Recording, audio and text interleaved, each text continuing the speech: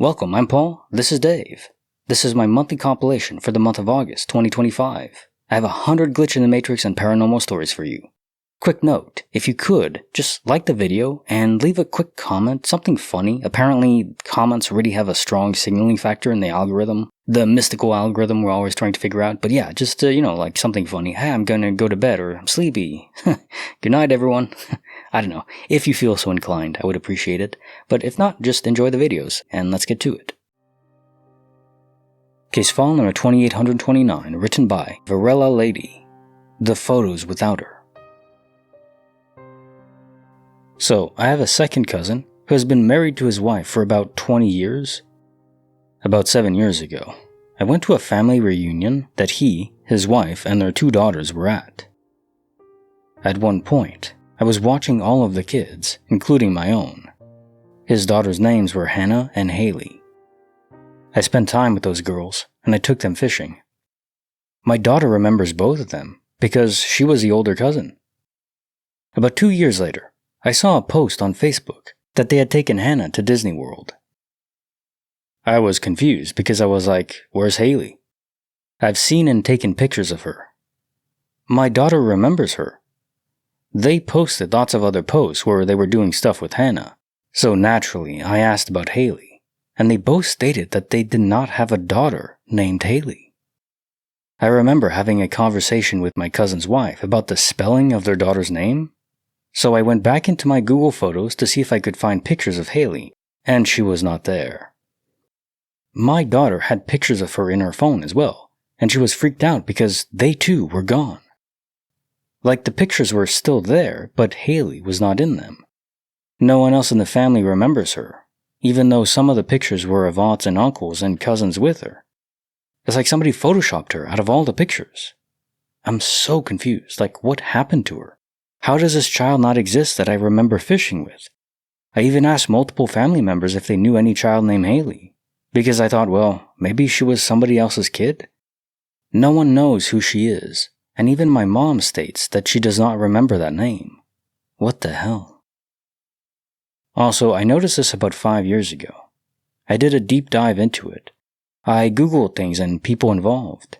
I found other girls with the same name, but none of them were her.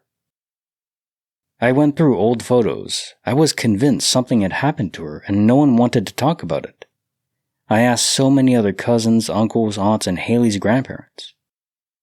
My daughter had taken a bunch of selfies with her cousins as they had camped out a couple of nights in the same tent. She was gone from all the pictures, even the one I had of her and my great aunt, of just the 2 of them. My daughter was 14 at the time, my son was 11, and he doesn't remember Haley either. The girl's dad does in fact boil fish. My cousin's wife did have multiple miscarriages after Hannah, and that's why she said they only have 1 child. Maybe she was a ghost. Yeah, this gives me Back to the Future vibes with the people in the frame that were disappearing as he was making changes in the past that was affecting the future timeline. Very different time structure than we experience these days with multiverse theory. But if you could affect time going back in the same time, then yeah, things would change instantly in the future. They wouldn't fade out, they would just simply never have existed, which is so unsettling. I don't believe time works that way, but this is the first story where, okay, this is not witness protection. This is either something fudging with time itself, proving it's not multiverse theory, but it's one long sequence that is isolated and pure, only one. I'm still of the multiverse theory, so probably quantum immortality, but if it's not, if it's Back to the Future, I think that scares me more. Case file number 2830, written by Pickley Beetle, Office of the Unseen. I'm 28. Weird thing that happened number 1. A few weeks ago, I woke up and went looking for my partner to say good morning. His office opens directly into our bedroom and is only accessible from there. Our house is tiny, like 500 square feet, and you can pretty much see every part of it at all times, except for the office. We live in basically what was a converted downstairs of a 2-story house. The only doors are the front door, the back door, and the office door. I opened the office door. He wasn't there. Light off, laptop shut, empty room. I called his name, nothing. I walked around the whole house. He wasn't anywhere. His car was outside. Both front and back doors were locked. Weird, but I figured maybe he walked down the street to get coffee or something. I also called and texted him, but no reply. Maybe he had a lunch meeting I forgot about. I made some tea, or maybe coffee, probably coffee, and went back to lie in bed and doomscroll. 10 minutes later, he walks out of the office. I'm stunned. I told him what just happened, totally freaked out. He looks at me like I'm nuts and insists he was in there the whole time. But that makes no sense, because I checked. He wasn't there. He wasn't in the house, period. I would have seen him leave or come back in. He also had the missed calls and texts from me, but didn't hear them come in and missed them all. I still don't have an explanation. No, my partner isn't sneaking out or abusing me. My carbon monoxide detectors work. I don't have mold. There is no way to the upstairs apartment from inside ours. Plus, people live there. I have a camera for the front door. I was sitting in bed holding the coffee and texting friends. I have the text from that morning, and at no point did I appear to fall asleep. Plus, I would have spilled the coffee. We have a dog and cat that make a lot of noise when they see either of us. And finally, I need to stress how open and tiny our place is. Again, just 500 square feet. I've generally gone over almost everything in my mind, again and again, since it happened, trying to debunk it, and I really can't. My partner is also enjoying reading theories, but swears he only remembers being in the office all morning, and yes, I believe him. Only taking the dog out around 6 a.m., when this happened around 10:30 to 11 a.m. It really does feel like a glitch to me. I wonder if he was momentarily taken out of phase from this universe, or if he just has invisible woman's powers and he doesn't know. There was a story about that before where someone was invisible, but it's not like an activated power. They could still see themselves, but other people would miss them. Like he'd be sitting on a chair and they would sit on it too, or he was out fishing and someone who should have passed by them didn't see him. There's no explanation other than he just wasn't seen. Are we talking a glitch in the Matrix specific to that person or some kind of X-Men superpower? I think superpowers are more fun, but probably just a glitch. Case file number 2831, written by Cosette World. Amazon Prime and the Timeline Crime. I don't want to overdo the rhyming titles, but this is fun sometimes. I've been in a chronic illness flare lately. It's been really getting me down, which is unlike me.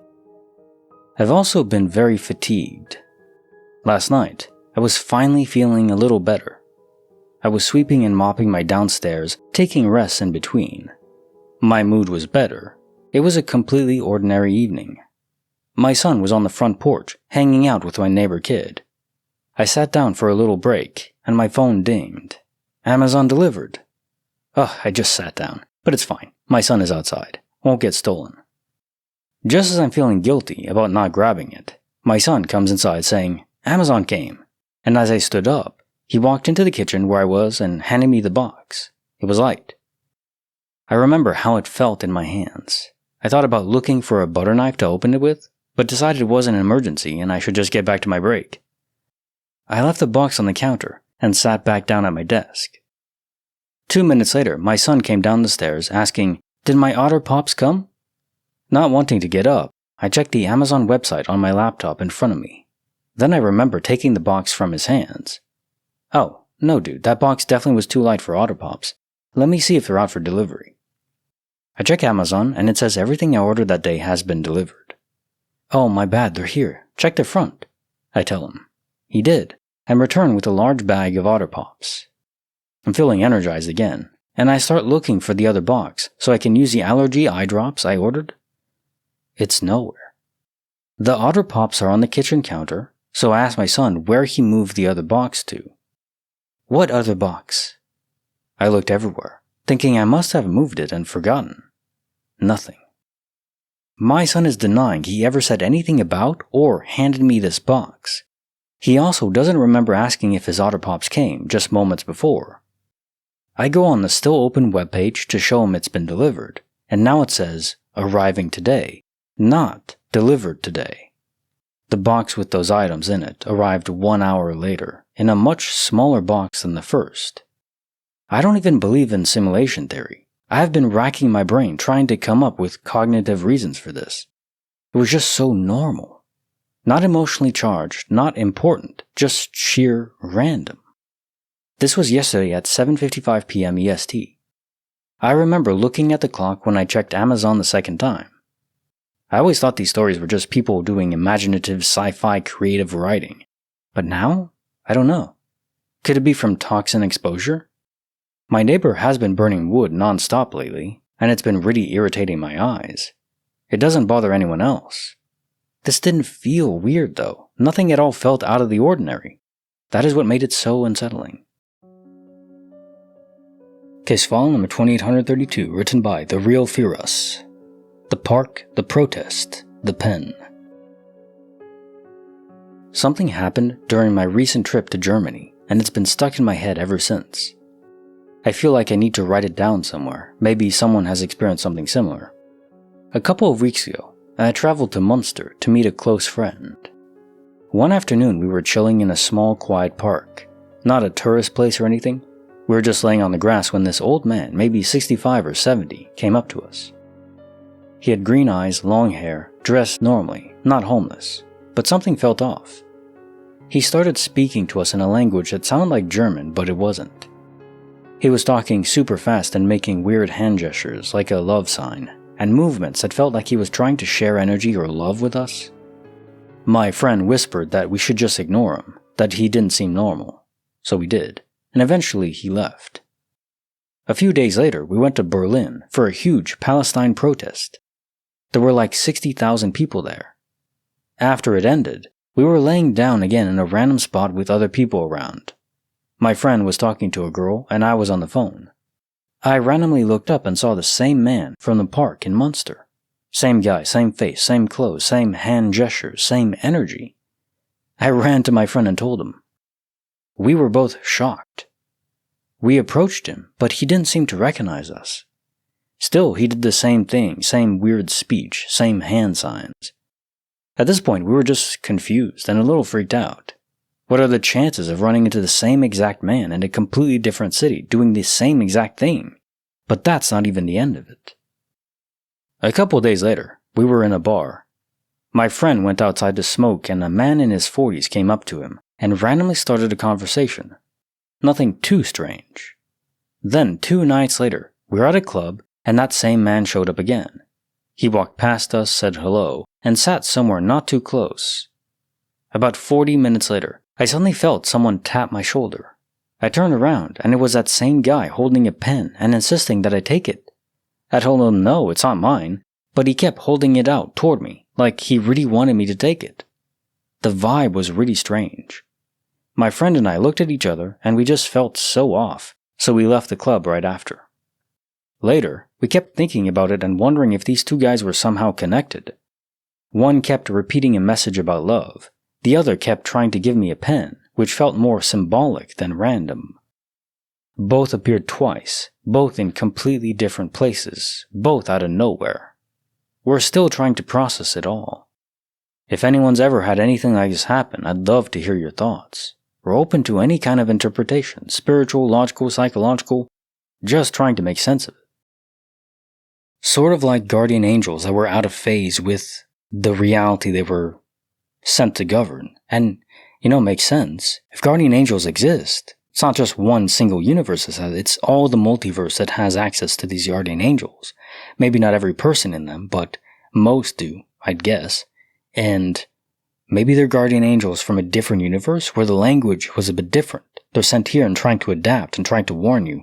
Now, what does giving you a pen mean? I have no clue. And I guess they failed in their job if they were trying to send you a message. That, or it's alien imposters, which is much more fun.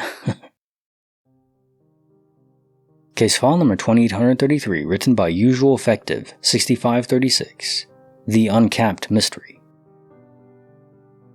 Okay, so I was just sitting outside, and I had my phone leaning on a half-full closed water bottle. I was recording myself while smoking a cigarette. I had a cup with some past-smoked cigarettes sitting beside it. I then put the cigarette I was smoking in the cup, but it didn't fully go out. So I removed the water bottle that was holding my phone up, and I opened it and poured some into the plastic cup. I still had the same cap from the water bottle in my left hand, and I guess I looked away for a millisecond or something, but I sat the water bottle down, and it was closed, with a whole nother cap, and I swear I'm not crazy. I even tried to pour out the water bottle again in the cup to see if the lid was just broken and water could still come out of it, and maybe I was just holding another lid.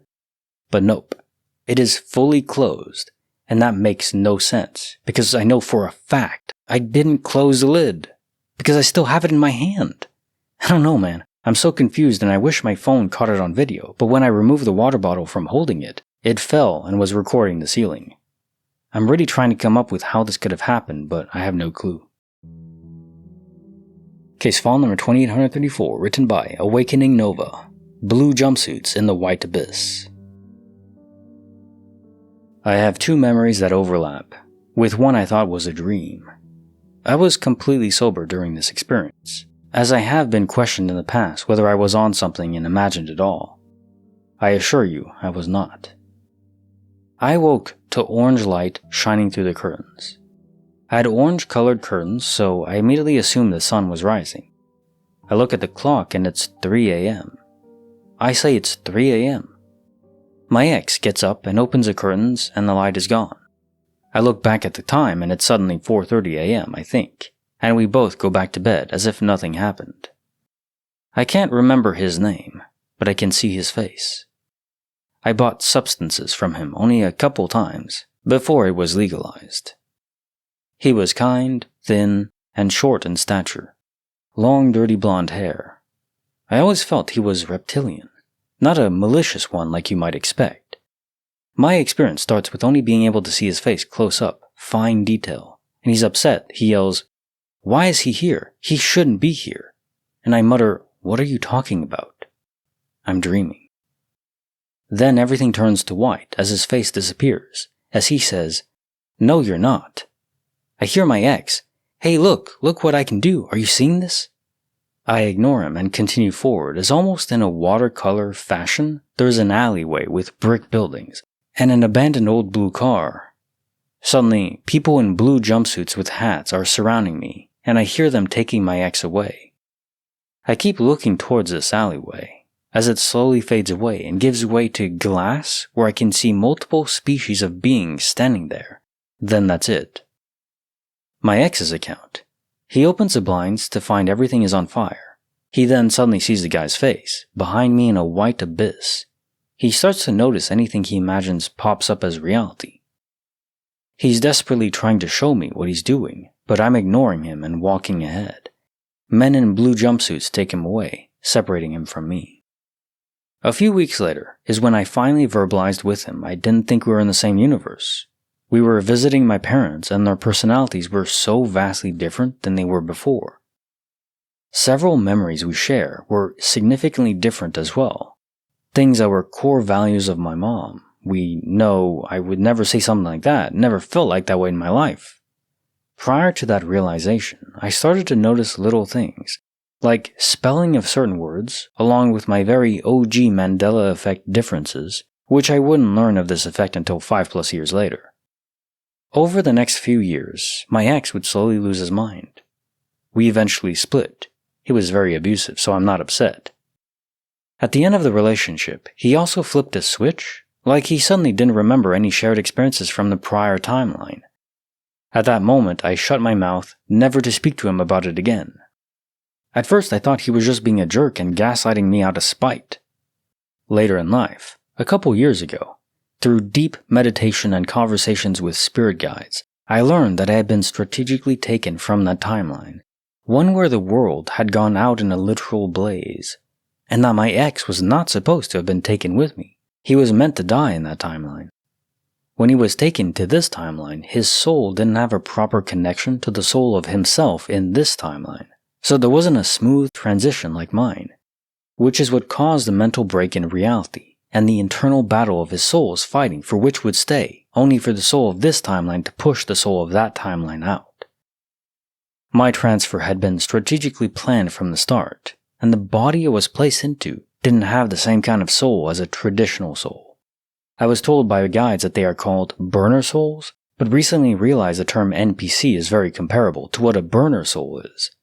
Ultimately, it is a placeholder soul for those being transferred through collapsing timelines to easily fall into place without the internal battle my ex experienced.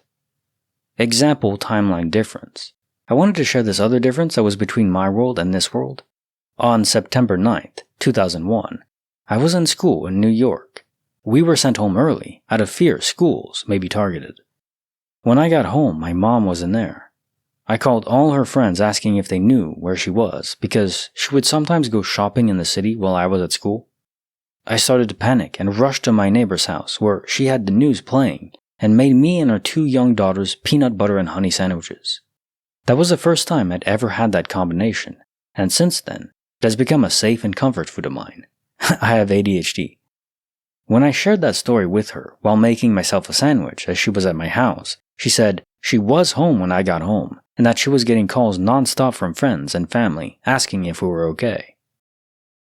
An ensemble of experiences, the dream itself, revealing the future from probably a different timeline entirely, and I like the spirit guides, more like just a Paul guide at the end there, which is basically saying what I've been saying, which I've just, guessed or deduced, you could say, from all the stories I've read, where, different timelines, different universes in the grand multiverse ocean, and we can traverse them.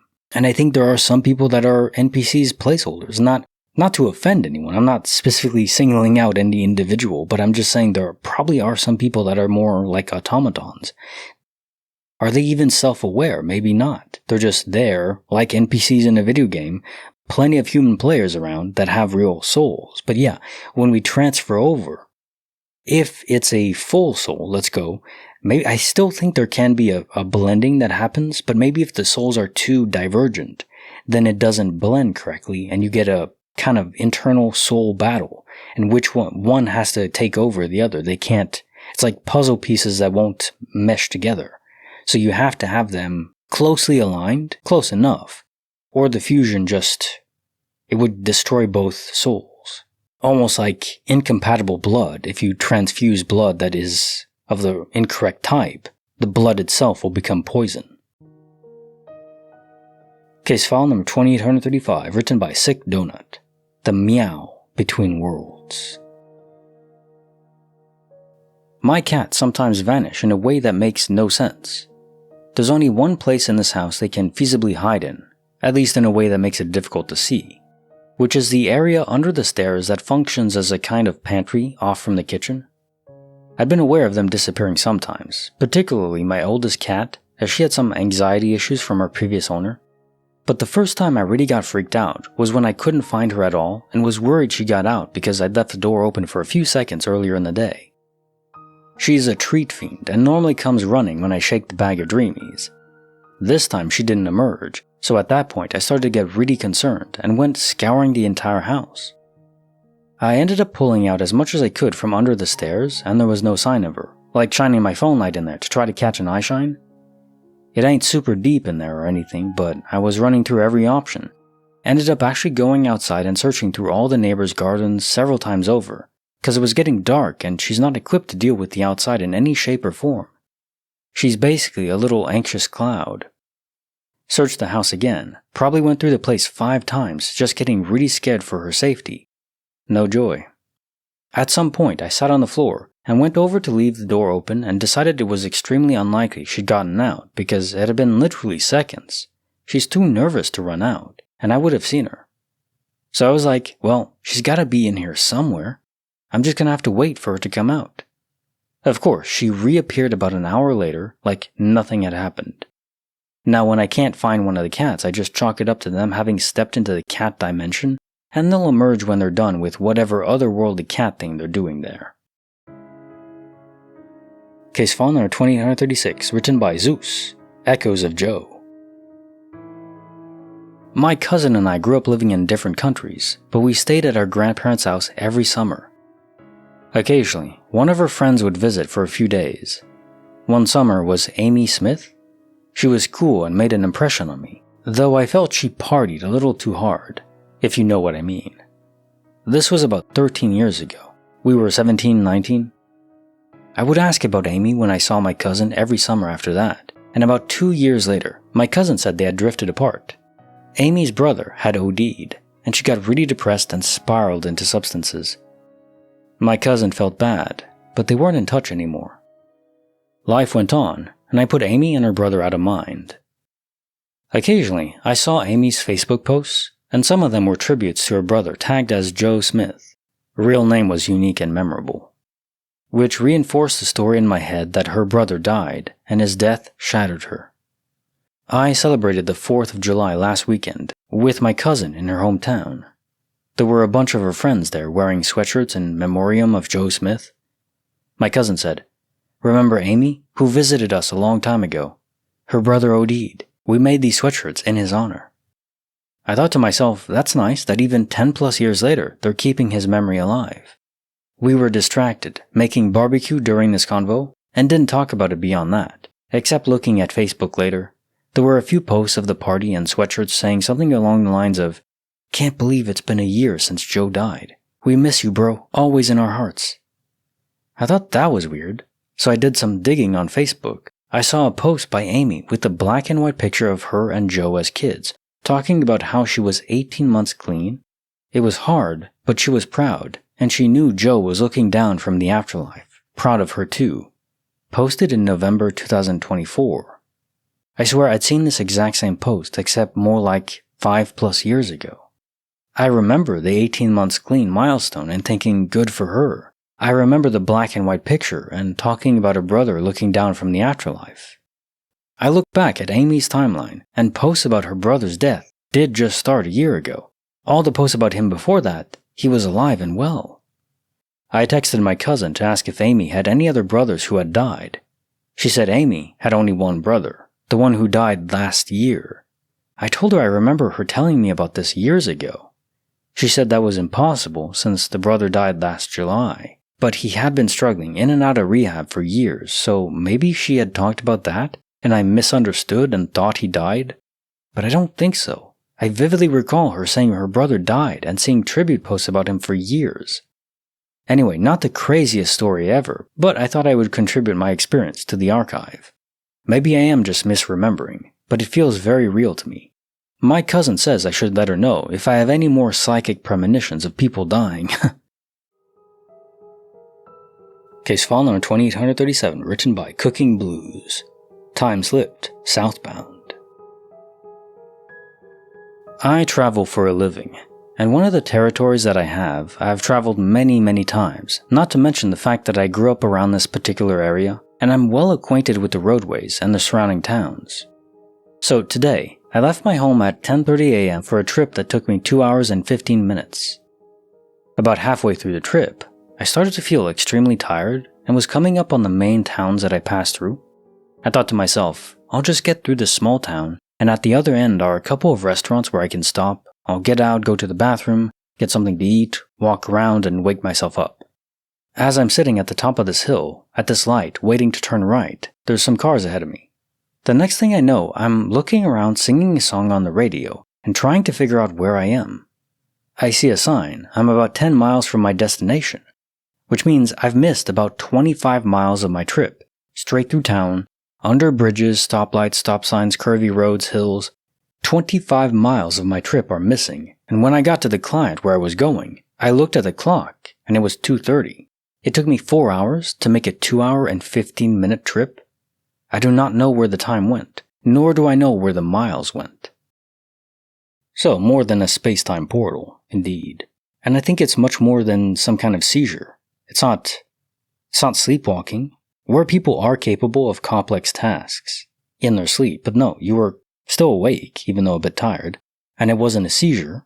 So, it's almost like, I think there was a story before where a guardian angel took over, temporarily possessed someone, and saw them through until where they could release the reins back to the person.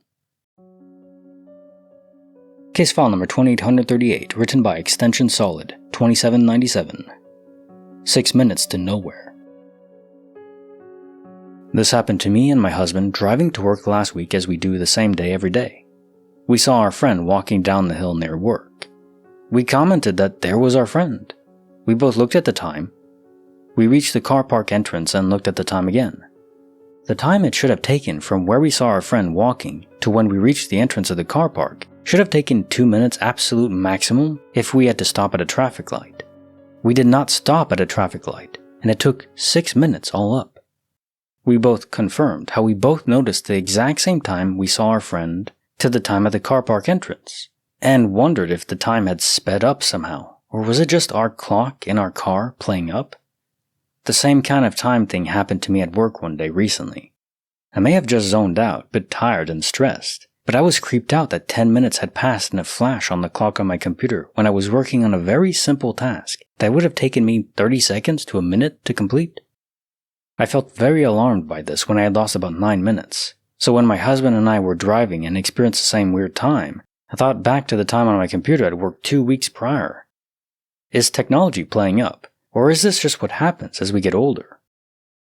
You combine time and roads and cars and you're always going to get bizarre instances like this. Now, sometimes it doesn't have to be in a car, or time slips can happen just by proximity of a portal.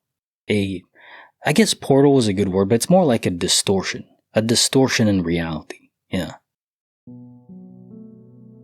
Case file number 2839, written by Weesna Jenkins, Seconds to Silence. This happened to me when I was in high school. I was driving on my way to orchestra rehearsal, which took place inside the school. I drove myself to school every morning. This morning I was showing up extra early because it was a rule in orchestra that early was on time and on time was late. It was for a quartet, so I had people counting on me to be there at the right time. As I'm a block away from the school, I checked the time. It's 6:45. The rehearsal starts at 7, so I have plenty of time. As I pull into the parking lot, I check the clock in my car again. 6:46. Still plenty of time. I check my phone clock just to make sure the other clock is right. 6:46. Perfect. I park and walk 100 feet into the school and down the hallway to get my instrument. I go into the practice room and everyone gives me a dirty look. One of them asks me why I'm late. I'm so confused and I check the clock in the room. It's 7:05? I figured it must be wrong and I go to defend myself as I pull out my phone to show them the real time, but no, it's 7:05. 6 years later, I still have no idea what happened in those 20 minutes. It normally took a total of 60 seconds to get from the car to the band room. Still freaks me out to this day. There's other things that have happened in that same school that freak me out. Case file number 2840, written by the 13th Alatnil clone. There's no one by that name.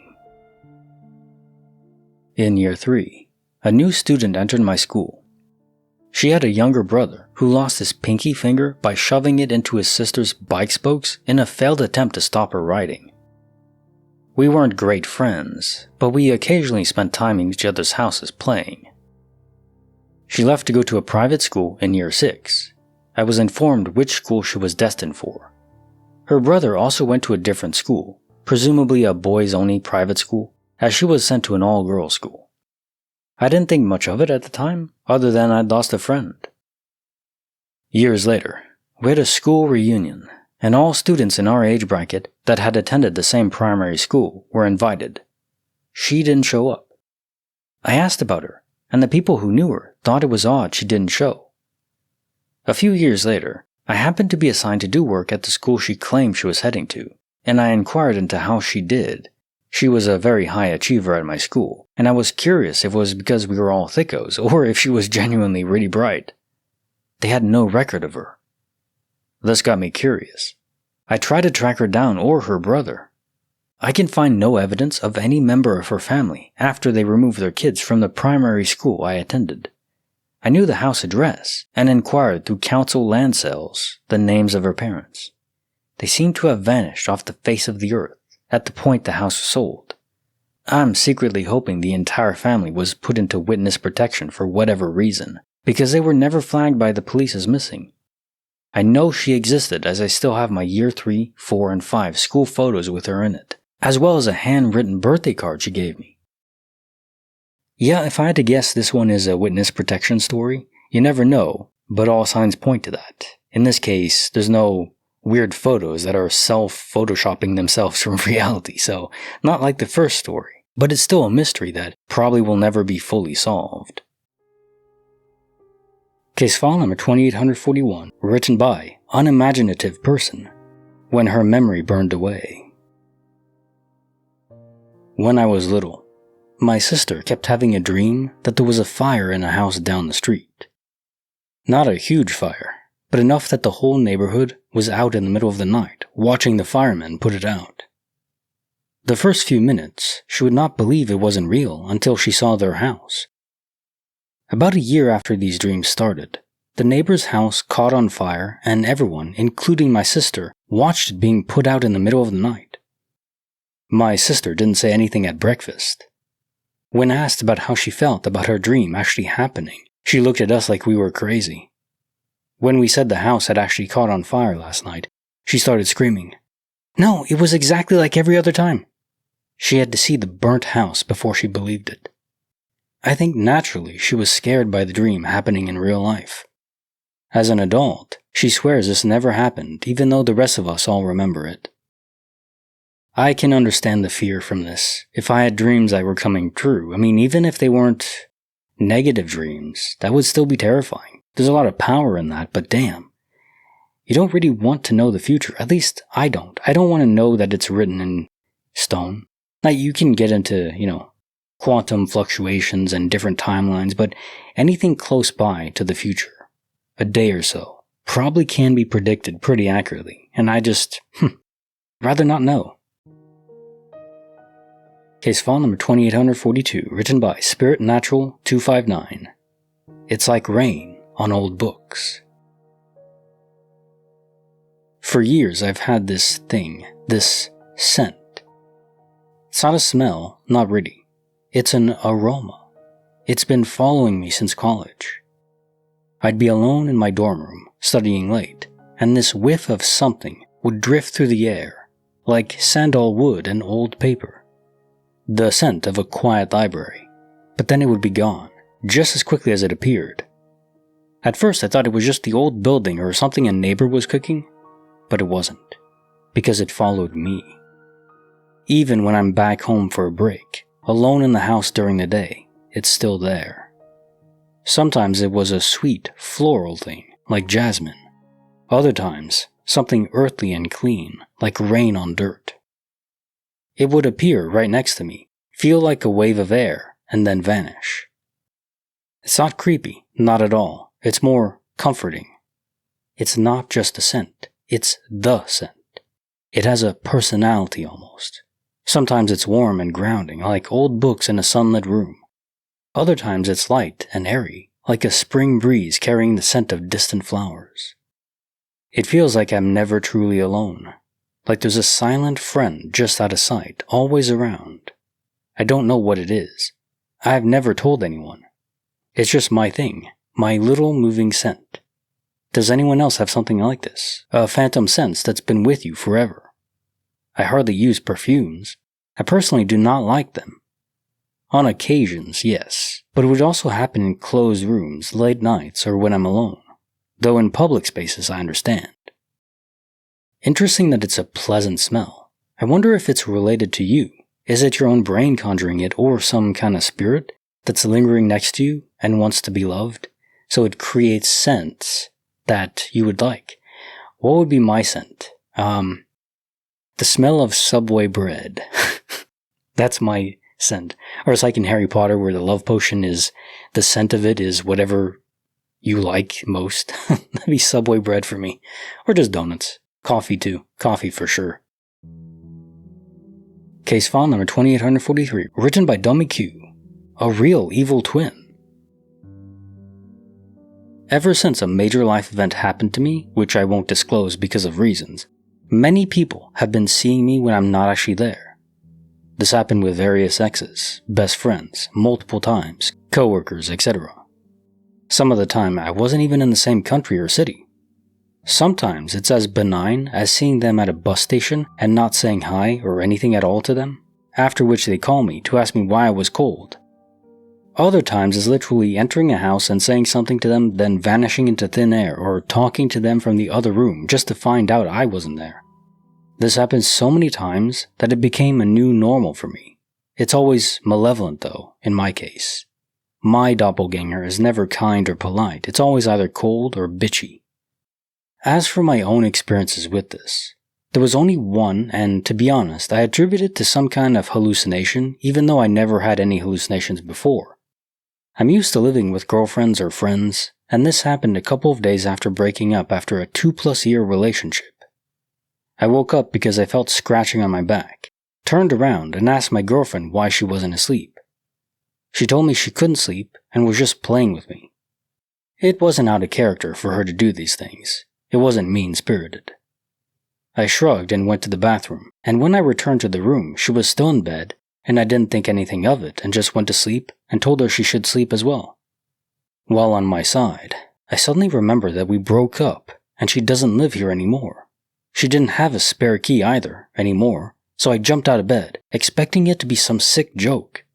To my surprise, she wasn't there. Nothing like this happened to me before or since. I saw her and interacted with her 100%, no doubt about it. Is it a hallucination every time other people see me? I still can't wrap my head around it, and I don't think I'll ever be able to. I don't think we have answers for many things that happen in this world. Trying to find any kind of logic in this is the wrong step, in my opinion, since it's based on the principles that we know which aren't necessarily true. I fully believe there is some kind of quantum or paranormal component that we aren't aware of yet. Why do some people experience it and not others, though? Well, I am the type that wants to try to apply logic to these kinds of stories.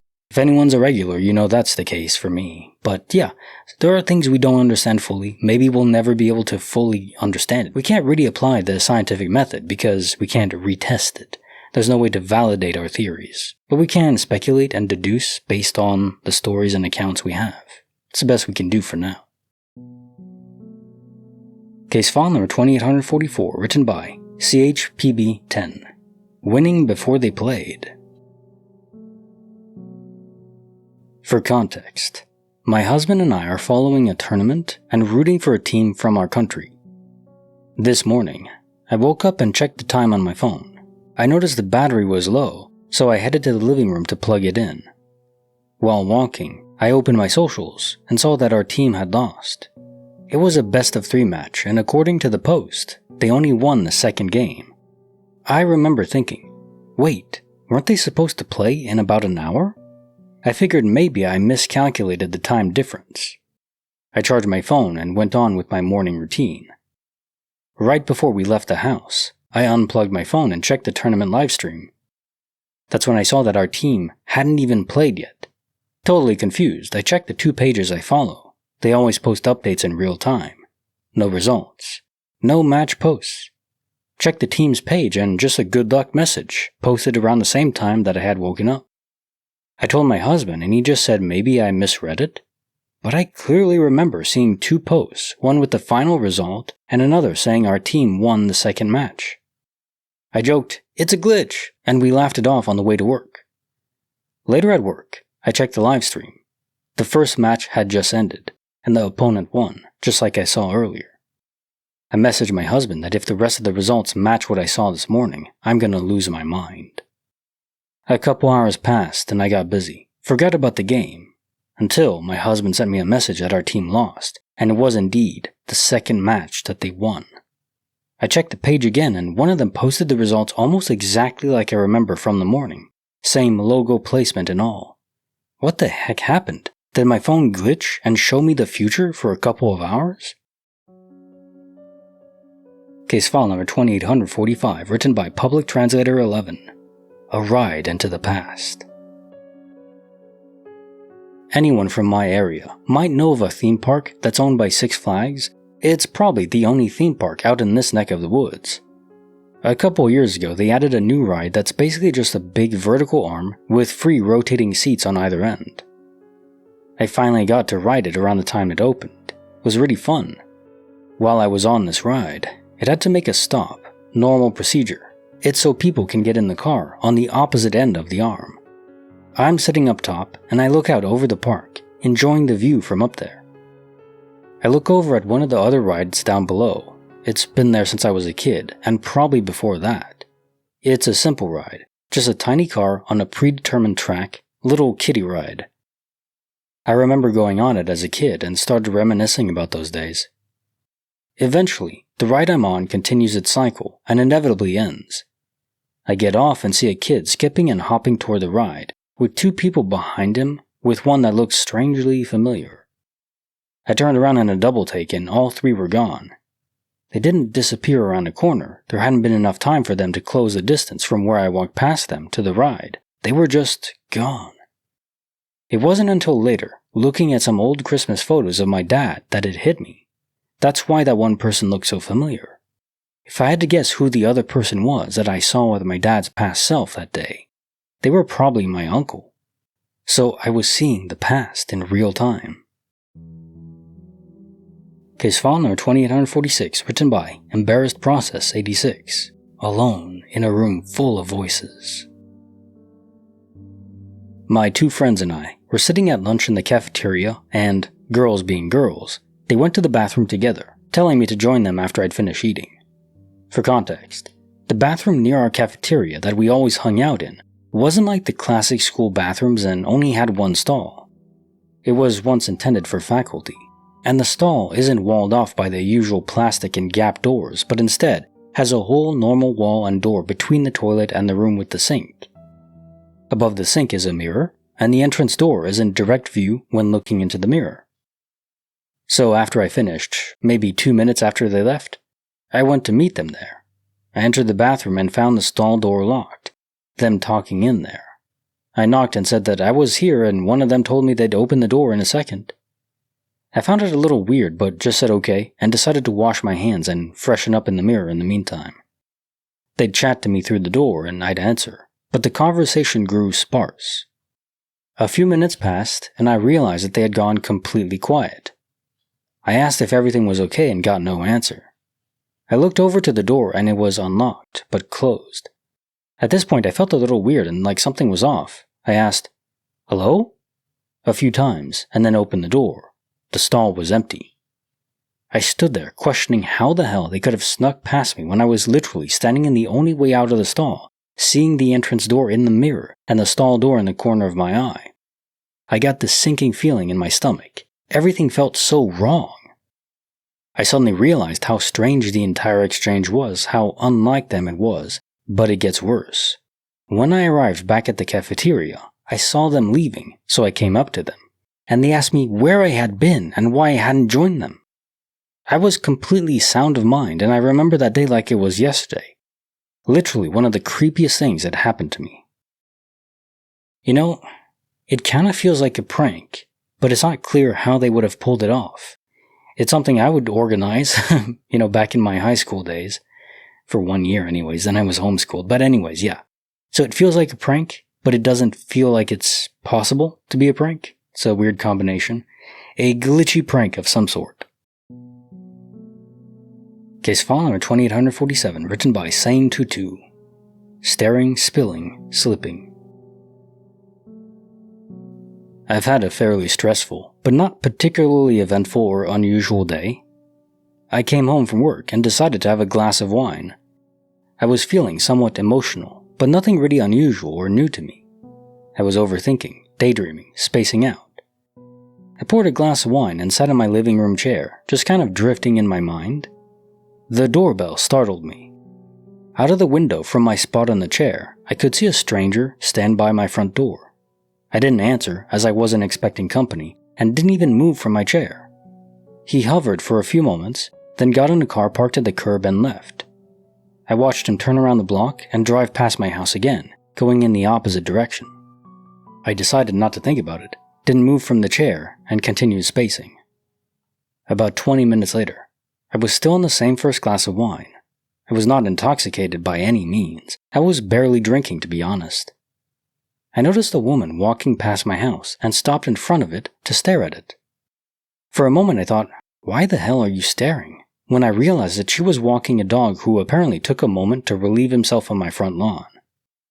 I decided to get up from my chair and walk toward my window to see if she was going to clean that crap up, As I got up, I accidentally spilled a drop of red wine on my living room rug. My eye immediately went to the wine stain, and I thought, crap, I need to clean this up.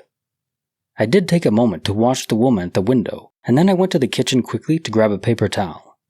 While I was doing that, I noticed that the time was about 6:57 p.m. on my stove clock. I grabbed a paper towel and went back to my living room to pat the wine stain in the rug. I noticed that the woman was way down the street. When I looked down at my rug, I realized that there was no wine stain. The rug is patterned, but nonetheless, I knew exactly where it would have been, and it was no longer there. I inspected the rug and didn't find the stain. I thought for a moment that maybe there was never a wine stain, maybe because I felt like I may have spilled a drop of wine on the rug. My eye may have gone to a random pattern spot on the rug and assumed it was a wine stain. Although I can clearly remember the sensation of the wine spilling out of the glass and the clear wine drop on the rug. I looked at my cat, chilling nearby, who was now lying in a different position, and said, semi-jokingly, "Have we shifted or something?" I decided not to think too much of it, because this may not mean anything at all, and went back to the kitchen to put the paper towel down.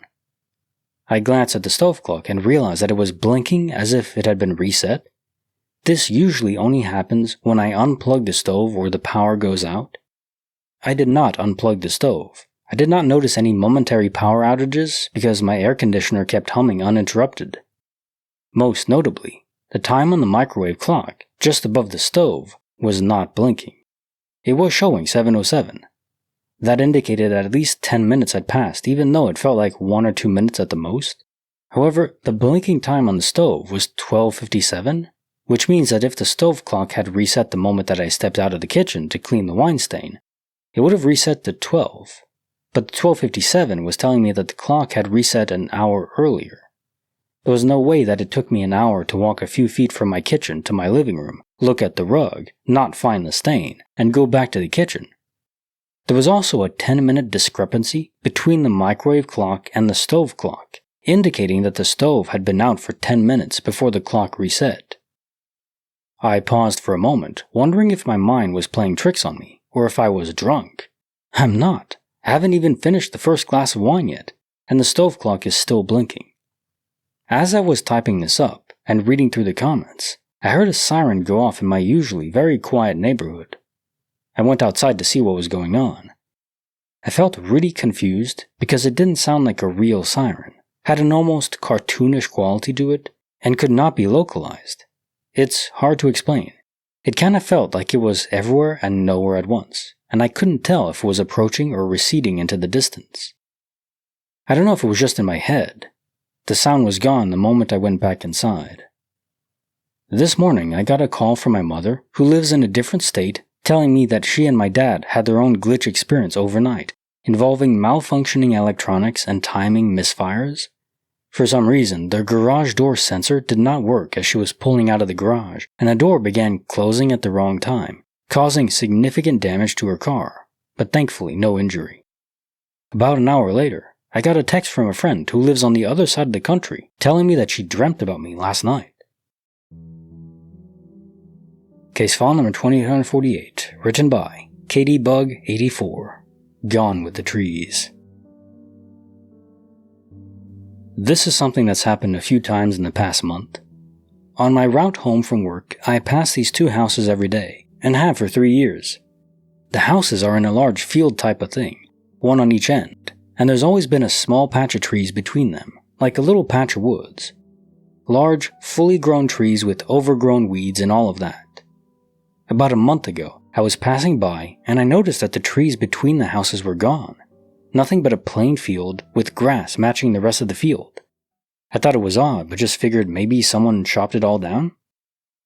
That same day, on the way home from work, the trees were back again, fully grown and like they always have been. I chalked it up to just being tired on the morning drive, but a few days later driving past I noticed the trees were gone again. This time my daughter was with me, so I pointed it out about the trees. She said she's never noticed trees there before. When we passed back by, there were still no trees. A week ago the trees were back again, looking just as overgrown as ever. Seen the trees several more times since, but this morning, the trees were gone again. When I get off work, I'm curious to pass by again. What the heck is up with these trees? Well, I mean, this is a classic shifting reality phenomenon, but normally it's not so back and forth so many times. That's curious. Something is pulling you between universes, and is it your soul or your full body going there? It seems like it's just your soul, but it's very clear it's different realities, given your daughter doesn't remember the trees ever being there, sometimes, when you're in that reality. I wonder which reality you'll settle on. Case file number 2849, written by Indiana Harris. The Forgotten Fourth. The strangest experience for me was going through my attic a few years ago and finding old photos, decided to digitize them to keep them safe. I was showing some of them to my wife and step-siblings when we were all up at my dad's for a family dinner. Me and my dad were laughing about various holidays and telling them random stories. About halfway through, there's a picture of me and a bunch of friends I'd made at the Hotel Kids Club. My dad made a comment of, "Where's your sister?" And I responded automatically, "Think she was playing pool," before stopping. Because I don't have a sister. Both of us looked at each other, properly confused, as was the rest of the family. But the strangest part is that thinking back on my childhood holidays, it feels like there was a fourth person who should have been there. I can remember moments where I'm turning to say something to someone who isn't my parents, but there's no one there. Okay, I hope I properly conveyed in my narration how shocked I was reading this one. It's an epic twist, it really is. And I mean, for something that actually happened, holy crap, that would be one of those pure WTF moments that is really, what the fluck just happened? I don't have a sister. I mean, I'm a single child. If my dad suddenly said, "Your sister," to me, like, what? No. Whew. Case file number 2850, written by A House Named Home. The Doppelganger at Noon.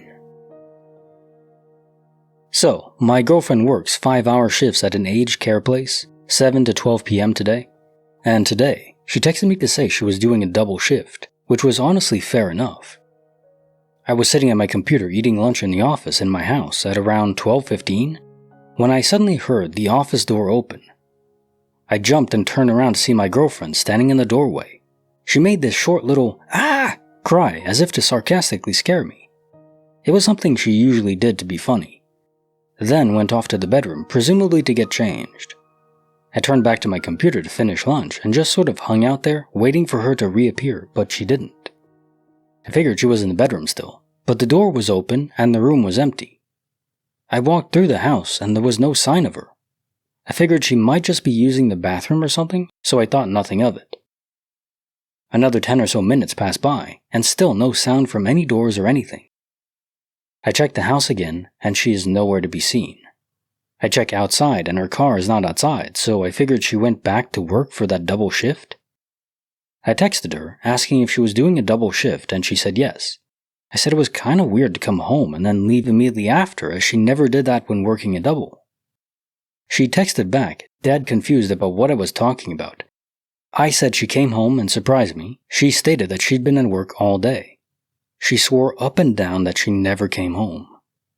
My girlfriend takes her work very seriously. With her travel time, she wouldn't have been able to come home and then go back to work before her second shift. So now, I'm left wondering if a doppelganger opened my office door and surprised me, or if I'm just going crazy. I think part of our spirits can project to places we want to be, especially near loved ones, I think. So I don't think it's a doppelganger in the classic sense, like a physical manifestation. It's just your girlfriend's spirit, which is kind of wholesome, you know? She just wanted to be around you, but she was stuck at work. Case file number 2851, written by National Mud 3607. The House Unburnt. Last week, my mom and I were driving through a familiar stretch of our neighborhood on our usual trip to the local shops. As we turned a corner, I noticed thick black smoke billowing into the sky up ahead. Curious and concerned, my mom took a detour down a side street to find the source. That's when we saw it, a 2-story house ablaze. Bright red flames poured from the roof and top-story window, cutting through the smoke. There were no firefighters on the scene yet. From our very clear vantage point, we could see the neighborhood and the adjacent single-story home stepping outside, clearly alarmed, and I noticed that there was a large gap between the two homes. The flames would have had to leap an improbable distance to reach the smaller house, and it was not a windy day. We made sure emergency services were on their way, and as we drove off, we heard sirens approaching. Later that night, the news ran a segment about the fire, but what caught us off guard was the report. It claimed the single-story house had been completely destroyed, with no mention of the two-story home. According to the report, only one house had burned, and it wasn't the one we saw engulfed in flames. Yesterday, while driving to the shops again, we decided to pass by the site ourselves. What we saw left us stunned. The single-story home was a charred, gutted shell, just as the news had reported. But the two-story house was perfectly intact, the roof untouched. The windows that had flames spewing out of them merely days before still had their blinds drawn neatly behind the glass. Case file number 2852, written by No Tumbleweed 544. Claim approved. I had an odd occurrence with a diamond gold bracelet worth about $2,100. I called my insurance agency, and they said they'd get on it by setting up a claim. A week later, this man called me from the adjusters to come out to my house. He was a very strange man. I told him how I lost it, which I believe might have been at the mall. He says, "Okay, do you want me to send a credit to the jewelry store you got it from to pick up another, or do you just want to check?" I don't recall which I picked. I asked him, "How do you believe my story?" because I thought this was too easy to replace. He uttered something extremely odd I'd rather not repeat. Whatever. I got a brand new bracelet. Never did find the missing one. About a week later, my insurance agency called me and said, "We're sorry we didn't get back to you about the missing bracelet, and we're going to get you on the claim right away and have someone get in touch with you about it." And I said, "But it's already been done." The guy came out and replaced my bracelet, and she was stunned, asking who, what guy, and he replaced it just like that with no review? It was very bizarre. I still sometimes think the bracelet might turn up in the house as I was putting it on to go out. Maybe it didn't quite clasp properly and it came off at home. But who was this guy? Yeah, I don't even want to know who this guy was. How the hell did he know you lost your bracelet, you filed the claim? Did he work for the insurance agency and just acted on his own because he was a creep? But then he still gave you an expensive credit or check or whatever?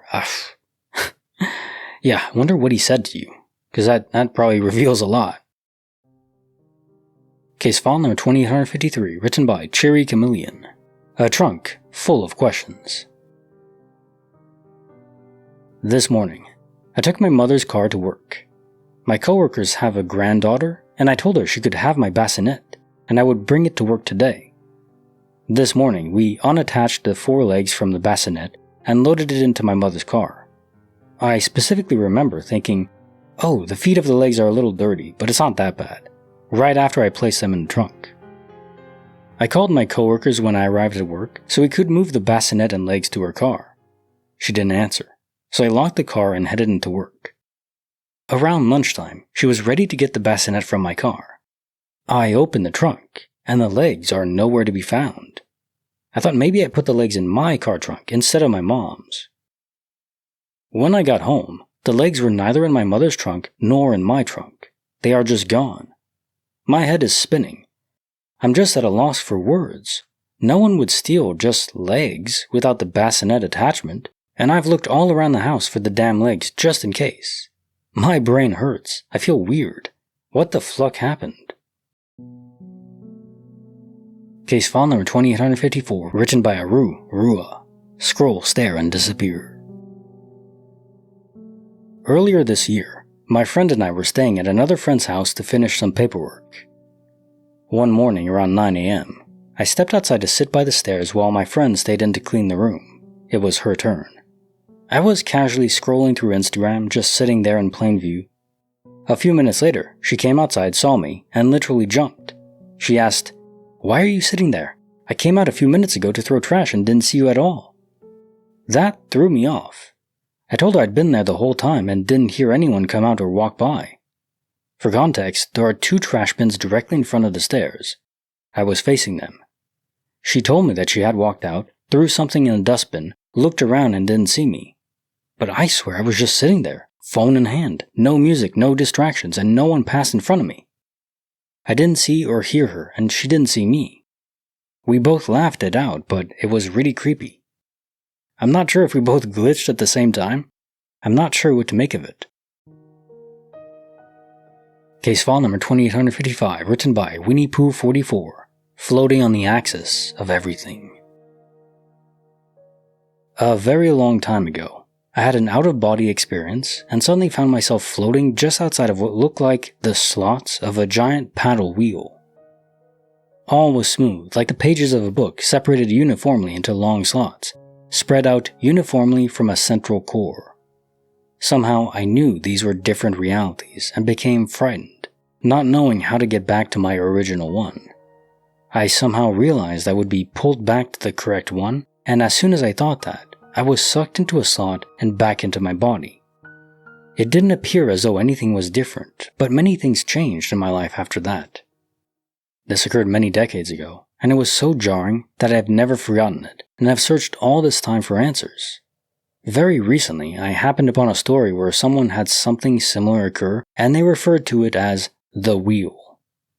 I've always had a deep desire to see behind the curtain, and to know how it all really works. There has to be a science to it.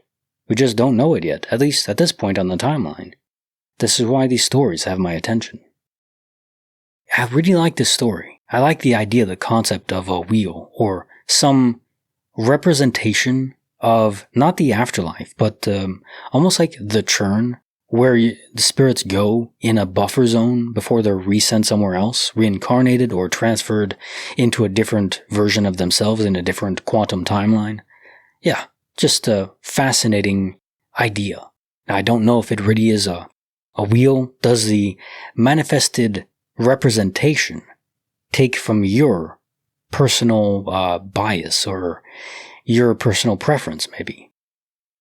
So maybe it's different what people would see, depending on who they are. Case file number 2856, written by Thrash Bear. Double vision at dawn.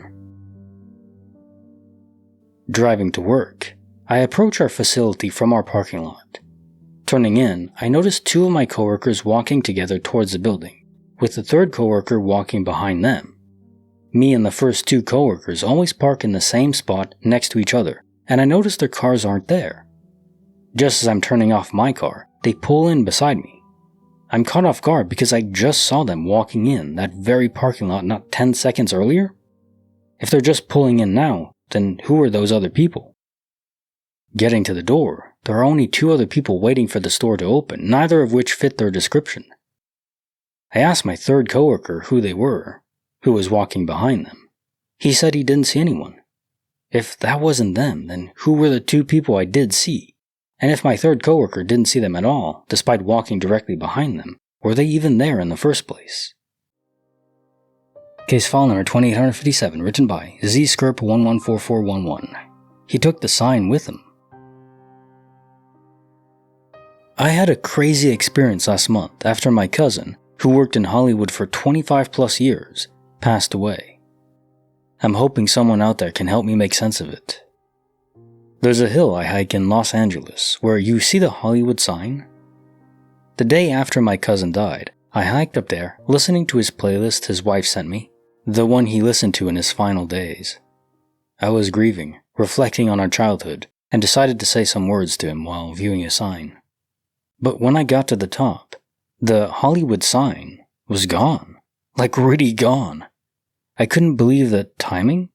I assumed it was down for renovations, but I took photos and videos and even asked another hiker if I was losing it. She confirmed that she didn't see it either. It was a clear, normal LA afternoon, no clouds and no sign.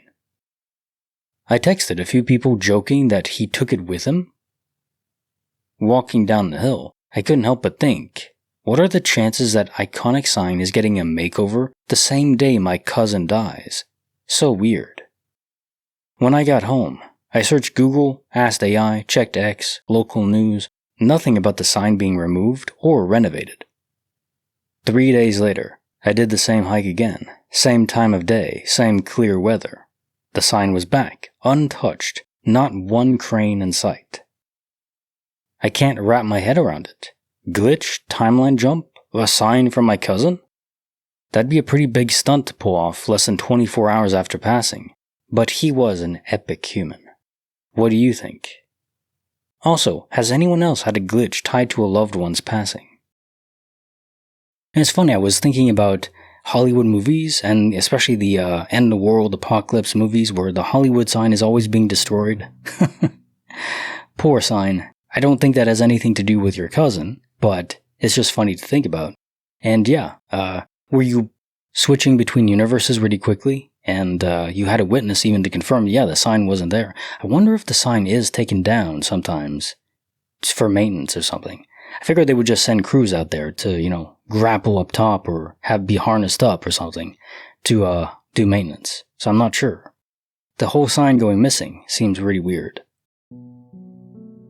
Case file number 2858, written by Vespine Wings. Ragnar at Ground Zero. My wife was sitting out back with one of her cats, Ragnar. Ragnar is a good little tracker. Bugs don't get away from him, and he's caught and killed a bird in our backyard before. She was sitting there, watching him sniff around in the yard and chew on the grass, when a bird swooped low at him. He hopped back, his tail fluffed, and watched the bird fly back up into the tree. It was being protective of its nest, it seemed. My wife suspected the bird must have had eggs up there, and she didn't really want Ragnar to kill it for the bird to hunt Ragnar in a desperate attempt to ward off a predator from its young, so she decided it was time to bring Ragnar back inside. She stood up and called to him as she moved off the patio and onto the grass, when a bird, unsure if it was the same one, dive-bombed right into the lawn between my wife and the cat. Ragnar immediately bolted for the bird, and my wife tried to beat him there. But the bird was gone. Ragnar was as confused as my wife. They stared at the ground looking for the bird, but it had completely disappeared into the earth.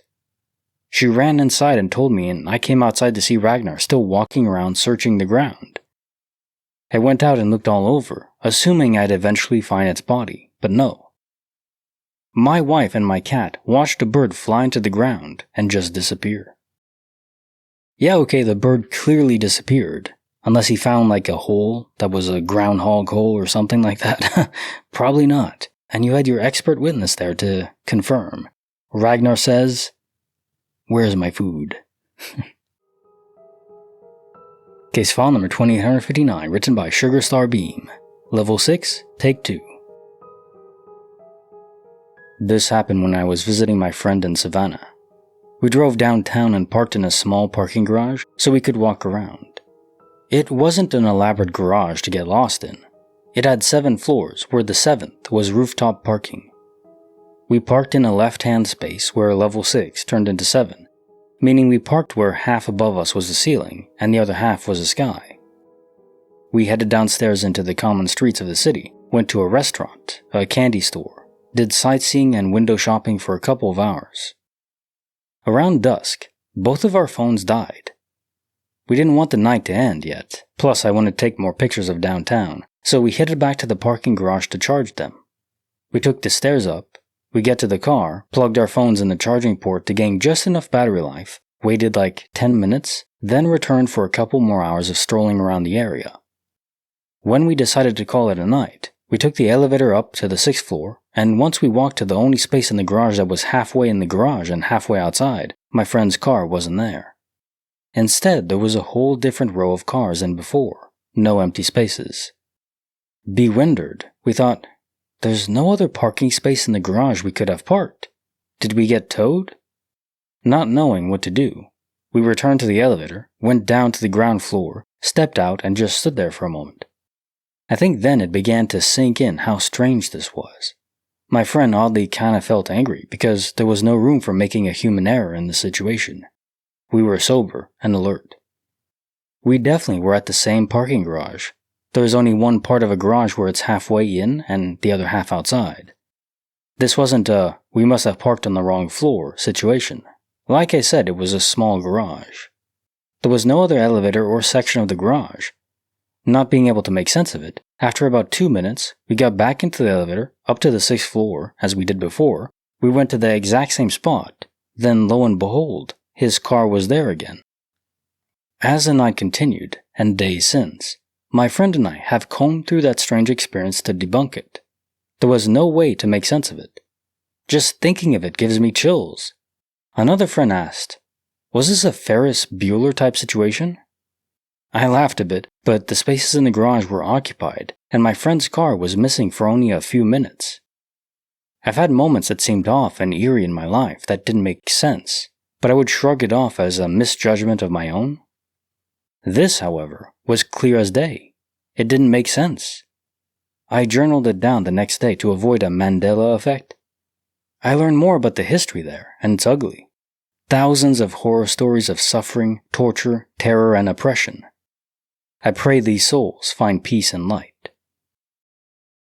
Elevators, if you know, you know.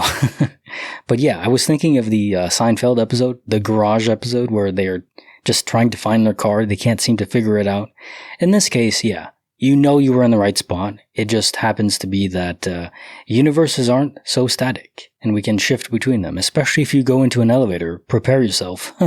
But then I was also thinking of Stargate, where they have the quantum mirror. They can touch it and be transported to a different universe, but how does that work to get back? Do we have an identifier within our soul or something so we can switch back to our originating universe? Because it never seems to be a problem where you're stuck permanently in a different universe, unless it's quantum immortality and your body's destroyed. That's different, but in terms of physical body, going back and forth, yeah, you can always go back, so we must have some sort of identifier, like a tag with the number of the universe we're from.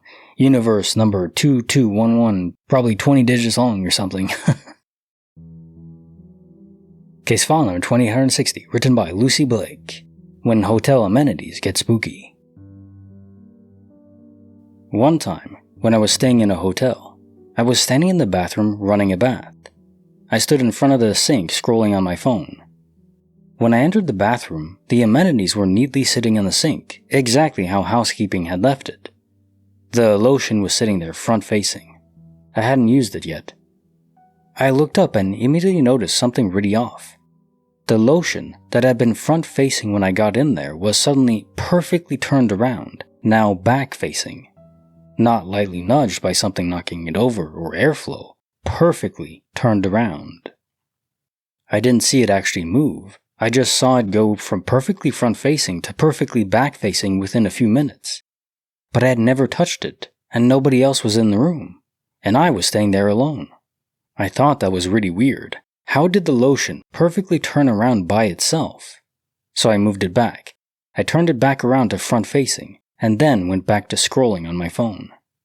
Looked up again a couple minutes later. My bath was almost ready, and the lotion had moved on its own again. This time it was suddenly and perfectly facing sideways.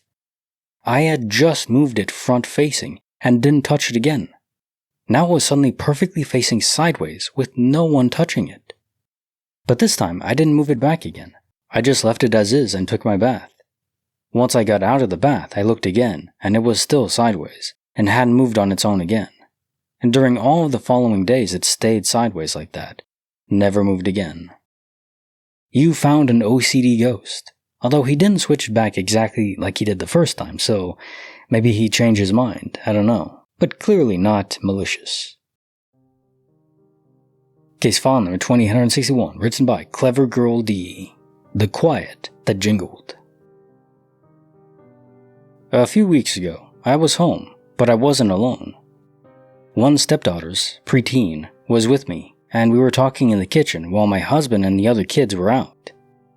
We knew they'd be coming home soon, and were just chatting. For reference, I don't know if this is more paranormal or what, considering my stepdaughter and I have talked about this again recently. We live on the top floor of a 4-story old house and heard keys jingling outside the apartment. One apartment below us is empty and waiting for new tenants to move in. Another is occupied by someone who isn't there on weekends. We heard keys distinctly jingling outside the door. We looked at each other and she was like, "Oh, Dad plus siblings are back already." Knowing they'd have groceries with them, we went to the door to open it for them. We opened it and nobody was there. Nothing at all. We looked at each other kinda confused and we questioned if the other had heard the keys too. We both did. We decided to check if someone was in the hallway of the house. Nobody there. Considering the sheer amount of steps to get up to the top floor, we'd have heard if someone was still in the building. We decided to go outside and check, but also because we both had a weird feeling. As we went outside, we realized that there weren't any birds chirping, no breeze, just silence. We live a bit out in nature, so it's normal you hear birds at every hour in summer, but not that day. It was so weird we just went back into our apartment. We recently talked about it again. It didn't make much sense to us at the time and still doesn't now, but we both know what we heard. Case file number 2862, written by Laundryman 2008. The Enchanted Tree and Its Endless Coins. Was out to deliver some packages, sent them, and decided to pay the field a little visit. The field is mostly empty, with a cobnut bush on one side, a small grove of trees on the other, with the two remaining sides having a path cutting through that is a decent distance from a single large tree that is placed in the dead middle of the field. Not many people visit the tree, as there is tall grass surrounding it. Maybe some dogs run past, so the €1 coin should not end up there frequently, if at all. That's the explanation of the field, so I decided to go up to the tree, knowing that lots of cool insects live there. I saw one of those rainbow insects that spring flip themselves, which I flipped a few times. Then a green-red spider hiding in a hole, and then I checked out the ant colony which were dragging back a dead fly. There are two routes, with one having the ants living in it, and the other which only has dirt. There was a lightly dusted €1 coin from the hard dirt. Considered it lucky. Huffed on it 3 times and put it in my left pocket. It's a Polish tradition, thing you do when you find a coin, and went to check the cobnut bush to see the progress of the nuts. Went back the following day to do some catching in Pokemon Go. Decided to check the tree as it was a Pokestop to collect the free items and saw the $1 coin again in the same place with the same light dusting. Did the same ritual of huffing the coin and put it in my left pocket. At this point the cobnuts were almost ready, so I was coming more frequently to check and collect them. I decided for the heck of it to check the tree again and found yet another €1 coin, same light dusting with the same year and wear marks. Decided to play with another few flip beetles before going back home. Now I go there every day, and I've now amassed a jar full of the lightly dusted €1 coins that has a slight lining of dirt at the bottom, which I compared them all, which all have the same year and scratch on the top right of the coin. There must be a glitch in the Matrix, and I wonder if anyone else has a money glitch location?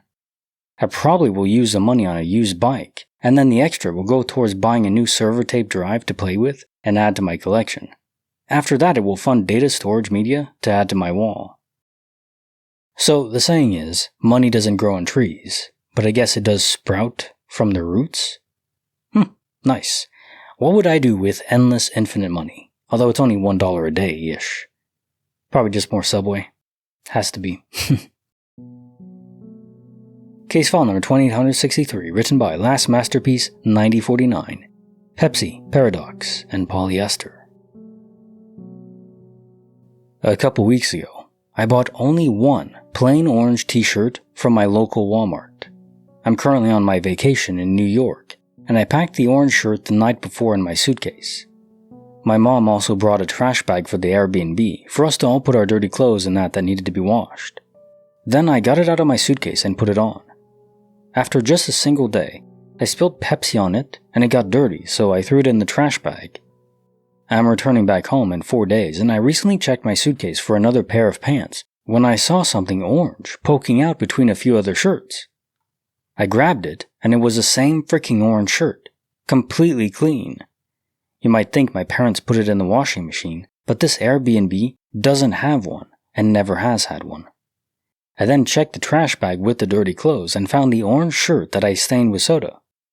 I thought I was going insane, so I took both shirts and placed them next to each other, and asked my mom what she saw, and she said, 2 orange shirts. What the hell? Help! Case file number 2864, written by Bowie Spiders. 93 Inches of Mystery. My spouse and I have been slowly renovating the top floor of our house for 10 years. One reason the work has dragged on for so long is that we kept finding new problems, which require a new demo, which reveal new problems.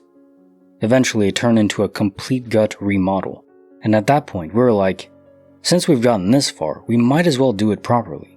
So we leveled the floor joists, redid all the wiring, added some beams, and raised the ceiling joists to add an extra 9 inch to the ceiling height. Enough to bring them to code and make the space feel less cramped.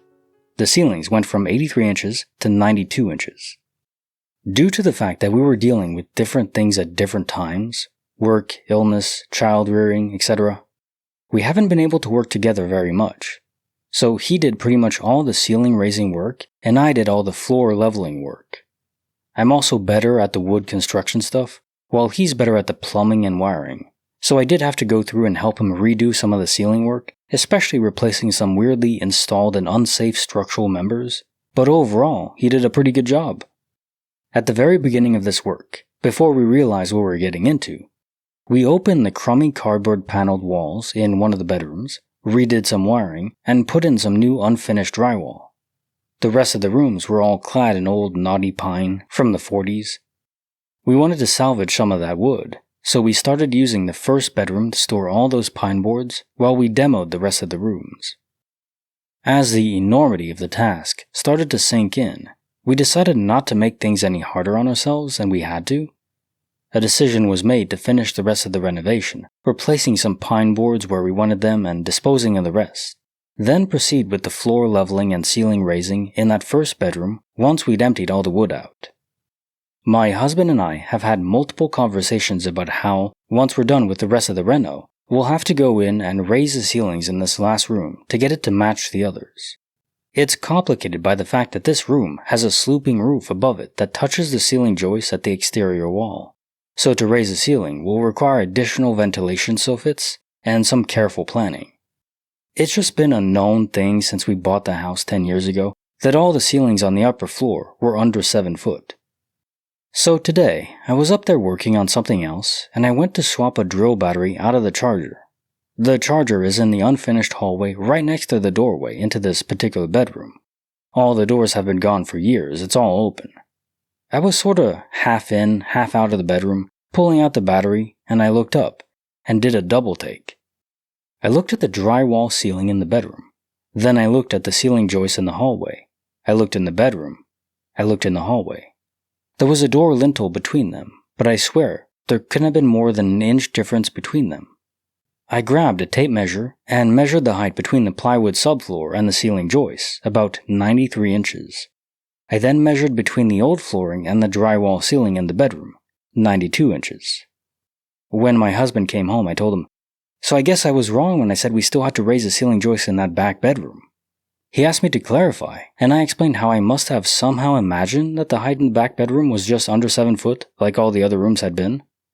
He was very confused because he also remembered it being oppressively low and needing to be raised, especially since this is going to be our room and we both notice how horribly cramped and depressing a room can feel when the ceilings are under 7 foot. It wasn't just the measurement. We both remembered that bedroom being horribly cramped and low-ceilinged, like all the other rooms on that level. What's interesting about this is that both of us have been dreading this last nasty bit of demo work. Undoing ceiling drywall in a 100-year-old house is just as horrible as it sounds. So this is an unexpected relief for both of us. So a different universe, probably? Although, both of you being transported there, quantum immortality, somehow you both died in the originating universe, that kinda makes me wonder when both people are transported, because your husband also realized, yeah, no, this isn't right. So you're both moved to a different universe. One where maybe you had already done the repairs or the renovations and raised the ceiling height. But it's strange. What would kill two people in a house? Like, there's very rare events where maybe a whole house blows up because of a gas leak or something. I've seen videos of that, or like a plane crashing into it, but all these things are so uncommon. I don't know. Not impossible, but improbable. Case file number 2865, written by Weird Wish 6820. The Misplaced of Macabre. A month ago, I made a locket using a glass coffin case, and I filled it with 2 skull charms and a cross. I decided to wear it one night, and I accidentally opened it. Of course, the charms fell out. Rearranging them was tricky, so I just put them back in my pocket. Once I got home that night, I pulled my keys out from the same pocket, and I felt one of the charms fall out, and I even heard the sound of something tiny falling and bouncing on the concrete. When I got outside, I checked, and sure enough, I was missing one of the skulls. I looked outside with a flashlight, but I couldn't find it. I figured it was lost for good. A week later, I changed into pajama shorts that were in my closet and felt something in the pocket. When I pulled out the object, to my surprise, it was the missing skull charm. It somehow ended up in the pocket of a pair of shorts that were in my closet ever since I made the locket. I'll never be able to figure out how it just reappeared there. Case file number 2866, written by Little Spawning Flower. Double inked. This just happened the other night, and it felt like a wink or nudge in the ribs from the cosmos, so I thought I'd share. I keep a little journal-style calendar in my bathroom, so I can keep track of what products I use in my daily skincare routine and when. It's on the counter, and in it I keep a pen that I received in a welcome packet when I enrolled for a class at the local college a couple years ago. The pen is dark blue plastic with the college name and logo printed on it in white. Since I've been keeping the journal since January, the printing has gotten noticeably worn and scratched. The other night I came in to wash my face and do my evening routine, and when I picked up the journal, my pen fell out of it and landed on the counter next to a brand new pen from the college. It's just my husband and me at home. We've had no company in months, and I only got the one pen at orientation 2 years ago, and I've not been on campus since completing the course, so I have no explanation for where the second pen came from, other than it just felt like a very benevolent joke that I hope will make you smile too. Small stories like this always make me smile. It's the small glitches that really get you. Case file number 2867, written by Just a Little Fun. 6 feet and a second. This happened when I was in college. I was riding my bicycle home from work. The turn up to my apartment complex was kind of tricky. To give you a mental image of this, I'll try and describe the scene. The turn is on a downhill slope on the main road, with the side road up to the apartment heading uphill to the right, so it's fairly sharp. Anywho, it had been raining not long before, so the road was still a little damp. I had crested the hill on the main road and was heading downhill, leaned into the turn to the right, going uphill, when the bike tires lost traction. The bike flew out from under me, and I found myself in a nosedive heading straight at the curb head first. The only thing I had time to think about was, The next instant, I was crouched on the sidewalk roughly 6 feet away, watching my bike impact the curb. I was stationary, just crouched down on my feet. I was completely unhurt, without a mark or scuff on me. I still have no logical explanation of how I went from a nosedive inches from my face impacting the curb to crouched 6 feet away from where I was the instant before watching my bike hit the sidewalk. It took me a few minutes to get myself together and wheel my bike the rest of the way to the apartment. It was no longer rideable due to a bent rim. Quantum immortality strikes again in a classic sense. I bet you're gonna ride a bit more safe now. Case file number 2868, written by I Suck Less.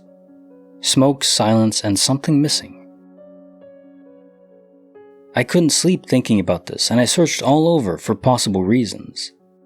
Last night, me and my boyfriend did our usual run for McDonald's. He picked me up in his car, and I wore a jacket I just bought the day before and told him all about it. We parked next to a road, and I thought it was so hot, so I took off my jacket and placed it on the roof of his car, and he placed his Marlboro next to it. Then we sat on the curb next to his car, talking and smoking. He asked where his cigarette was, and I said it was next to my jacket, and pointed at the roof. It was the last time I saw my jacket. He took it, and then leaned on the back of the car in case someone tried to snoop around and drive his car away. We went back to talking. I was still sitting on the curb. It became chilly after a minute or two, so I tried to grab my jacket, but it had disappeared. And mind you, this was at 3 a.m. at an empty road. Me and my boyfriend searched the entire area with our phone flashlight, checked the car inside, and it was just gone. We were searching for it for half an hour. There was no possible explanation to this.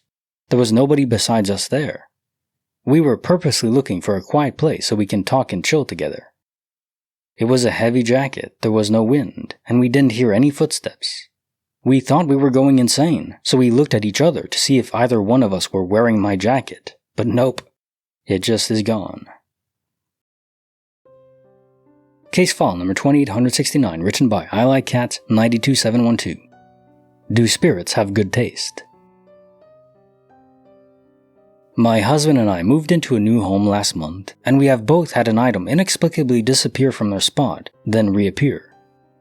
A couple weeks ago, we were hanging out outside and I was wearing sunglasses when the sun started to set, so I put them back in the kitchen junk drawer. The next morning, I went to get them from the drawer, and they weren't there. My husband and I looked everywhere. I took every single item out of the kitchen junk drawer and put everything back in. My sunglasses really weren't there. The next morning, my husband opened the same drawer and pulled out my sunglasses. I was shocked. My husband swears he did not put my sunglasses in that drawer. He was helping me look for them the day before, and we had no guess over in between me taking everything out of the drawer and then my sunglasses appearing there. The other item is a very specific sweatshirt that my husband loves. It's a discontinued Lululemon sweatshirt that he bought secondhand and only has one. When we moved last month, he brought it in the U-Haul with him and hadn't remembered seeing it since. I brushed it off and assumed it was somewhere in the house. He had talked almost every day about how he was so bummed he couldn't find his sweatshirt. We both looked all over the house several times. I have watched him go through all of the clothes hanging in the closet multiple times, and I personally have also gone through all of the clothes hanging in the closet and can attest that it was not hanging in the closet. A few days ago, he called me into the closet and with a shocked look on his face said, "Look! It was a sweatshirt just hanging up in the closet." Is our timeline adjusting to being in a new house, in a new state, and a few of our favorite items have jumped dimensions and back? Do we have a friendly yet stylish ghost who borrowed our things? I do have a sage that I bought and plan to sage our house with that. I just haven't done it yet, but now I'm wondering if I should hurry up and do that. Case file number 2870, written by Halfling Tiefling, Altered Fits.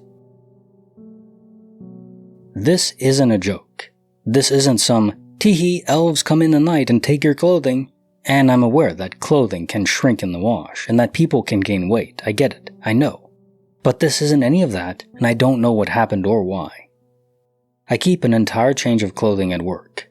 Black shirt, black slacks, black leather belt, period underpants and socks, and a black cardigan. This has come in handy more than once, mostly the underpants, although I've loaned out the cardigan to people a few times. I'm very fat, and I've been consistently the same size for about a decade. I'm part of a program through my insurance which requires me to log my weight regularly, so I know how much I weigh. None of my other clothing has gotten tight. In fact, I selected these clothes because they're too big. The shirt is really baggy. I didn't realize until recently that I was buying shirts that were too large. The pants are too loose in the waist, and the legs were too long. The belt was ridiculously too long. I'd have to buckle it, then wrap the loose end of the belt around the body of the belt.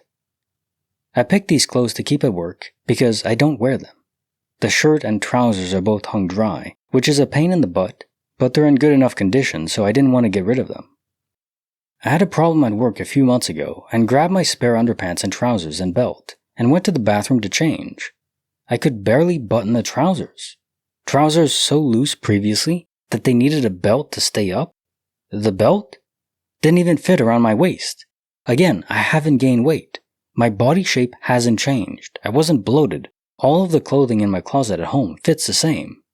I tried the pants on before stashing them at work. Checked the zipper and buttons, everything. They were too loose and too long, but otherwise great. The belt was super long. So how did the pants get smaller?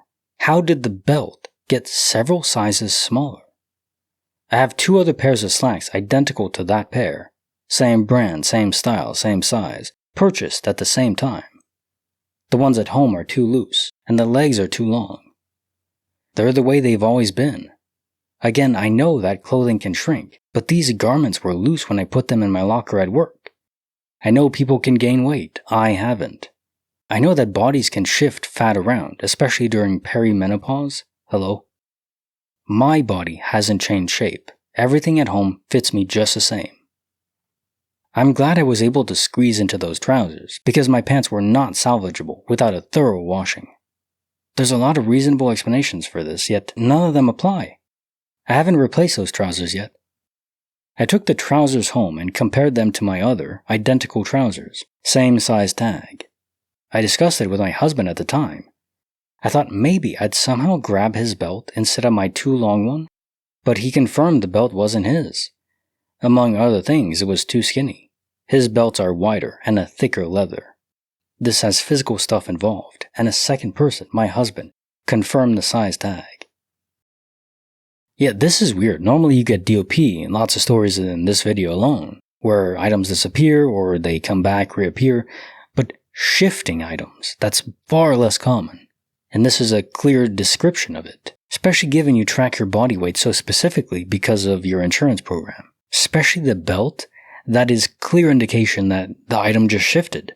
The amount of weight you'd have to gain for the belt to actually stretch out completely, where you had to loop it around before. I mean, you'd have to almost double in size. It's unimaginable that happened.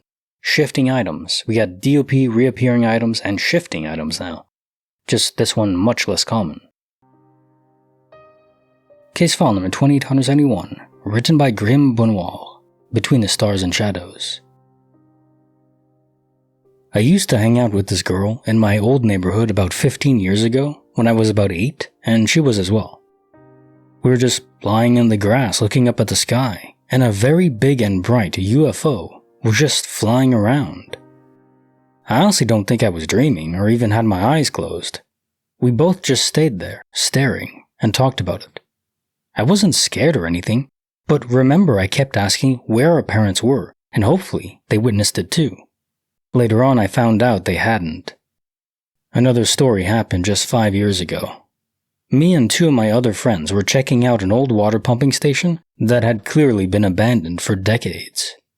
The way the building was made was it had 3 floors, except there was a ground floor and then 2 basements. The middle floor was almost completely dark, with a little room that had a very deep hole in it. There were stairs that led to the 3rd floor, but it was completely filled with water. Well, we were just walking around in the middle level when all of a sudden there were very clear and loud footsteps above us. The 3 of us stopped in our tracks and looked at each other. My one friend was convinced that it was ghosts, and I mentioned it was the police since we were trespassing after all. So I decided to say hello or something along those lines, and nothing replied back. Again, we heard these footsteps, and at that point we zoomed up the stairs and outside immediately, only to find nothing. No wind, nothing at all loose that could have fallen. I'm sure it's just a strange coincidence, but no more than a week later, this building was demolished and just filled in with gravel. You know what would be a fun date idea? Maybe not the first date, second, third date. Going out to a park or something under the stars, especially if it's a low light pollution area.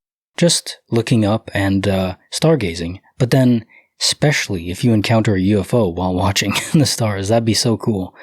UFOs in love. Case file number 2872, written by Ellie Rolls 18. Headlights in the dark. This happened a little over a week ago. At around 7 p.m., we lost power due to a bad thunderstorm. As day turned into night, it was obvious the power wasn't coming back on for a while. I live in the woods and have a good view of the city. Everyone went to bed around 9:30 p.m. as there was nothing else to do. Around 11 p.m., unable to sleep due to the heat, I walked into the hallway and looked at the city lights. While most of the city was dark too, I was hopeful to see some lights come back on, as light in the city meant the power was getting fixed. While standing there, I saw car headlights move across the wall. I looked out the window, but no car was there, nor should there have been one. My driveway has an iron gate across it that only opens if someone has the gate code. Furthermore, I would have seen the car. An hour later, I went back into the hallway to see if it happened again. Around 5 minutes later, the light reappeared, but it didn't move at first. I went downstairs to get a better look, again saw nothing. The light then moved up the wall and was gone. The light looked and acted like headlights do on a moving car. The power came back on at 10 a.m. the next day, and I never saw that light again. I don't know what it was or what caused it. I also live up a hill away from the main road. I cannot see cars on the road from my house, so it wasn't anyone driving on the highway. Well, because this event happened twice, I do think it is a UFO, but it could be a home invader, potential home invader. During blackouts, it is true that crime rapidly soars because criminals love the darkness, and there's no power, less alarms and stuff like that, harder to dispatch police, so on. So it could be UFOs or just a plain old home invader looking to benefit from a blackout. Case file number 2873, written by Kimipachi, an industrial poltergeist. In 2017, I worked at a fair as a garbage man. My job was to remove every piece of metal and wood before and after any event. The area had 10 halls in total. I was working with one other colleague, his name was Tom, on 2 of the 10 halls. The other 8 halls were being worked on by my coworkers. When working these halls, it is usually a 10-hour work shift from late evening till early morning. So me and my coworker start to work. We worked a little, took a break, worked a little, and so on. The halls were still full of metal and wood. We took a pretty long break and we just lost track of time. When we realized how much time had passed and how much work we still have left, we rushed back to one of the halls. Everything was cleaned up. Both halls. It wasn't me or Tom. The last time we left the halls, they were full with wood and metal. I know for a fact it wasn't any of my coworkers, and during the night there were only very few people even roaming the area in the first place.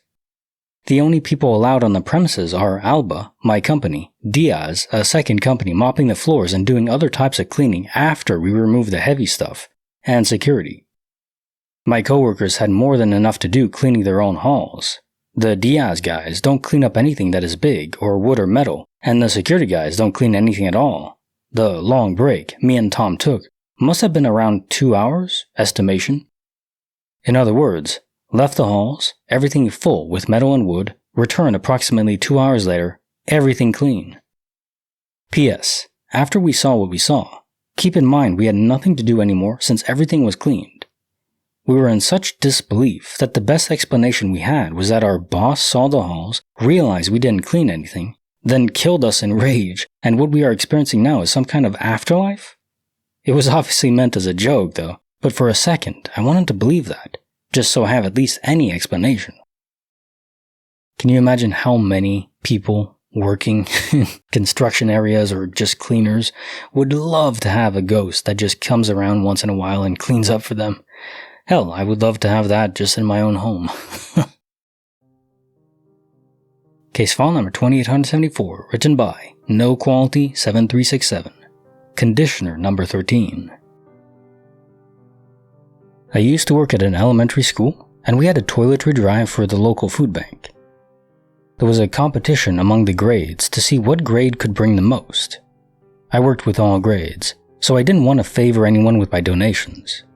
I bought 6 shampoos and 6 conditioners and 6 matching scent sets, and I bought a bonus bottle of hairspray because the store had a coupon. I counted multiple times to ensure I had 12 bottles, 6 sets, so each grade got a matching set donated.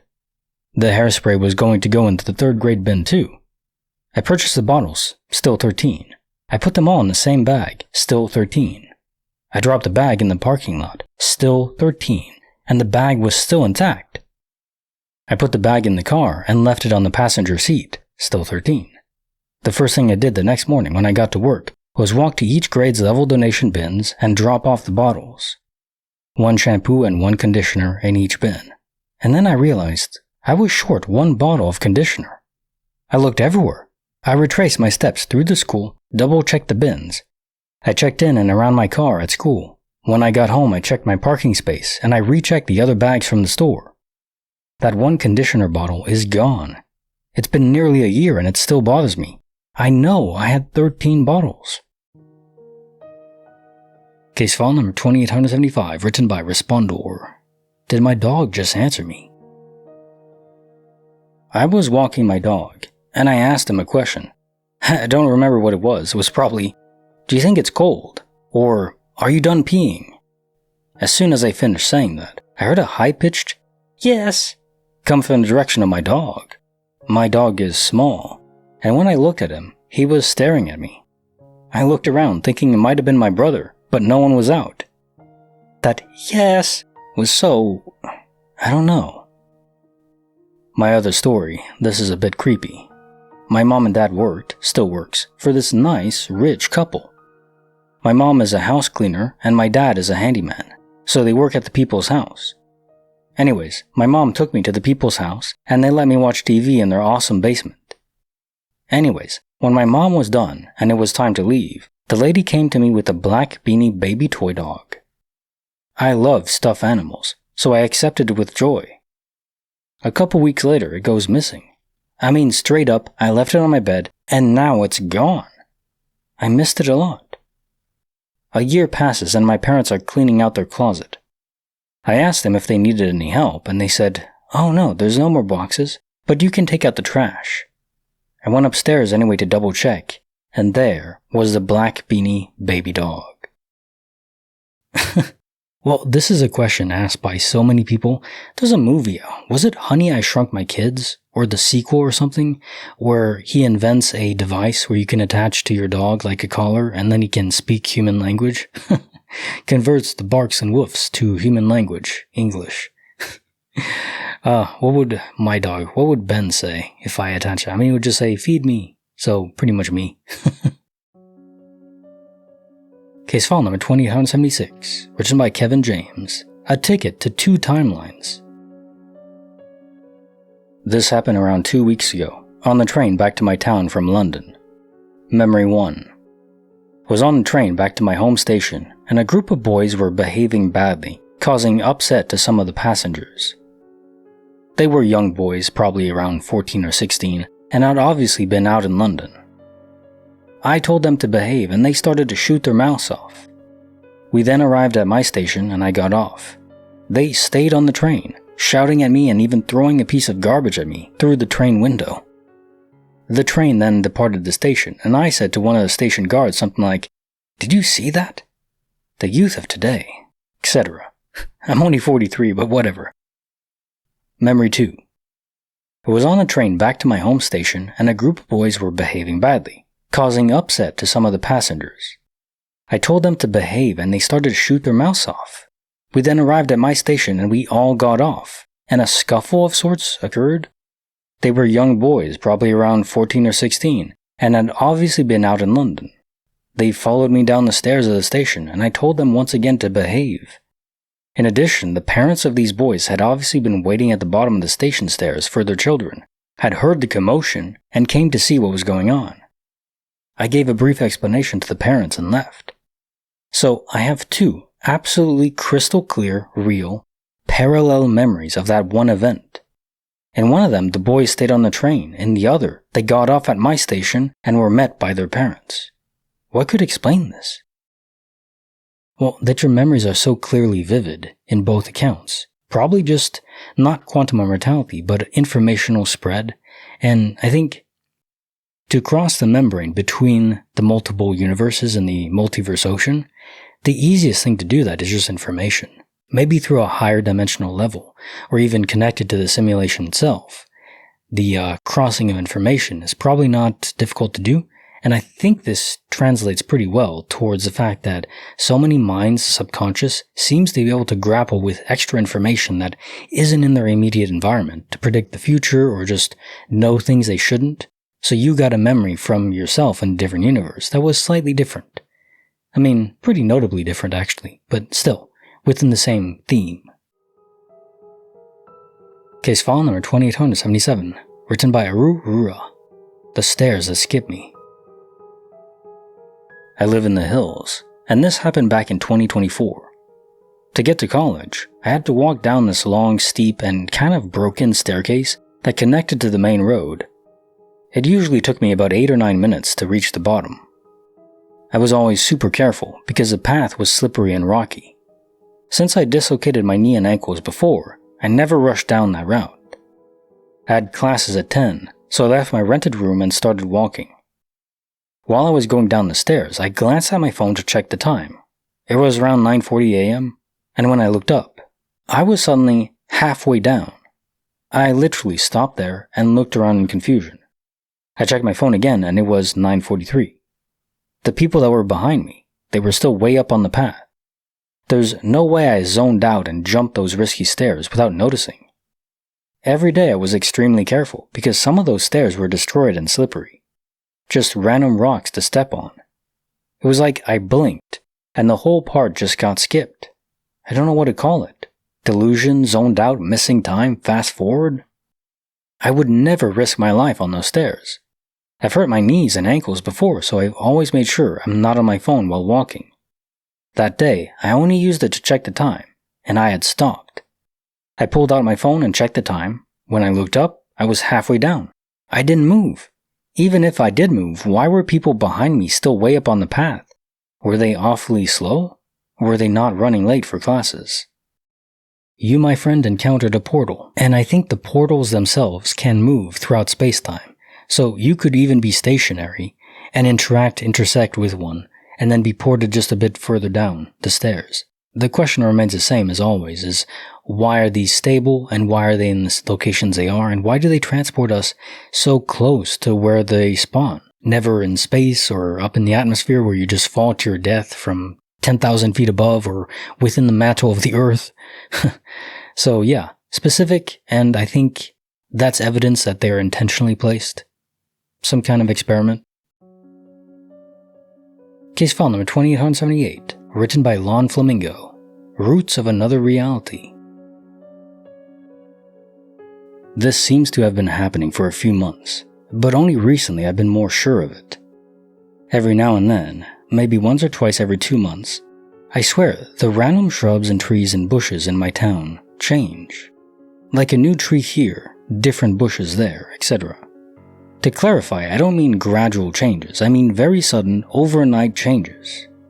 I originally chalked it up to notice little details I haven't been paying much attention to. The HOA cutting the grass, or the seasons changing. But yesterday, I was in a car on part of the freeway surrounded by a grassy area on both sides of trees, bushes, and some areas with tall grass. I consistently drive down this freeway multiple times a week, and I'm absolutely sure it was completely different from the last time I saw it. I mean, like completely different trees and everything. Also worth noting that there weren't any grass clippings. There's usually grass clippings for a few days after the grass is cut. I've brought this up to my friends who live in the same town, and they don't have a clue what I'm talking about. I'm probably going to start taking pictures soon, in case this happens again. Has anyone else experienced anything similar, or do I have early onset dementia? Or am I just stupid? Shifting between realities, and yeah, taking pictures would be great, and my guess is those pictures you take, either in the other reality you wouldn't have taken any, or they will look like they correspond to that reality. So, the pictures would shift, but it's not really that. It's just you shifting between them. Your soul is being pulled across multiple universes. For what reason, I can't tell you, but that is what seems to be happening. Case file number 2879, written by I Am Jimim, The Shattered Sound That Played Again. So, there's this old CD I cherish, a sampler called No Music, No Life, from 1999. Last year I pulled it out of my old CD case to play in the car, for me and my boys.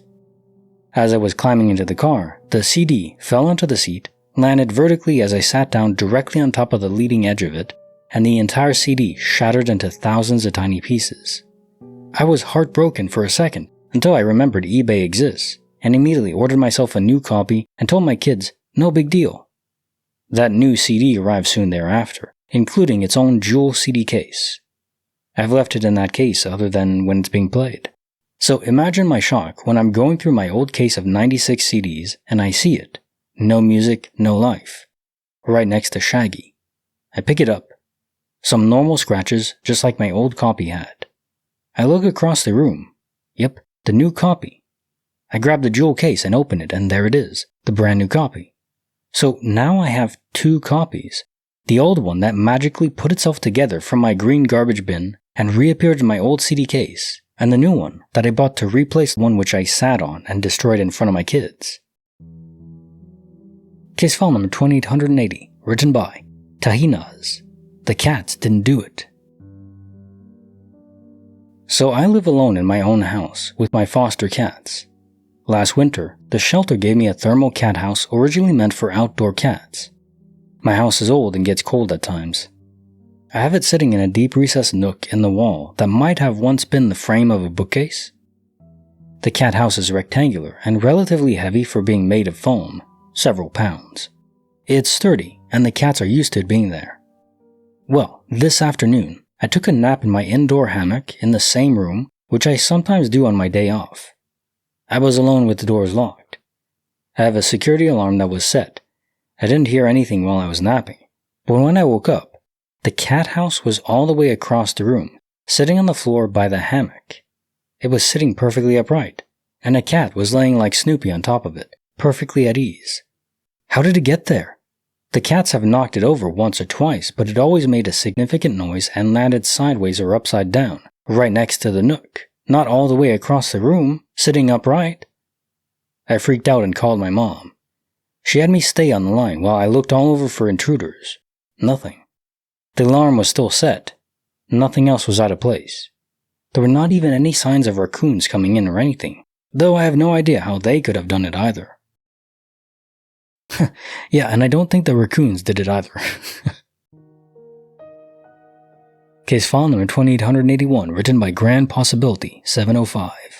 Press folded and terrified. I was cleaning some clothes, got into my bedroom to sort out my laundry, and placed the basket on the drawer. I take some clothes out to hang up, turn away, and 1 minute or less later, I turn back around and the laundry basket is on the ground. I look at it in shock, as if I've just witnessed some paranormal bullcrap, but I huff annoyingly. I bloody hate doing laundry, and I place it back on the drawer. When I'm done, I go out to the kitchen, get myself some food, and come back later to sleep only to notice a fresh pair of clothes neatly folded on my bed. I'm in a complete shock here, like I genuinely don't know if I'm going insane, have a ghost, or if I've blacked out. I typically don't fold my clothes, not even when putting them in my drawers. They're big enough to fit all my clothes in there, and I'm the type of guy who just takes a random shirt, t-shirt, pants, socks, etc. and go about my day. 2 in the evening, find a matching outfit neatly folded on my bed? What's going on here? Oh, and I tested for carbon monoxide, nothing. I don't have money currently for a camera, and I live on the 2nd floor of an apartment complex in a small apartment. I'm the only one that I know of who has a key to my apartment, and my apartment is small and has no extra rooms or anything hidden. So there's no way there'd be a person hiding in my wall. Case file number 2882, written by Godly Frog. Alone with the ghost in the machine. Back in the mid-90s, I was a teen working in a small gas station. It was a shoebox with no security, and the employees were always working alone. I was working the night shift, which was usually dead until the bars let out. So I was just sitting behind the counter reading a book when I heard a beep from the back store room. The back store room served 2 purposes. It had some of the things we needed to stock the meager shelves, and it had a small desk with an old computer used by the manager. This being the mid-90s, the computer had a physical switch which cut the power to the PC when it was flipped. When it was on, the PC was booting or booted to a custom DOS menu protected by a password. When it was off, nothing could turn it on without flipping the switch. The back room itself only had one way in, from the front of the store where I was sitting. No one could go back there without me knowing about it. The door was normally kept closed or slightly ajar, but if it was open, I could see into the room. Coming back to the beep, I went back into the storeroom to see what the noise was and saw the computer sitting at the password prompt. I was confused, but not yet freaked out. I switched the computer off, turned off the monitor, then walked back out to the front and continued reading my book.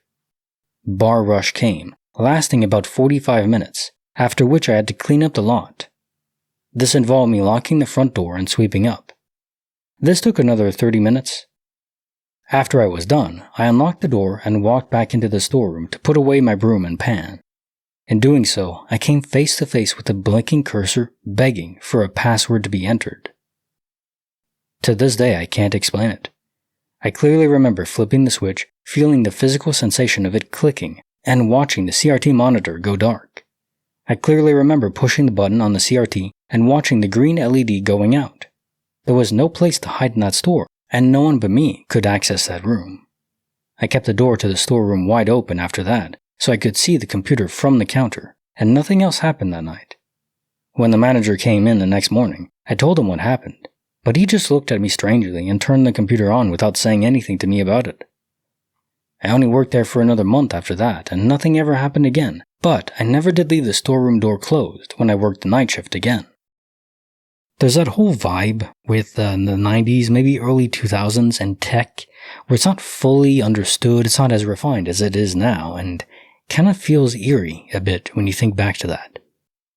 Now, was the computer self-aware? Probably not, but who knows what's going on with that ancient tech. Case file number 2883, written by Spyrexed. Glittering in white sparkles. Around 1999, when gas was 99 cents a gallon, I would take the long drive from Glendale, Arizona, to Tempe and visit my friends quite often. At around 9 p.m., my buddy Chris and I stopped to get gas at the corner station before heading out to the freeway. It was in June and the temperature was probably 90 plus Fahrenheit and the sun was down. We pulled into the spot. I opened my gas cap and started pumping gas. I stopped approximately 4 feet from the pump and was standing close but not touching my car. A 1997 Mitsubishi Eclipse. Chris was standing on the side, the driver's side, and was about 4 feet from me. The place was very well lit, like most gas stations, and was self-serve. Chris and I were talking about something when, directly between us, a portal opened for 1 second, and then closed. I will describe it in the most detailed way I can. It was a thin line, perhaps 1.5 feet long, that had no perceptible width. It sparkled with an intensely bright white light and was perfectly aligned vertically. The sparkles were strange, and that they were not flashes, nor were they electrical in behavior. The intensity was like viewing a laser in the dark and dropping bits of glitter through the beam, except this laser was white, and the glitter was infinitely small. Another odd property of this line was that the bits of white light seemed to travel downward in one direction, and where they stopped in midair was very abrupt. There was no phasing in or out. Imagine taking an X-Acto knife to reality. It started and stopped without any warning. There was no noise at all. At first, we both said, "Holy crap, did you see that?" And before I allowed Chris to say anything else, my skeptical inquirer training set in. "What did you see?" I asked him. I wanted to hear him tell me the event without me biasing his perception of it. "That white sparkle." "What did it look like?" "It just started and stopped, like glitter or something." "Where was it?" He pointed to the same place I witnessed it too. We spent a couple minutes searching the area. At first I looked above us, and we waved our hands around to see if there was any spider webs. I inspected the roof of the gas station and saw a few moths, but they were nearer to the lamps, about 20 feet up, than to us. The weather was clear, almost no humidity. Chris and I drove to Tempe, talking about this thing the whole trip. I was surprised it happened at a gas station because if it were electrical, it might have been dangerous. But Chris and I both agreed it looked nothing like electricity or anything else we'd had ever seen. I have searched for an explanation, and still do once in a while. I have ruled out St. Elmo's fire, ball lightning, fairies, etc. I've pondered if some kind of insect could produce something like this in a kind of web or such, but the intense light that came from the object is difficult to imagine. A laser beam seems to be the best idea, but a white one? And what would allow it to start and stop midair? Okay, this is a cool story.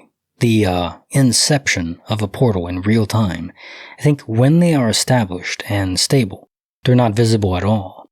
But in the brief spurts where either they're being created or they're disintegrating away, that's when you see this anomalous sparkle or splatter of energy that's just not quite electricity.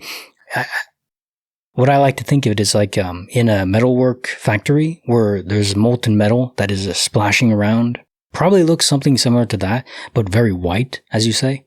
Yeah. The location is so weird though. Why would there be a portal in some random gas station in Arizona? I don't know. And what causes them to either be created or to finally dissipate? Do they require continual energy input? Case file number 2884, written by No Tumbleweed 544. Crisp corners and creeping questions. I was recently reminded of an incident with my daughter. She was an extra difficult teenager to wake up and get ready for school. It takes several times for me to say get up, get ready, only for her to keep replying I am awake. You get the idea.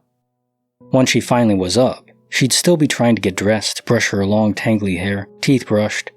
She had no spare time to do anything else. As an adult, she is still this way, very dopey in the morning, and lacks energy all throughout the day. She never makes her bed in her own home.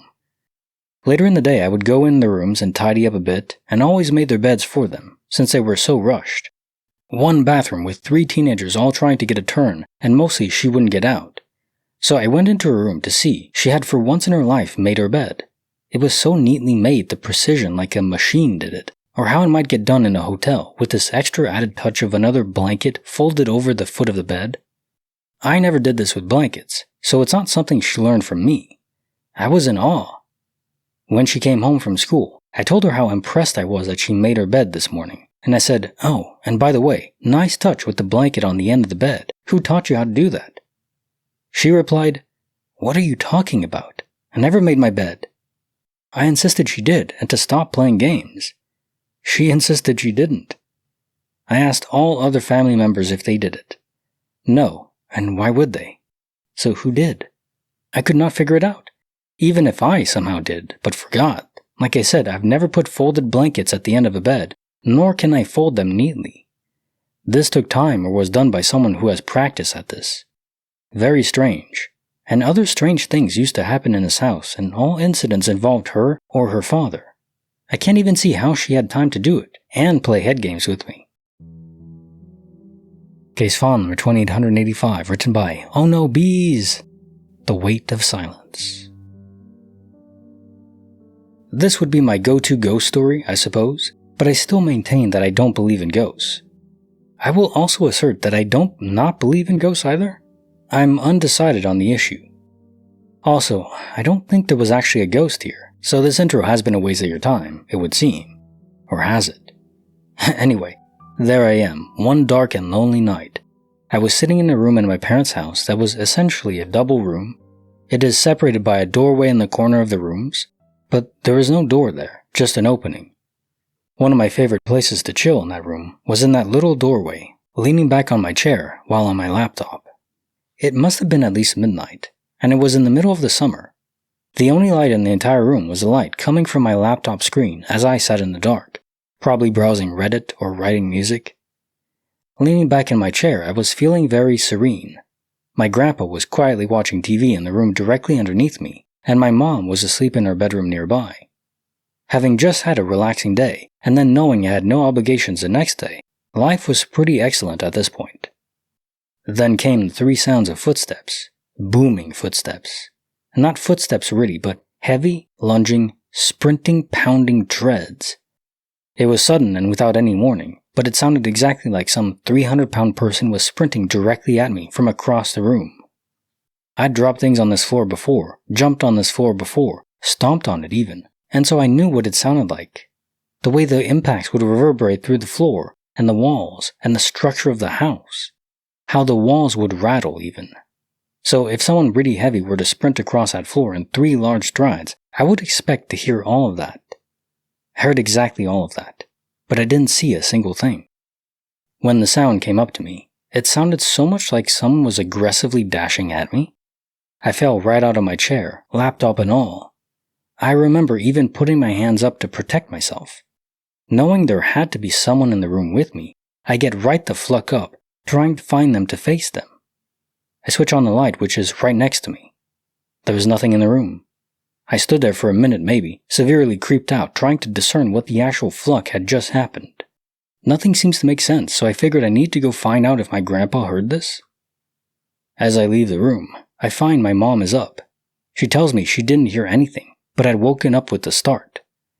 I went downstairs to ask my grandpa if he heard it too, because he would have had to. He claims he heard nothing. So no one else in my house at the time heard the pounding sprint, but my mom had woken up right then.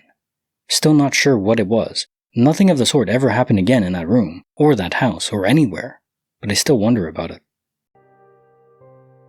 Case file number 2886, written by Green Pencil. Inbox from elsewhere. Alright, so this happened a couple weeks ago to me and my brother. We go to our dad's every other week. It involves taking a bus from our house to the local train station, then a train to the main city, before taking another train to the city he lives in. When we go, we take the stuff we'll need: headset, webcam, laptop, etc. My brother is very forgetful, and we were in a rush. We get on the bus to head up to the station, and he realizes he left his laptop. He gets off and runs down. I continue to the station and wait for him while he gets back. Now, to make the train to the city where our dad lives, there are 3 trains. When I arrive, the first train is leaving. Since my brother's not here, I wait for him, ask him what's going on, etc. An old lady found his laptop, and a stranger gave him money for the bus. Luckily, he arrives just before the next train arrives. Now on the train, we set down our phones and discuss matters of transport. Then I get a message. Lewis, my brother, current name. When's the next train? I think I missed you. I thought this was a joke from him, so I gave him a look of, seriously, you think you can trick me with that? He looked confused, so I showed him the message and his face just dropped. He told me he never sent anything like that. Since his phone was on the table of the train, he couldn't have without me seeing. Just to make sure, I read the message from me to him. I assumed it was an old message and just now sent. However, there was nothing. He didn't have anything to hide anyway. I sent a response, but it only went to his phone, which was disappointing. I theorized that it was an alternate reality where he missed the train and I got on it.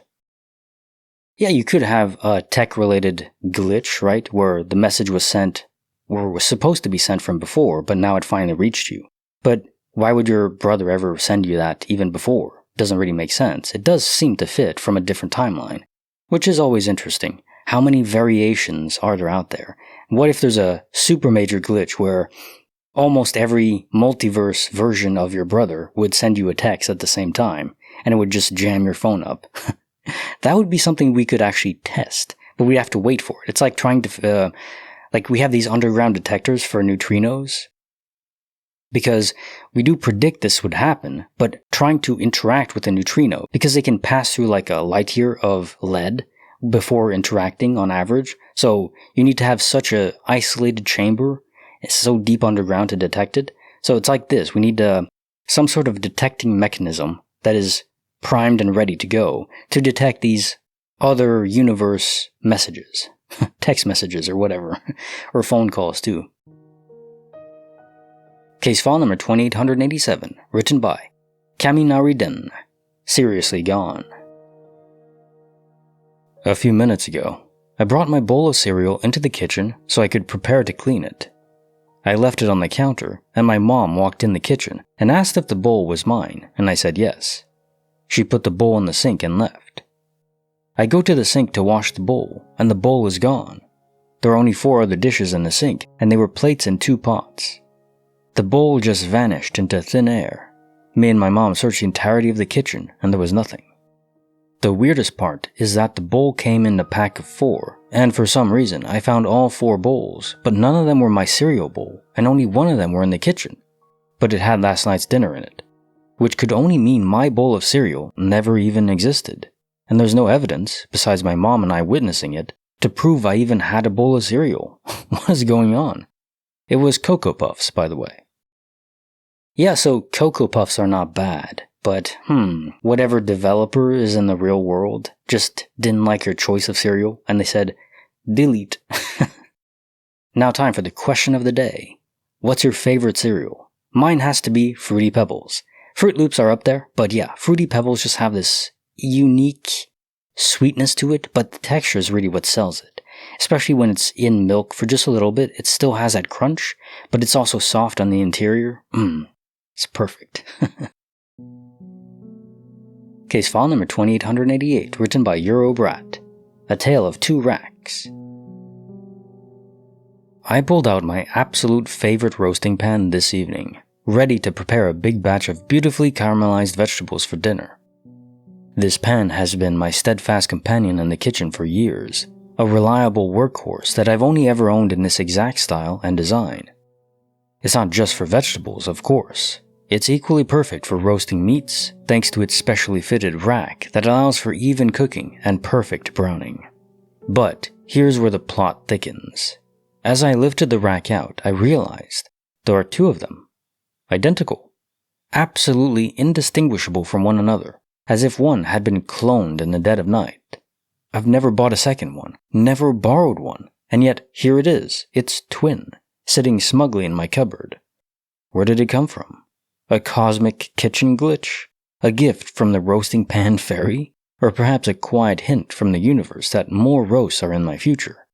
Either way, the mystery of the duplicate rack remains unsolved, at least until my next dinner adventure. So, the title in this story could be misconstrued in a different way. But, honestly, I prefer this one. Having more roasting capacity is, exceptional. Case file number 2889, written by MRMC Bastard. Stars Stolen by the Night. It was the summer after my freshman year of college. Two of my friends and I were hanging out, wandering around on the gravel roads and cow pastures around one of my friends' houses after dark. We ended up in the middle of this cow pasture, laying on a hill, looking up at the stars. The night was perfectly clear. We were a couple miles outside of town, and it was a small town anyway, so there was no ambient light. It was just pitch black and bright stars. Anyway, we were there for hours staring at the stars and talking about whatever 19-year-olds talk about.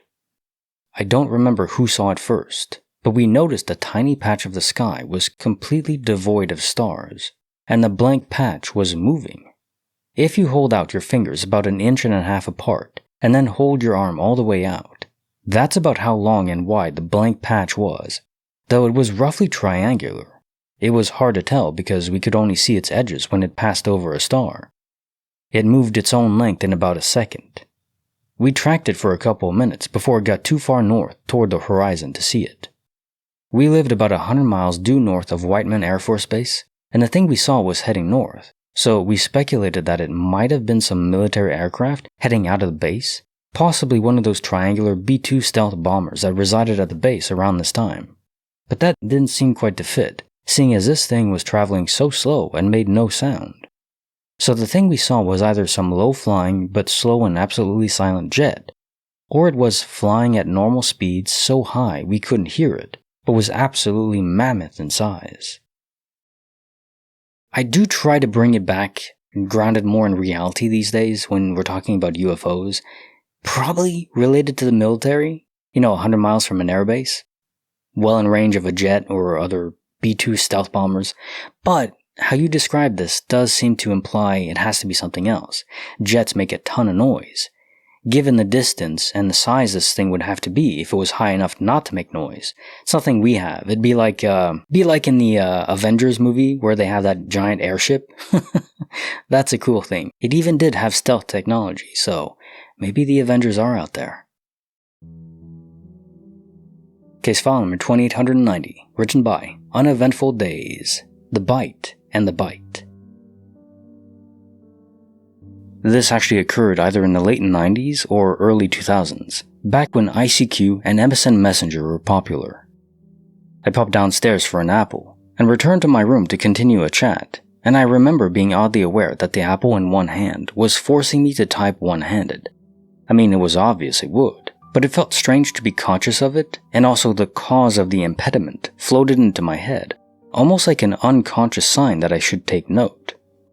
Then, literally, the next thing I'm aware of was that I was typing with both hands. I immediately had a WTF moment. I know I couldn't have eaten the entire apple, core and all, because A, I was highly aware there was cyanide in apple seeds, and yeah, I know now that a few wouldn't hurt, but didn't then, and B, I have issues with texture and can't stand the texture close to the core and would automatically spit it out if I accidentally bit into it. My mom used to complain about me wasting half the apple when I was a kid, so this wasn't a new quirk. Thinking maybe I had some kind of spaced out moment and uncharacteristically tossed it in my wastebasket, I got up to check, even though I had no memory of getting up. Nothing was there. Went downstairs and checked the trash. Nothing. Hell, I even went outside and hunted around the house because at that point I was convinced I must have spaced out and discarded it somehow, despite nothing of the sort being in my history. The idea of throwing trash out a window is an abomination to me. I wasn't on any meds, didn't do drugs, drank quite a bit on occasion, but never in the daytime. I was totally sober and clear-headed. When my boyfriend came home and I relayed the story, he also conducted a hunt for the missing apple, with no luck. So a DOP happening in real time, where your brain was almost reset because of the event. Your subconscious is always scanning your surroundings, so if something is out of place, maybe it was so traumatic for your unconscious that it had to almost do a mental reset. The apple vanished, but there's no logical way it could. Case file number 2891, written by Local Lobotomy, Memory Rex. I had something happen recently that has been driving me nuts. I was helping my folks go through some of my old toys from childhood to determine what to donate and what to keep, and I stumbled upon this T-Rex toy I was really fond of as a kid. This T-Rex toy is a very specific toy. It's a 1990s Imperial light-up T-Rex. This thing is hefty, almost 1.5 feet tall of hard plastic that's neon green with a voice box in the chest. That when you push the red button on its chest, it roars, death-giving bootleg Godzilla. Now, this toy has its share of wear and tear, and at one point my childhood dog got a hold of it some years ago and chewed off the foot of its leg. Being a favorite toy, my dad put the foot back on by running a screw through the bottom of the foot up into the leg to keep it in place. Now I chose to keep this bad boy, and packed it up and took it home. I'm almost in my 30s now, and wasn't about to donate this integral part of my childhood, so I packed it up into my closet back at my own place almost an hour away from my parents' place. Now I'd forgotten about the toy in the past few weeks, until the event in question. My partner and I were visiting my folks, and decided to take a walk around the park nearby their place. While walking around this park, I spot something in the grass near a T-ball field. I kid you not, it was a T-Rex toy. Not only that, it has the screw up the leg, just the same as mine. My partner thought I was crazy when I tried to explain why I was so freaked out by it. I took it home to compare it with the one I took home a while back, and it wasn't in the box, despite me distinctly remembering packing it up and taking it home. I asked my folks if there was a chance I may have left it behind originally, but they also remember me packing it up and leaving with it, yet it's not here. And that doesn't explain the park, how to get there. I guess it's possible this is a different T-Rex, but it's the same model, same leg repair. It just doesn't make any sense. Case file number 2892, written by Easton Lake, The Falls That Went Away. I am skeptical of everything paranormal and the like. I like science and simple, rational explanations. People see ghosts, I see car lights, or pipes knocking on something else. I can easily explain it away. I watch ghost videos and conspiracy videos to debunk them and find the real answer.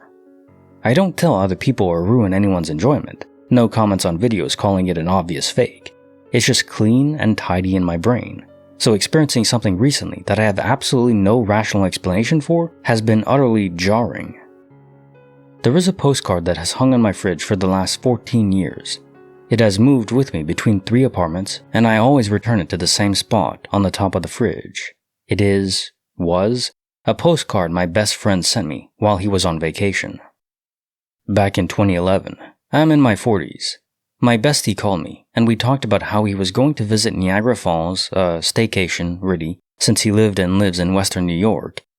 He said aside from going to Clifton Hill is kind of like an amusement park on a street. There are wax museums and arcades and stuff, and drinking and going to the haunted house. He never really even visited the falls, and so he and his partner were going to go to a nice hotel and do touristy stuff to relax. At the time, I was living in Massachusetts, so I asked him if he would mind sending me a postcard from Canada. I like to collect them, and even used to trade with people online. I have a little shoebox with postcards from all over. He said he would, and it was no trouble because hotels usually send mail for guests. True to his word, a few days into his vacation, I received a postcard. It was a very simple and tasteful image of the falls. My friend and I are both silly people, and I half expected something funny or outrageous. There was a little triangle of blue sky in the top right, but the image was mostly of the falls, with what might have been a doctored rainbow in it as well. It got torn in 3 places in the mail: top center, top right corner, and bottom right. The message on the back was short and sweet, and I remember it had no stamp, just a Canada postmark. It made me really happy to have a postcard from a friend, and so it went up on my fridge, rather than into a shoebox. I should say here that I'm autistic. I have spatial awareness, speed reading, and slight social awkwardness. That form of autism. This means I know where everything is always. If I go to a friend's house, my brain catalogs everything visible almost immediately. Friends will always ask me, "Did you see where I put my X?" And I can think for a minute and respond. It's on the coffee table in the living room, and it will be there. I notice when things change immediately. It doesn't usually stress me out, but my brain feels the need to tell me about it. For instance, 5 months back, I watched one too many Dear Modern videos and rearranged my apartment to have a better energy flow. However, to this day, I come out of my bathroom and my brain goes, "Why is a papasan chair in the wrong corner of the room?" Anyway, I kept the postcard in my fridge and just left it there. I liked seeing it, and while I was living in Massachusetts, it was a happy reminder of a connection between my friend and I.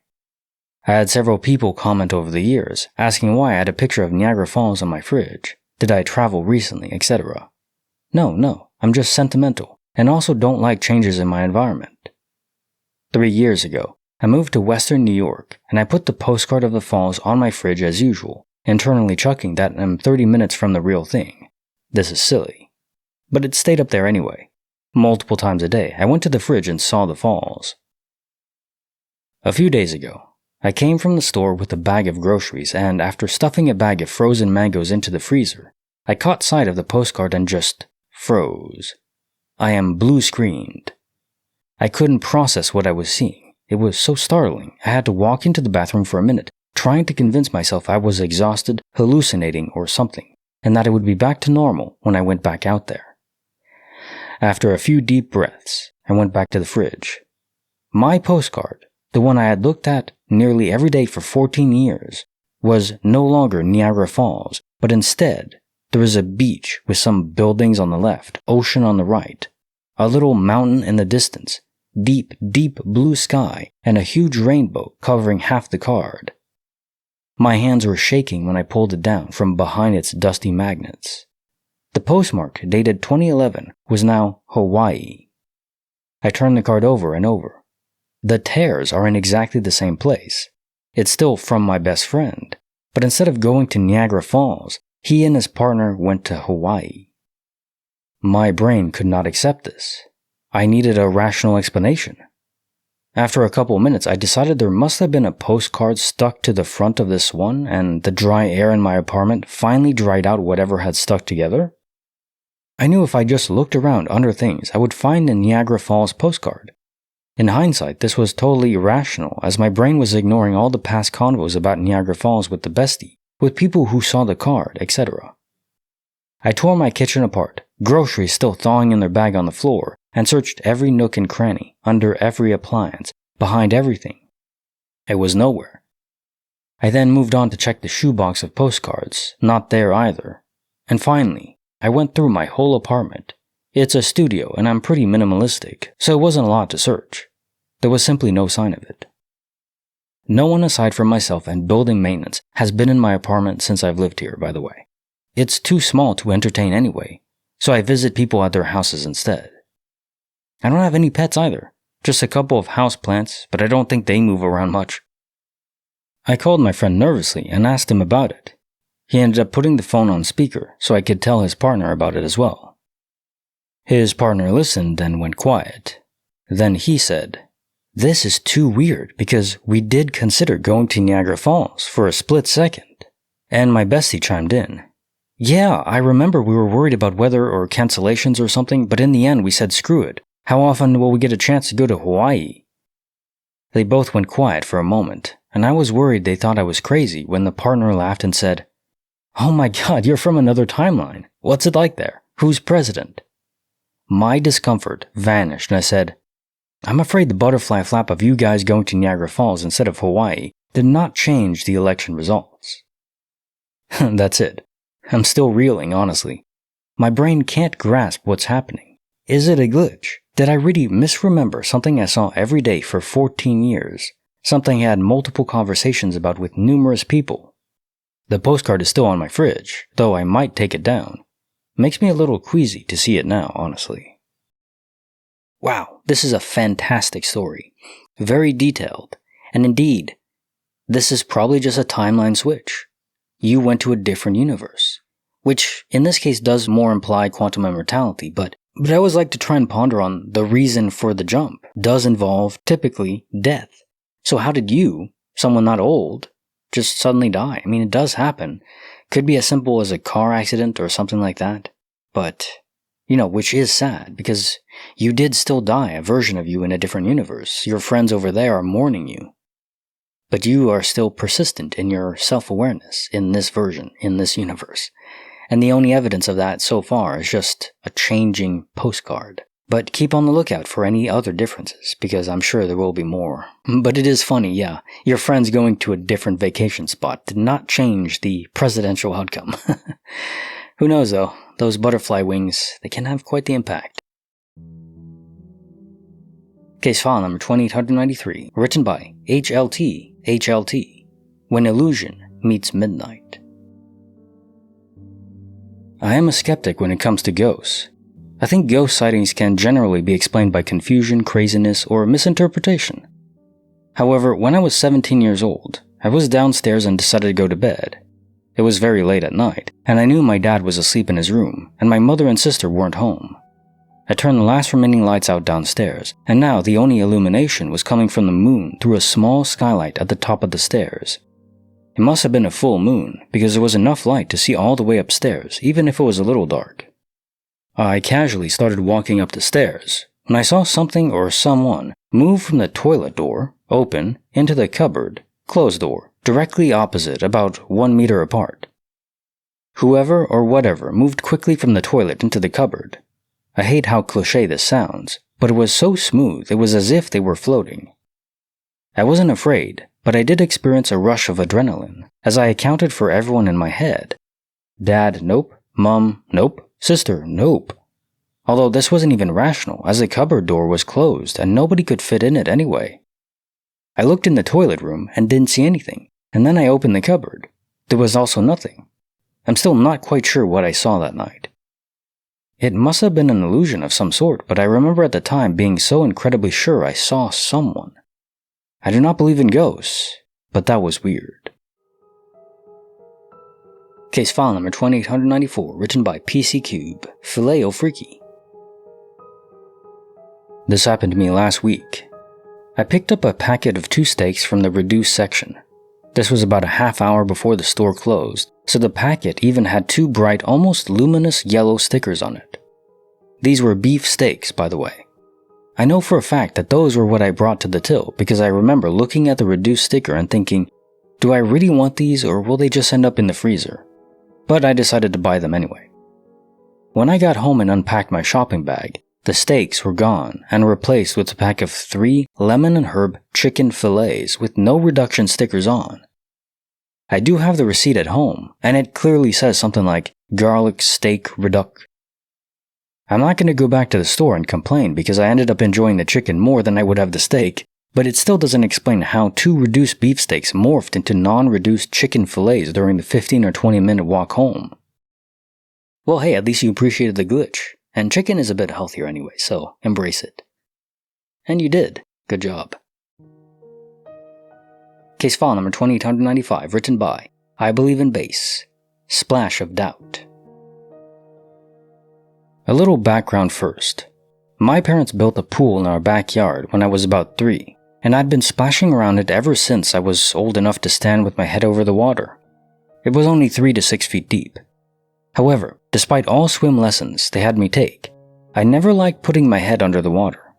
So, to try and break me of this phobia, one summer my dad made me swim in the pool every single day and put my head under the water at least once. At first, he would just hold me up in his arms, jump in, we both go under for about half a second, and break the surface with me spluttering frustratedly. Sometimes kids need some tough love. After this event went on for a while, I don't recall how long, I finally got fed up with it and dunked my head myself, receiving all sorts of praise and rewards from my parents afterwards. For a while, I swam like crazy and seemed to be completely over my fear of having my head underwater. Now for the inexplicable event, I remember very, very distinctly standing in my downstairs bathroom, staring at myself in the mirror and saying, "It's okay, I don't need you anymore." After that day, I was again nervous about going underwater, and still am to this day, unless I'm wearing a scuba mask. I don't even like putting my face under the shower for extended periods of time. It's the one memory that still spooks me to this day, and that I am completely unable to explain. Case file number 2896, written by Something to Squirm To. Stupendous Anomaly. So, I was cooking a large pot of chicken and vegetable soup today. A very hearty, thick batch as I like them. Really more a stew, with lots of ingredients and not a whole lot of water, which needed stirring at least every 5 minutes to avoid starting to stick. When it was almost done, some of the ingredients like split peas need a lot of cooking. I got distracted watching a YouTube video and forgot to stir it for far too long. By the time I checked again, it was clearly burned with a fairly thick layer stuck to the bottom of the pot. I turned off the heat and tried gently scraping some of the stuck layer off without lifting off the burnt layer from the very bottom. Fairly unsuccessful. It was pretty well stuck. Then I spilled a bunch of soup on the stovetop while tilting the pot to try and get a look at how badly it was burnt. Burned enough I was sure I'd have to transfer it to another pot to save the rest of the soup. I was pissed at myself for burning it, and pissed for spilling some, and grumbled away as I cleaned the spilled soup off the stove with about a dozen paper towels. Then I returned to the pot and gave it one more stir while trying to get another look at the burnt layer, this time without spilling it. It was gone! No burn layer, no stuck layer at all. My flat-edged stir slid smoothly along a perfectly clean pot bottom. No clumps of previous stuck soup matter. Not even any little brown or black stains where something had been stuck to the bottom and scraped off. No evidence that was ever burned or stuck to the bottom at all. I mean, I'm thrilled that my soup is no longer burnt, and that I don't have to scrub the crap out of my pot, but what the fluck? That was about the worst I'd burned a pot in many years, and then it wasn't. Not sure if I should call this a blessing, a little miracle, or a glitch. A lot of these food-related glitches are like the universe correcting your meal for you, or giving you more options to cook better food. Whatever it is going on there, appeals to my heart tremendously. Good job, universe. And I've had this happen before where I was cooking soup. The red lentil soup is really good, very healthy, but it does tend to stick at the bottom, so you have to stir it often. And if you don't, and you try to stir it then when it's already burnt, you just ruin the whole soup. So, gotta be careful. Case file number 2897, written by Valuable Basil 2112, gassed up and glitched out. This happened twice now. This time it really freaked me out. The first time I walked into the gas station and I picked up a cherry-flavored Alani Nu. I paid and walked out with my drink in a bag. When I got home and took my drink out, it was the peach-flavored one. I was so confused because I knew for a fact I grabbed the cherry one, but I chalked it up to maybe I was looking at the cherry and accidentally grabbed the peach. The second time, a week later, which was today, I went to the same gas station with my husband and we both picked out Ali Nu flavors. I picked up the watermelon and he picked out the peach. I saw him pick up the peach, and I saw both flavors on the counter when we checked out. Remember the first time, I thought to check. We pay and leave with the drinks in the bag. When we get home, I take out the drinks to put them in the fridge, and they are both watermelons. My husband was shocked too because we both saw that he grabbed the peach. I don't know what is going on, but it definitely feels like some sort of glitch. Case file number 2898, written by Disneyland, Sparkle in the Simulation. I have this somewhat tacky bracelet that I love with diamond pave hearts. I used to wear it daily. One of the diamonds fell out of the middle of my heart a few months ago, and I've not worn it since. Well, today the bracelet is fully intact. When this happened, I was really upset. I vividly remember running my fingernail over where the stone had been to make sure it wasn't just dirty or something, but no, it was indeed missing. I also see this bracelet every time I open my jewelry box. It's always face up, and every time I see it I get a little upset about it, and I mean to take it to a jeweler but never do, because procrastination. I say all this to say it's not like I just saw it once and misremembered it. This has bothered me for months. What the fluck is happening? While I'm delighted to be able to wear it again, I'm also kinda stunned. When I brought this to my boyfriend, he suggested I had been stoned, not the case, and fully does not believe me. It's not like he went into my jewelry box and did this as a surprise or something. He had seen it maybe once before it broke and wasn't aware that it was broken. I don't know, it's just weird. I always read other people's stories but didn't think anything like this would ever happen to me, and I don't know if it's worth mentioning or has anything to do with it, but I have been tired and sleeping a ton. Today is also my birthday. Is this timeline shifting? Case file number 2899, written by Dirty W. Mouth. The Man Who Lived in Stories. When my sister and I were little, we lived in my mom's wood cabin in the woods. My sister still lives there with my brother because she's in college and he's in high school. Anyway, the house is super old and really picturesque. You think of a log cabin nestled deep in the woods, you think of this home. I lived there until I was 8, and then I went to live with my grandparents. Long story. Anyway, I was about 7 and my sister was about 4. We used to play outside a lot together. There was a man named Mr. Johansson who used to come by and play with us.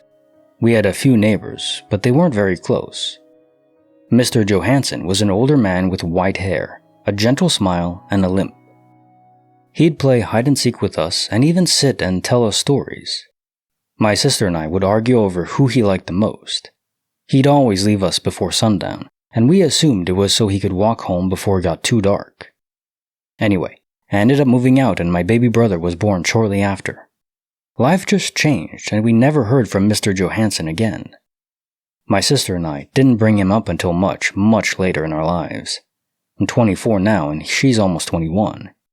A few years ago, we brought him to my mother, who insisted she never knew Mr. Johansson, and she didn't remember ever seeing an older man standing over us in the yard. We got kinda creeped out because hey, maybe he was not a good person, or maybe he wasn't alive. My mother's father, my grandfather, owns a log cabin, and he told us an older man named John Johansson lived in the cabin way back in the 40s. His wife died, and he was there all alone.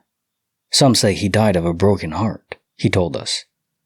Mr. Johansson's grown daughter came by to see him one day and found him in the living room by the fireplace. He apparently went peacefully. My sister and I were spooked. We could both tell you exactly what he looked like. I don't know how to explain that, but he was there in our lives for a few years and we enjoyed his company. I have these moments every once in a while that I can't explain, where I almost feel like I pick up on people's brain frequency. I know it's silly, but I'll describe it. I work in a restaurant as a hostess and busser. One time I was standing up at my host stand, which is right next to the salad bar, and these 2 women were getting salads and not speaking. I was bored and my mind started to wander.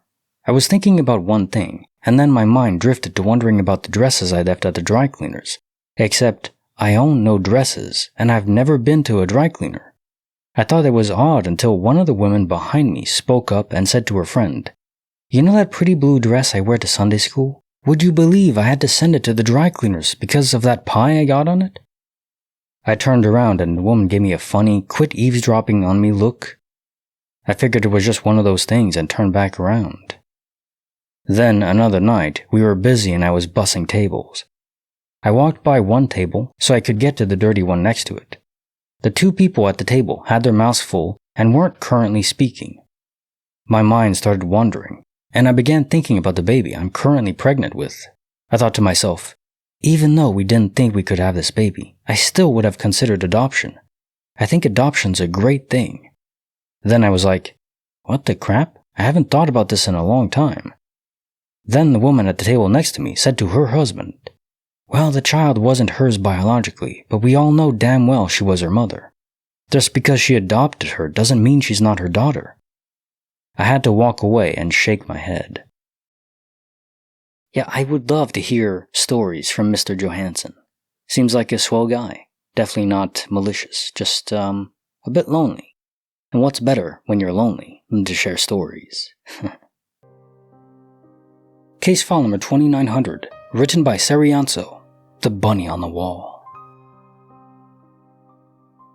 When I was a tot, I had night terrors, or so I was told.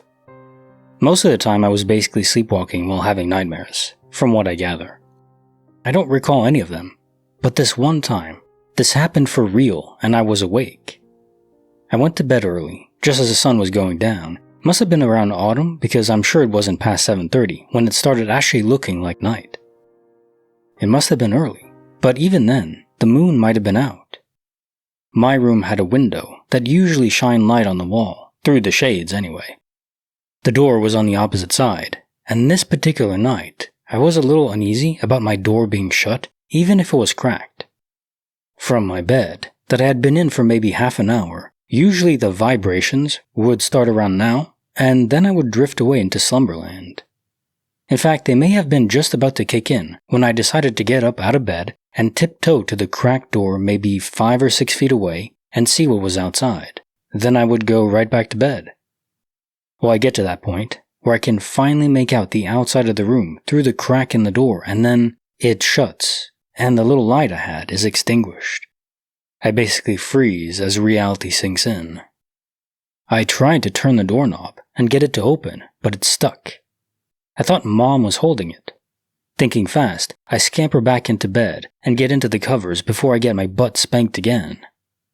I turn around and face the door and bam, there it is. Flucking shadow imprint of Bugs Bunny on my wall, right next to the door. You gotta be kidding me. I look out the window, and there's nothing there. I do a quick double take. It's still there. And I started screaming, thinking she was right next to the door and would open it. That lasted a good 8 seconds.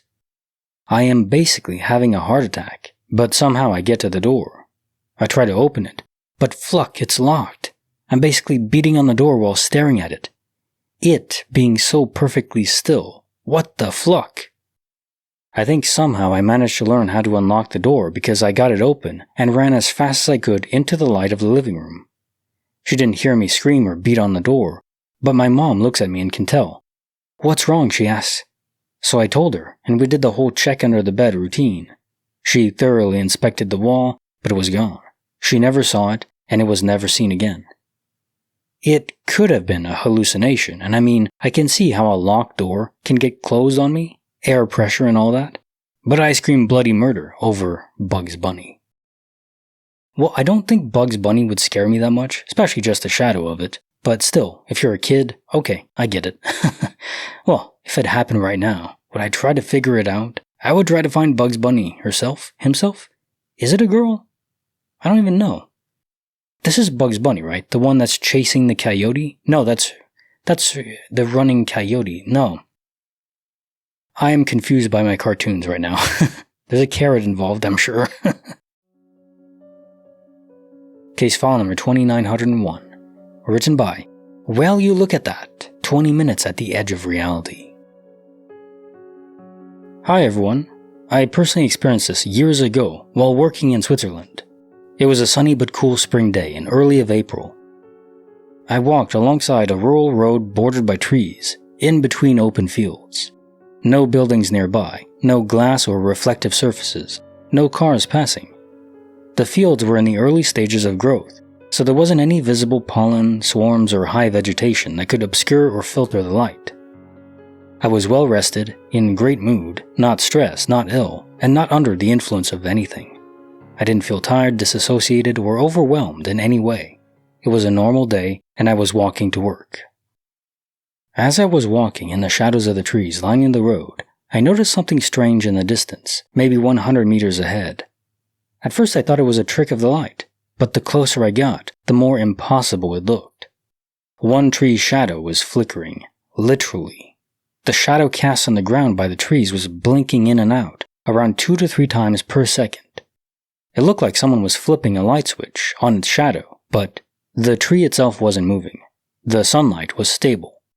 All other tree shadows were completely normal. I needed to understand, so I tested it carefully. I was so confused that I stayed about 20 minutes just observing and experimenting. I walked around the tree, same flickering from every angle. I stood in front of, behind, and beside the tree. No difference. I aligned my own shadow with the trees. When the tree shadow disappeared, my shadow stayed visible, meaning the sunlight was not blocked or changed. I placed my bag on the ground behind the tree, so in its shadow. The bag shadow remained steady, but the tree shadow continued flickering independently around it. The flickering was perfectly rhythmic, not random or wind-based. There were no bugs, no swarms, no haze, no shimmer, no reflection from nearby surfaces. Just this one shadow, behaving as if reality had a bug.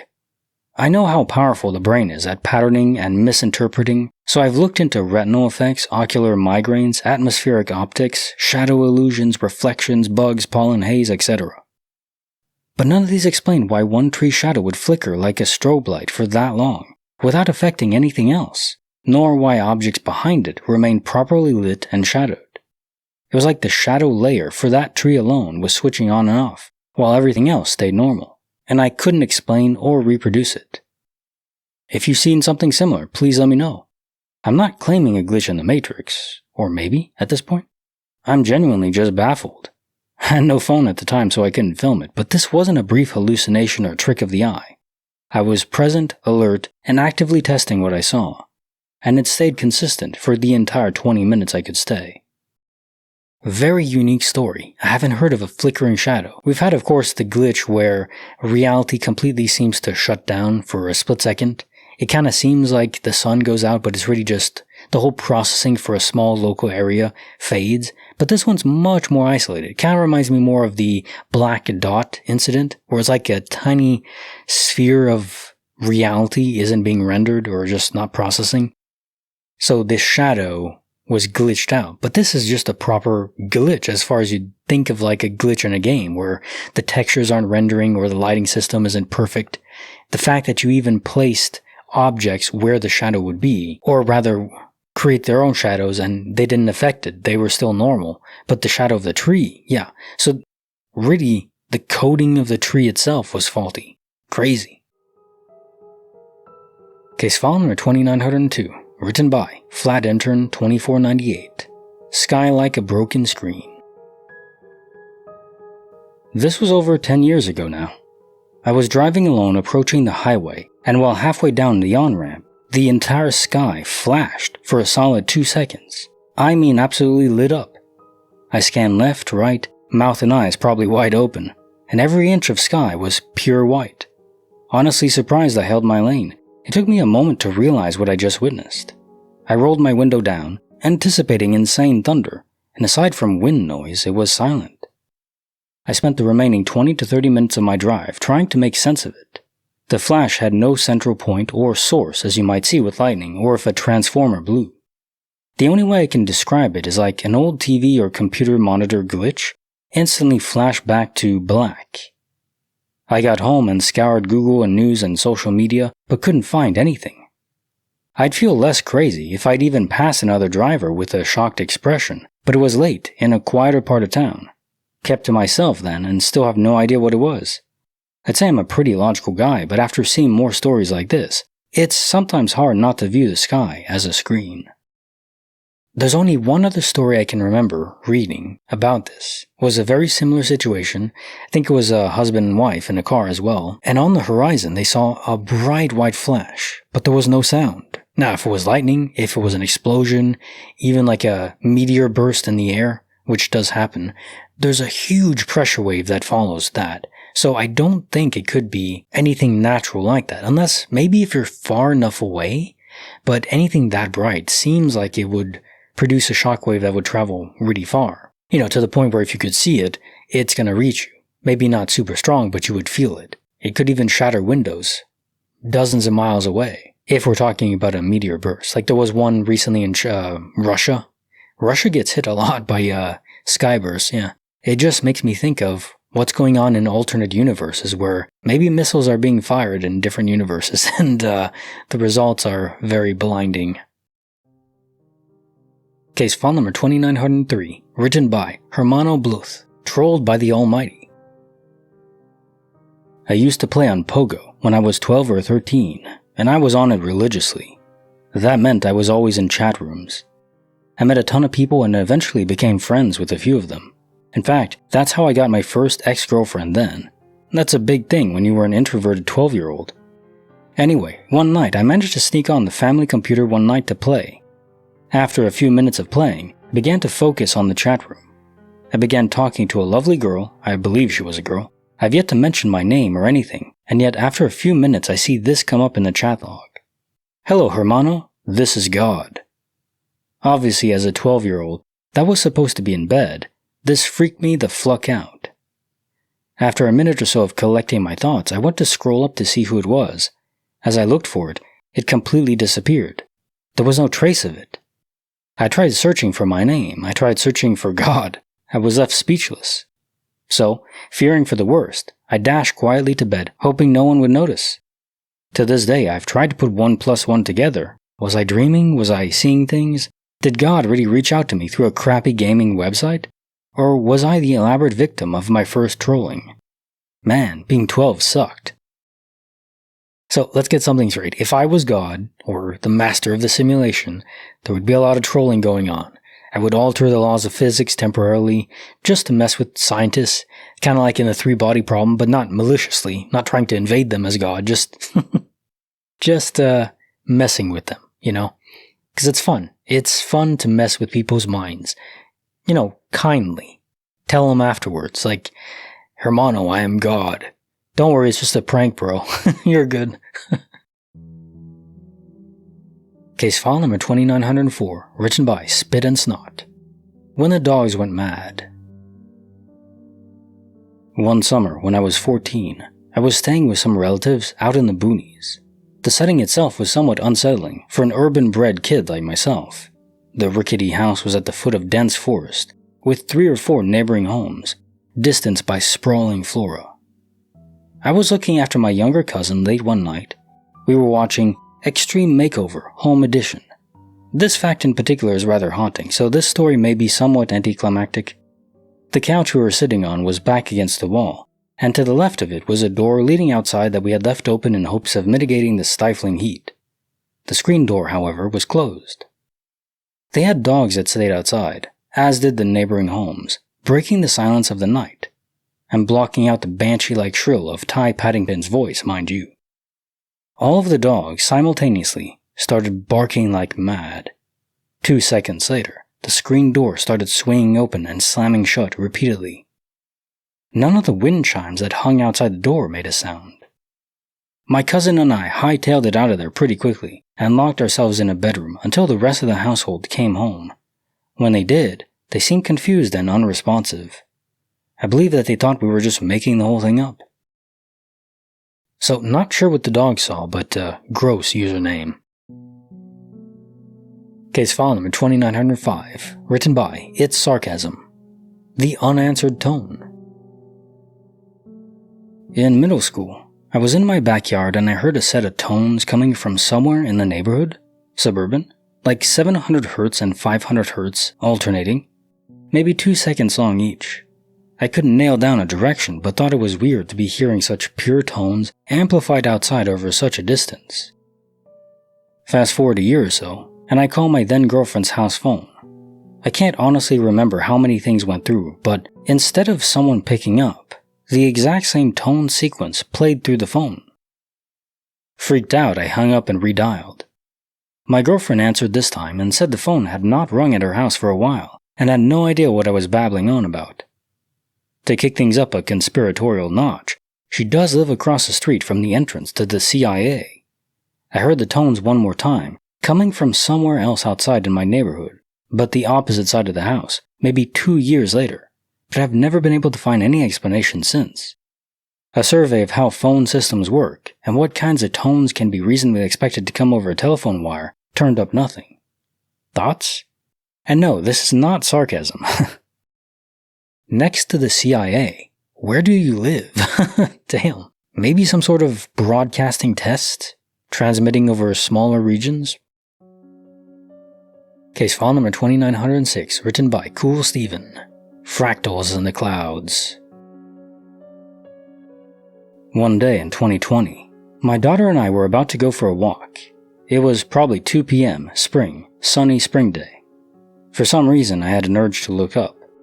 And what I saw against that blue sky was numerous small triangles. I realized they were spaced perfectly apart from one another in big triangle patterns, perfectly apart from one another in one big triangle. And then as I looked around the sky, I noticed there were countless triangles of triangles as far as I could see. They were uniform in size, shape, and color.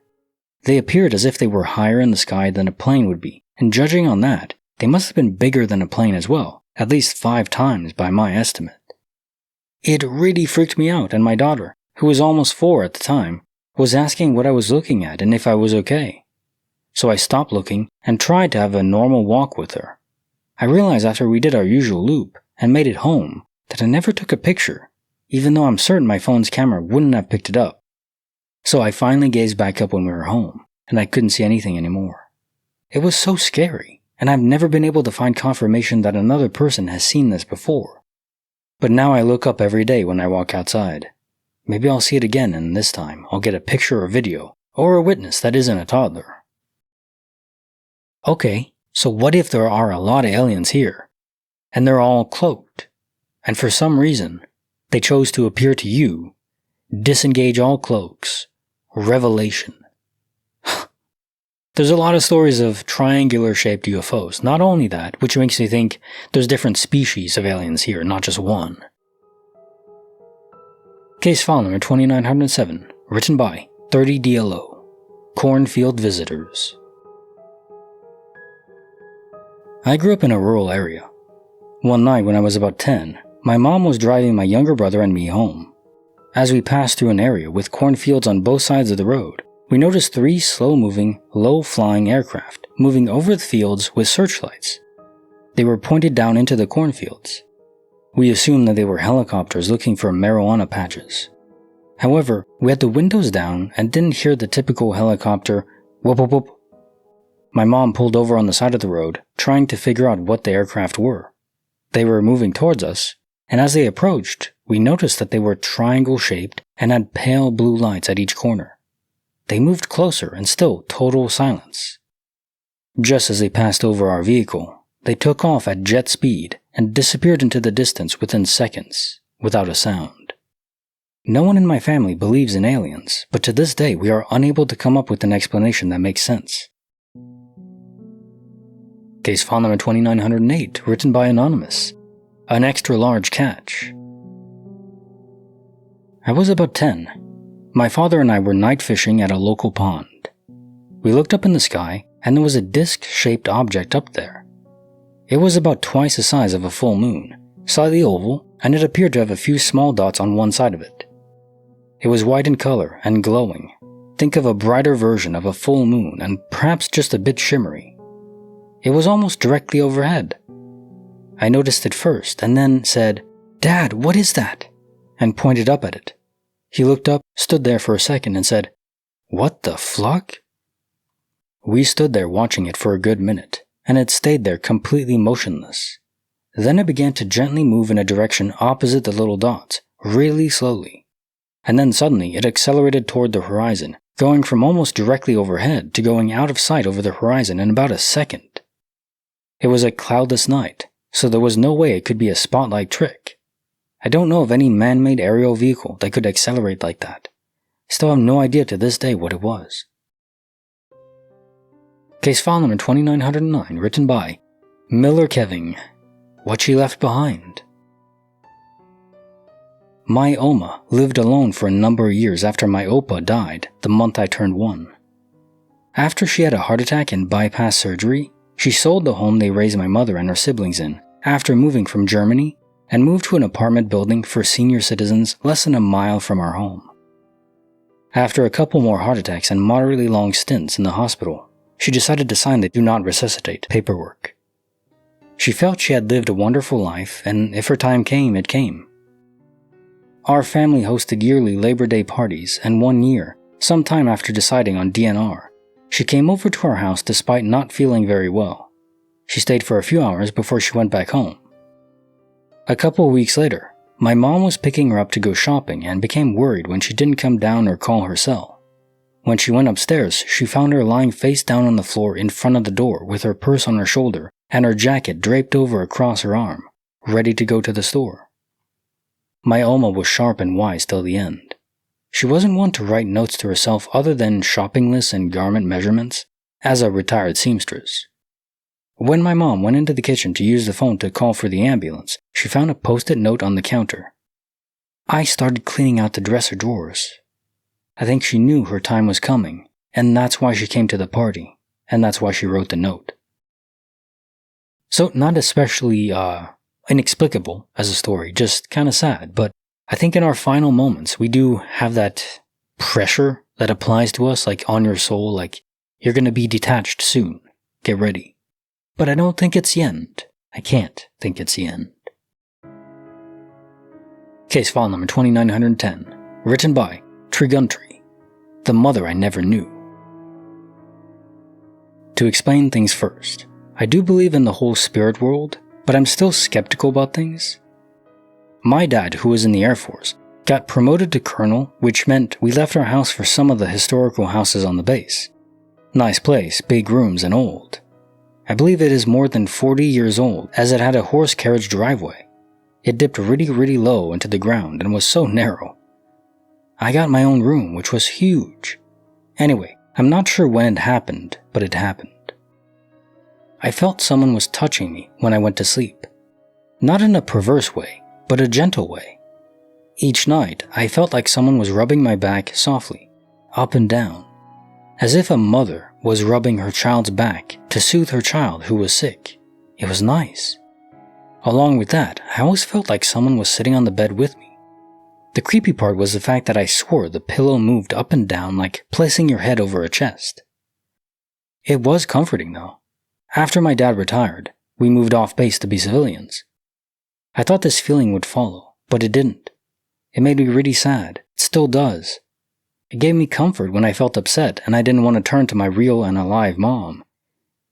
A year later, my mom took me to this supernatural meetup.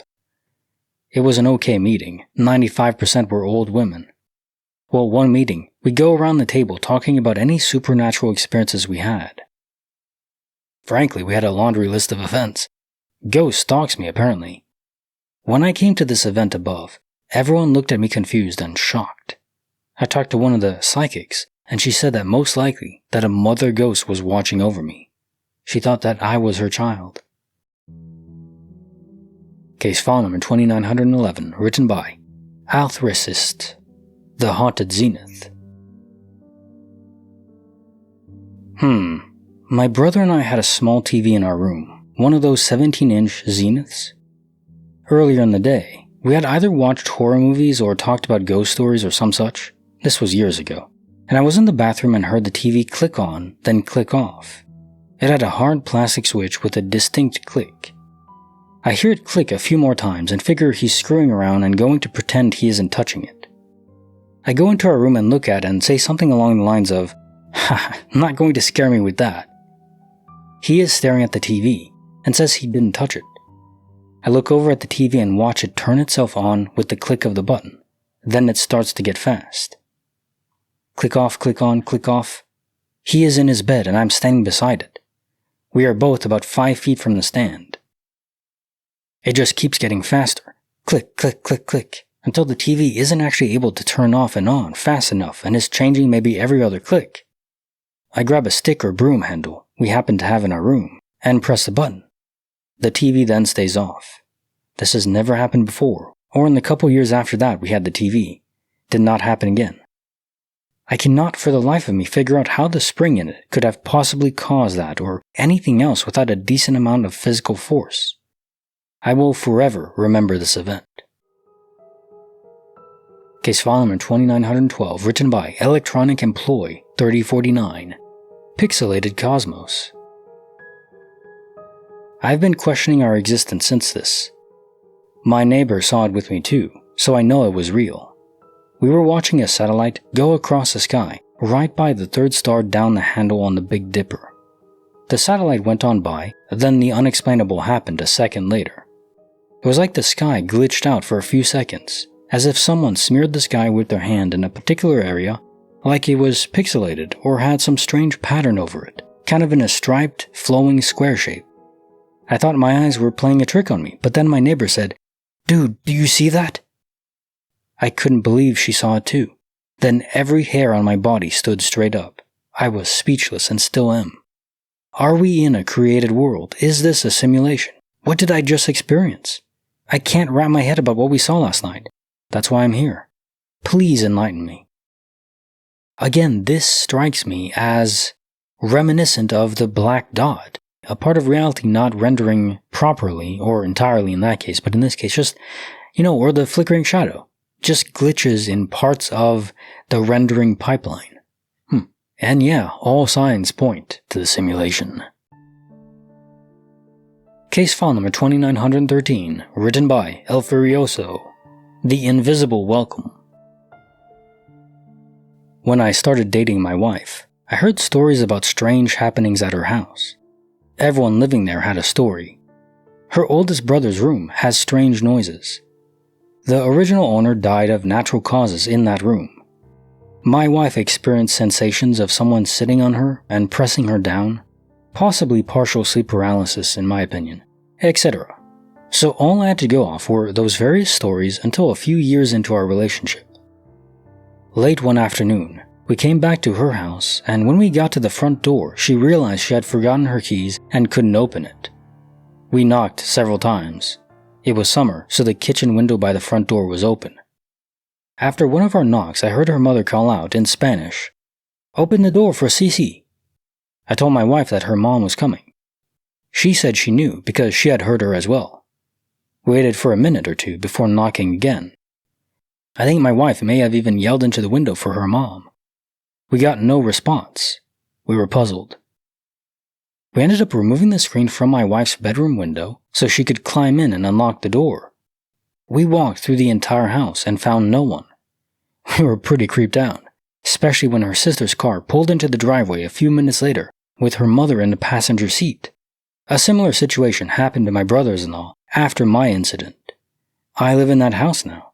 The fun continues. Case file number 2914, written by Midroll, Between Heaven and Sleep. When I was 14, I had consecutive dreams about once or twice a month where I would meet a young man. Each time, he would be in his early 20s and someone, my mom, dad, cousin, etc., would tell me that he was my half-brother. He was different each time. Sometimes I would like him, sometimes not. It got to be so common that I finally told my mom about them. She immediately burst into tears and told me she had been married once before and gotten pregnant. Her previous husband was an abusive douche, and she'd had an abortion. It was too soon to know what gender the baby was, but she always felt like it was a boy. That year, my little sister was 7, I was 14, and he would have been 21. So, skip forward a few months during which I had been begging God and everything to have a chance to meet him and see what he really turned out to be. I know this is weird, and this bit I can't explain at all, only to say that one day I had a dream. I don't remember any details, but I know everything was incredibly green, and when I woke up, I was sad beyond anything I felt before or since. I couldn't get out of bed for the entire day. I felt lost and empty. It took me weeks to get over that feeling. I think maybe I might have met him in some version of heaven or the afterlife. I don't know why, but that part's embarrassing. Please don't judge me for it. Case file number 2915, written by Anonymous. The November Omen. This happened when I was 11 years old. It was November 11th, 2001. Me being young, had to follow my mom around when it came to being home alone. My brother and my dad had work that evening, and my mother had a dinner she had to go to. She told me to get ready to go spend the evening with her at dinner. My sister lived with her boyfriend at the time. We left about 7 p.m. that evening, while my brother and dad left about 5 p.m. We turned everything off, TV, lights, etc. After about a few hours, we came back home. We noticed that the lights were on in the living room. We immediately thought either my dad or brother came home early from work. As we proceed to open the door, the phone starts ringing. I quickly take my shoes off to catch the ringing phone, which is in the living room. My mom is still taking her shoes off. I ran down the hallway towards the living room, and I noticed that no one was there. I didn't mind. I picked up the phone. As soon as I put the phone to my ear, the TV shuts off, the light turns off, and the phone line goes dead. My mom turns on the hallway light and says, "What happened?" As I'm in shock, still holding the phone to my ear, I respond, "I don't know." She proceeds to check if anyone came home, but no one is home. I put the phone down to see who called, and I noticed the time was 11:11 p.m. The caller ID was unknown.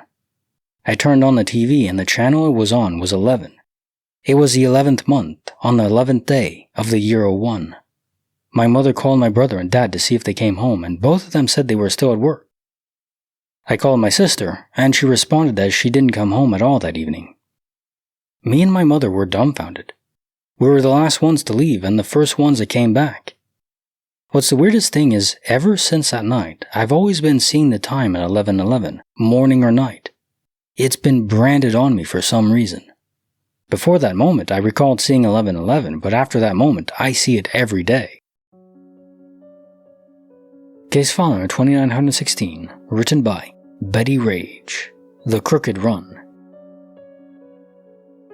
Near where I live, there's a creepy and rather empty residential town that is shaped like a circle, as in all the streets go in a circular pattern. It's really easy to lose yourself down all the streets, as many of them are grown over with grass, and end in cul-de-sacs with no houses, and generally all look the same and unfinished. Anyways, my boyfriend and I like photography, so we decided to drive out there to get some spooky pictures. The weather was perfect, breezy and warm, with a gloomy sky like it was about to rain. It was around 7 p.m. in the fall, if that gives you an idea of what the lighting was like. So we're driving around, completely lost, when we come to a sort of clearing. In this clearing, there's just this animal, just standing there staring right at us. At first, I thought it was a bobcat, which is common in the forest areas of Florida, where I'm from. I tell my boyfriend to stop so I can take a picture. The thing still hasn't moved, and I'm finally able to see it's not a bobcat. I start thinking that it's a dog, but its legs are so tall, so thin. Its ears are huge, and it's got these tiny bright eyes. It just kept standing and staring, and we stared back for what felt like an eternity. I kept looking into its eyes and feeling numb. I rolled down the window, moving slowly so I could get the photo without scaring it off. My window is rolled down, and it hasn't moved an inch. I finally raise the camera, and the animal runs off into the woods behind it. The run was terrifying. It didn't run like any dog I've ever seen. It ran crooked, with some sort of lopping stride. About a week later, without mentioning to her, my grandma, who lives about an hour from where we saw this animal, mentioned seeing this freakishly tall and thin dog that her and my grandpa watched from their porch. She described it just as I did, with the eerie gait and all huge ears. My boyfriend tries to convince me that it was a coyote, but after Googling them and scrolling through hundreds of photos of them, they all look close, but not quite right. I think the fact your grandma saw it too means there's some kind of connection to your family this animal has. Is it a spirit from that family embodied in this animal? I don't know. Whatever it might be. Is there malicious intent? Well, I wouldn't go trying to pet it. Case file number 2917, written by Limino123, The Hook That Multiplied. Okay, so to start, while I was in the hospital with an AVM, artervenous malformation, and getting brain surgery, my grandma picked up my floor for me, as if I fell on a trip or something. I'm basically KO'd, and my balance was bad because the surgery was in a spot that controls balance. I only bought one 5mm light-up crochet hook. I swear on my fucking life, on everything, I only bought one. I know I only bought one because I wanted to be able to put it in my purse while on the bus home. I didn't buy two, I know I didn't.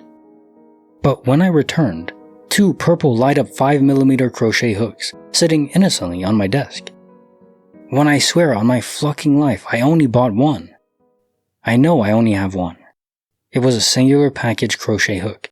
You can't get that type in packages of multiple, and I hadn't bought multiple crochet hooks. I swear on my life, my family, my house, my cats, of everything I love, I only bought one. Yet there are two. This is an intense story, mainly just the reaction to it. Yeah, we're all accustomed to DOP here, but hey, even if we are, or especially if you aren't, you're gonna just exclaim profusely, "What the fuck is going on?" It's really the universe gaslighting us. Well, back to me being God and pranking everyone. Yeah, I'd do this. Case file number 2918, written by Pipa Savoedas. The Purgatory Train. I'm from Rio, Brazil, and I was on the subway, going from São Conrado to Jardim Oceanico. For context, anyone who rides the metro here knows that stretch is probably the longest one on Line 4. The distance takes approximately 5 minutes to cover. It was a Sunday, and there were maybe 6 other people in my car. We went into the tunnel, and as usual, it was taking a while. 5 minutes go by, then 10, 15. I started thinking it was weird because by that point, we should have been out of the tunnel and riding above ground. That part has an insane ocean view, by the way. I looked back, and this older lady, clearly nervous, said, "Wow, it's taking a while, isn't it?" I agreed. I looked around. The other passengers were already standing, peeking through the doors to try and see something. I decided to time it on my phone. Another 5, 6 minutes pass. A young woman started to panic. The thing is, the train was flying like crazy fast, but we never arrived. And the feeling in the air wasn't the usual, "Oh great, a delay," kind of annoyance. It was something else, something strange. I remember thinking, wait, did we die? Is this some kind of limbo or purgatory? Because there's no way. My heart was racing. The girl on the bench started crying. The older man near the door pressed the emergency intercom button, but there was no response at all. Then suddenly, a light at the end of the tunnel. Everyone looked at each other like, what the actual hell just happened? The train pulled into the station and everyone just started laughing. In my head, I called us the Jokers. I'd been through scary stuff before, real life-threatening situations, but nothing, absolutely nothing, has ever matched that feeling. Still can't explain what the hell happened, but I'm pretty sure it was some kind of collective hysteria. We've had plenty of stories where odd things happen to someone in the configuration of time, like many stories involving trains too, where it seems like it loops around or it takes too long to get somewhere. But usually no one else is aware of the problem. But this one, the whole train was, so that makes it very special. If there's a localized phenomena that sometimes happens that is just so small it only affects one person, or like 1 or 2 people in a very small confined area, this one was clearly much larger, a bigger pocket of anomaly, if you will. Also, I like how this literally culminates to seeing the light at the end of the tunnel. You finally got there. Case file number 2919, written by Iord Satan. Lavender hat, twice seen. This was back in my teens, when we were up visiting my mom's high school best friend one winter, in the town my family is originally from. Our 2 families decided to go for a walk. There was like 2 feet of snow everywhere, so we headed for a nature area where snow blew its paths and had a field for people to walk dogs, etc. There were 4 of us kids, my brother and me, and mom's best friend's daughter and her little brother, same ages, roughly, 15 and 13. While our parents walked a 3-mile loop, we decided to build a snow fort in the middle of the field that had 2 feet of pristine snow in it still. The field was rectangular, with a path cut around it, with clumps of brush blocking your view from the center dotting around the perimeter for maybe 60% of the perimeter. This field was sort of the beginning area of a bunch of loop paths, like the one our parents were walking, all coming off the perimeter paths. But we kept seeing people teleport across the field. Like we'd see a couple and their dog walking alongside A, disappear behind a bush right before rounding the corner into sides B, and seconds later, they'd come out from behind the bushes at the far edge of side C, rounding the corner into D, about 1,000 feet away. This happened a couple of times and weirded us out enough that we just stopped our fort building and were just sitting on our small mound of snow watching everyone. We saw maybe 6 or so instances of this happen before that one really freaked us out. One group doubled. We were watching a couple walking their dog going around a corner, waiting to see where they'd come out, but they came out on the adjacent side as expected, which was all well and good until my brother tapped me on the shoulder and pointed behind us. There was the same couple, same clothes, same long brown hair coming from under her lavender fleece cap, and the same Bernese mountain dog, walking along the opposite side, having come out from the diagonal corner to the one we'd been watching. We were absolutely freaked out by that one. We decided to bail, and started trudging our way through the snow. Not the short path, we'd cut off of one of the long sides to get into the middle. We opted to trudge through the long way to come out straight back at the exit to the parking lot, so as to avoid walking any of the weird paths lest we get caught up in them too. As we went through, we noticed a second double couple, very obvious because of the lady's hot pink parka, holding a small dog while her husband walked their chocolate lab. They were circling the field the opposite direction of the other doubled couple that had progressed from the original sides we'd seen them on, and were now walking clockwise up and down the 2 long sides of the field. As we were coming out to the edge of the field, we stopped for a second to look back to see what happened when the doppelgangers met. We couldn't see the closer set, on the long side we were on, because of the bushes, but we could see the 2 sets on the far side about to meet, with a clump of bushes between them. They went behind the bushes, and neither came out the other side. We waited, maybe 5 minutes. No one came out. Cool, maybe they both exited onto one of the loop paths? My friend didn't think there was one behind the bush, and this was a park she went to regularly. We popped out onto the path, expecting to see their doppelgangers about to round the corner we were now at, and nothing. The couple walking towards us would have had to pass about 5 feet behind us to get to the exit to the parking lot, so we hadn't missed them. We decided to look for ourselves and walked up that long side to the bushes they had disappeared behind. No trail, no footprints, bleeding into the woods, still perfectly fresh snow there. We decided to get the fluck out of there and walked back to the cars and waited there for our parents. I don't even know what to make of this story. This seems like a nexus point where convergence happens. Like, they talk about ley lines. Perhaps there's areas of the planet, or maybe space-time, but it follows the planet because we're always moving through space-time. You know, the planet's orbiting the sun is orbiting the galaxy, even the galaxy itself is moving. So the precise space-time coordinates we're in are always changing, never static, and we're never in the same one again. So if there are anomalies, they have to be configured by the planet itself. Maybe the gravity of the planet itself is what distorts it. I mean, we know that gravity can distort completely, even shred space-time via black holes. Now, the planet is nowhere near as powerful as that, the gravity of it, but it still is enough to affect things, obviously. Literally curve the path of objects. Here's a kicker, not just in space-time. So even time can be affected. Are we talking about time looping back on itself like a Mobius strip in this specific spot? I wonder if you ever go back, would it happen again, and did anyone else notice? Case file number 2920, written by Aniana, The Grateful Fridge. I've had several eerie encounters in my life, but I like to proffer this light one. One of the most positive ones I experienced. We had a farm and I was having a very bad day.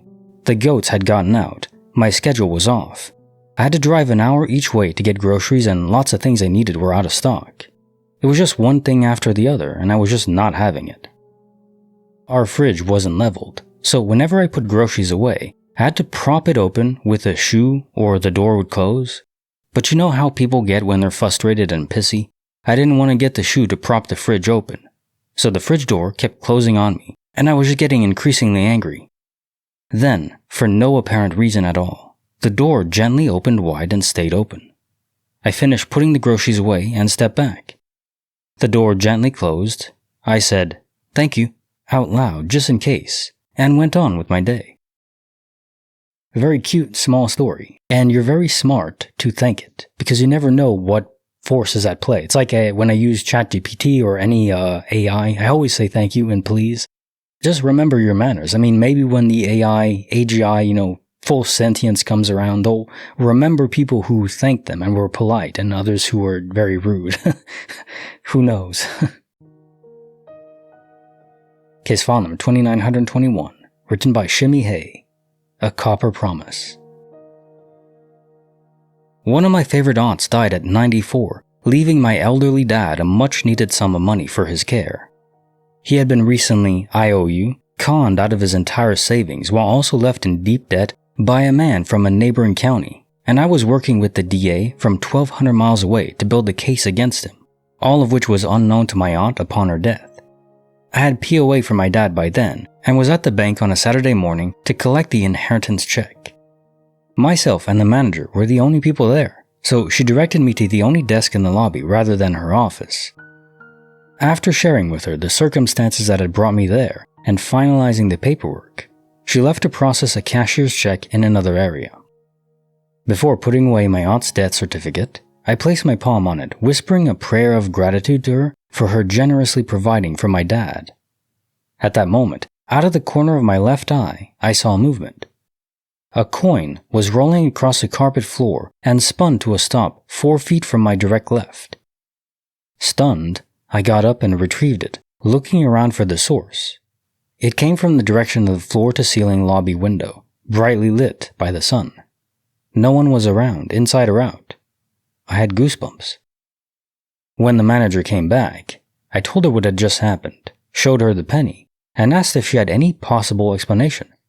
She told me no change was kept in that area of the bank. It had been cleaned the night before, and I was the only customer so far.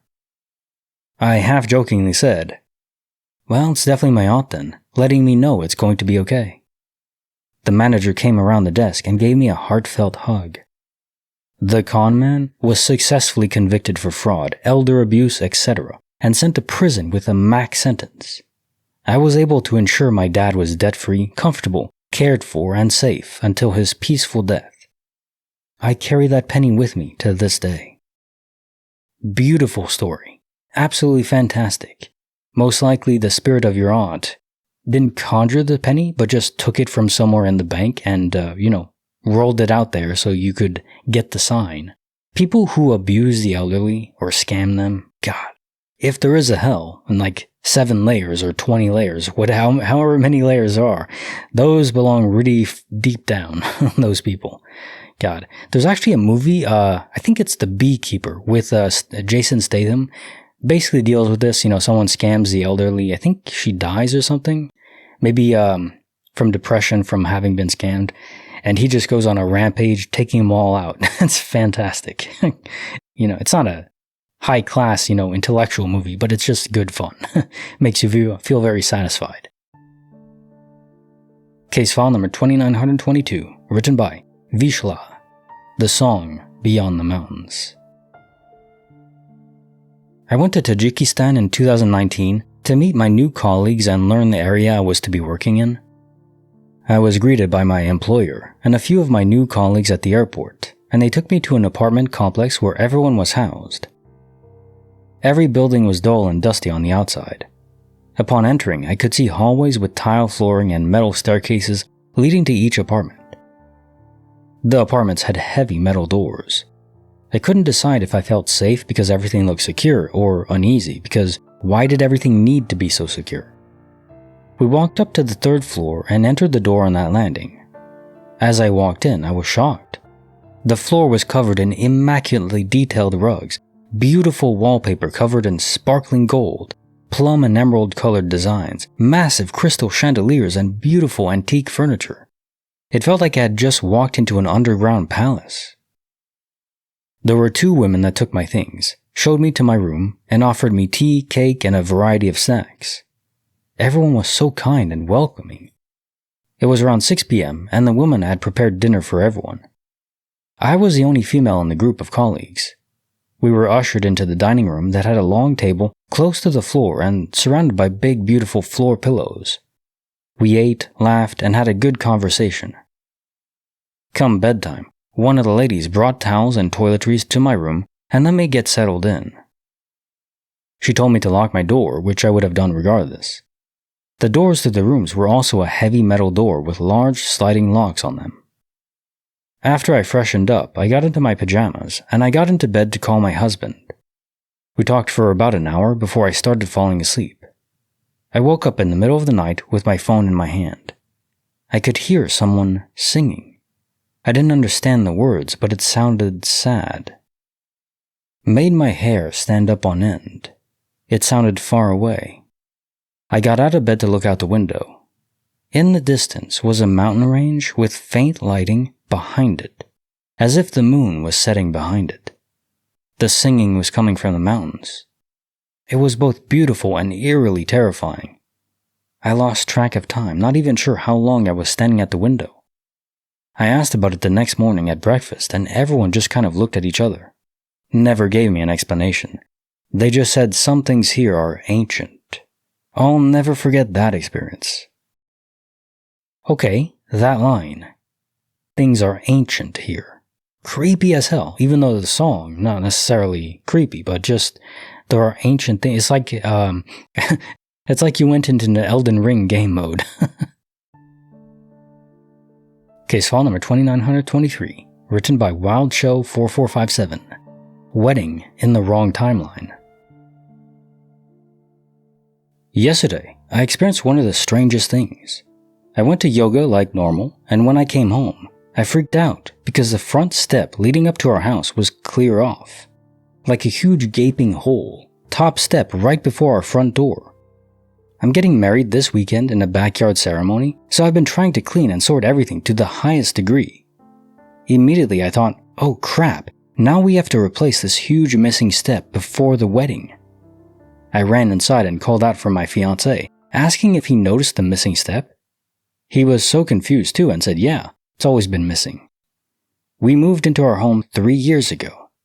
I've probably passed over that step thousands of times.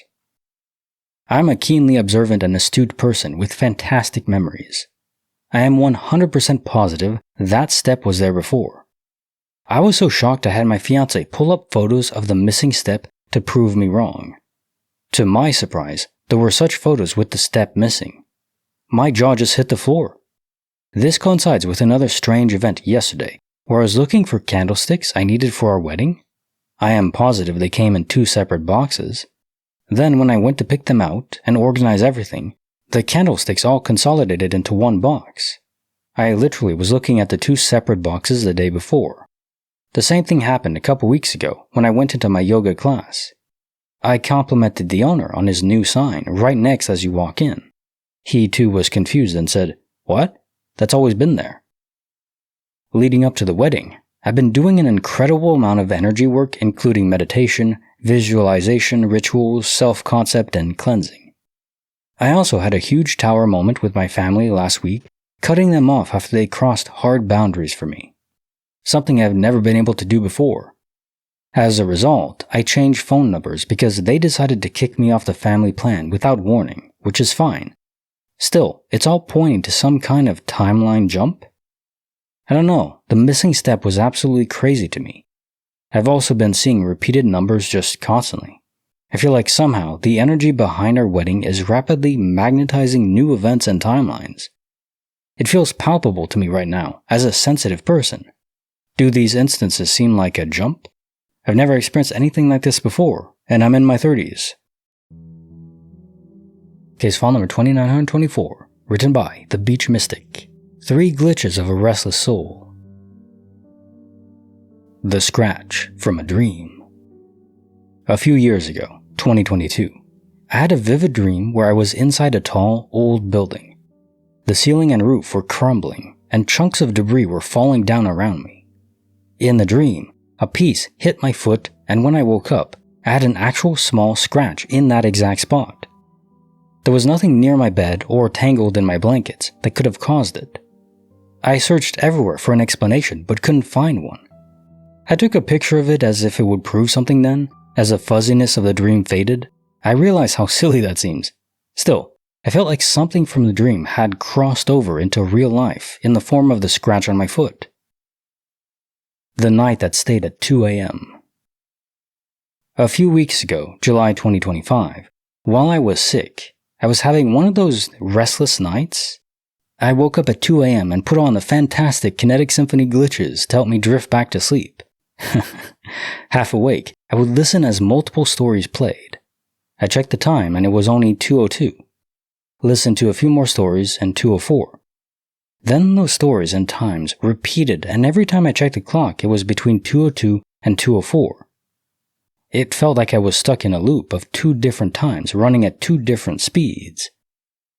Eventually, I fell more deeply to sleep and awoke at 5 a.m. with the stories completed, but the whole thing left me feeling like time had glitched. The disappearing card trick. Today, August 2025, at Costco, I had my credit card and membership card in my hand. One card serves purposes. I scanned the card at the entrance and kept it in my hand, while using my other hand to dig in my purse for a coupon. My plan was to wrap the coupon around the card so I wouldn't forget to use it, then put it in my wallet.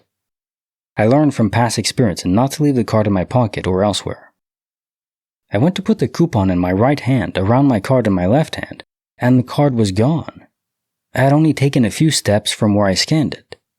I searched the floor, all around the area, my pockets, even emptied my purse twice. Nothing. I went to the front desk in case someone had turned it in, with no luck. They suggested I check the office area, so I walked over, thinking about how strange it was that it vanished so quickly.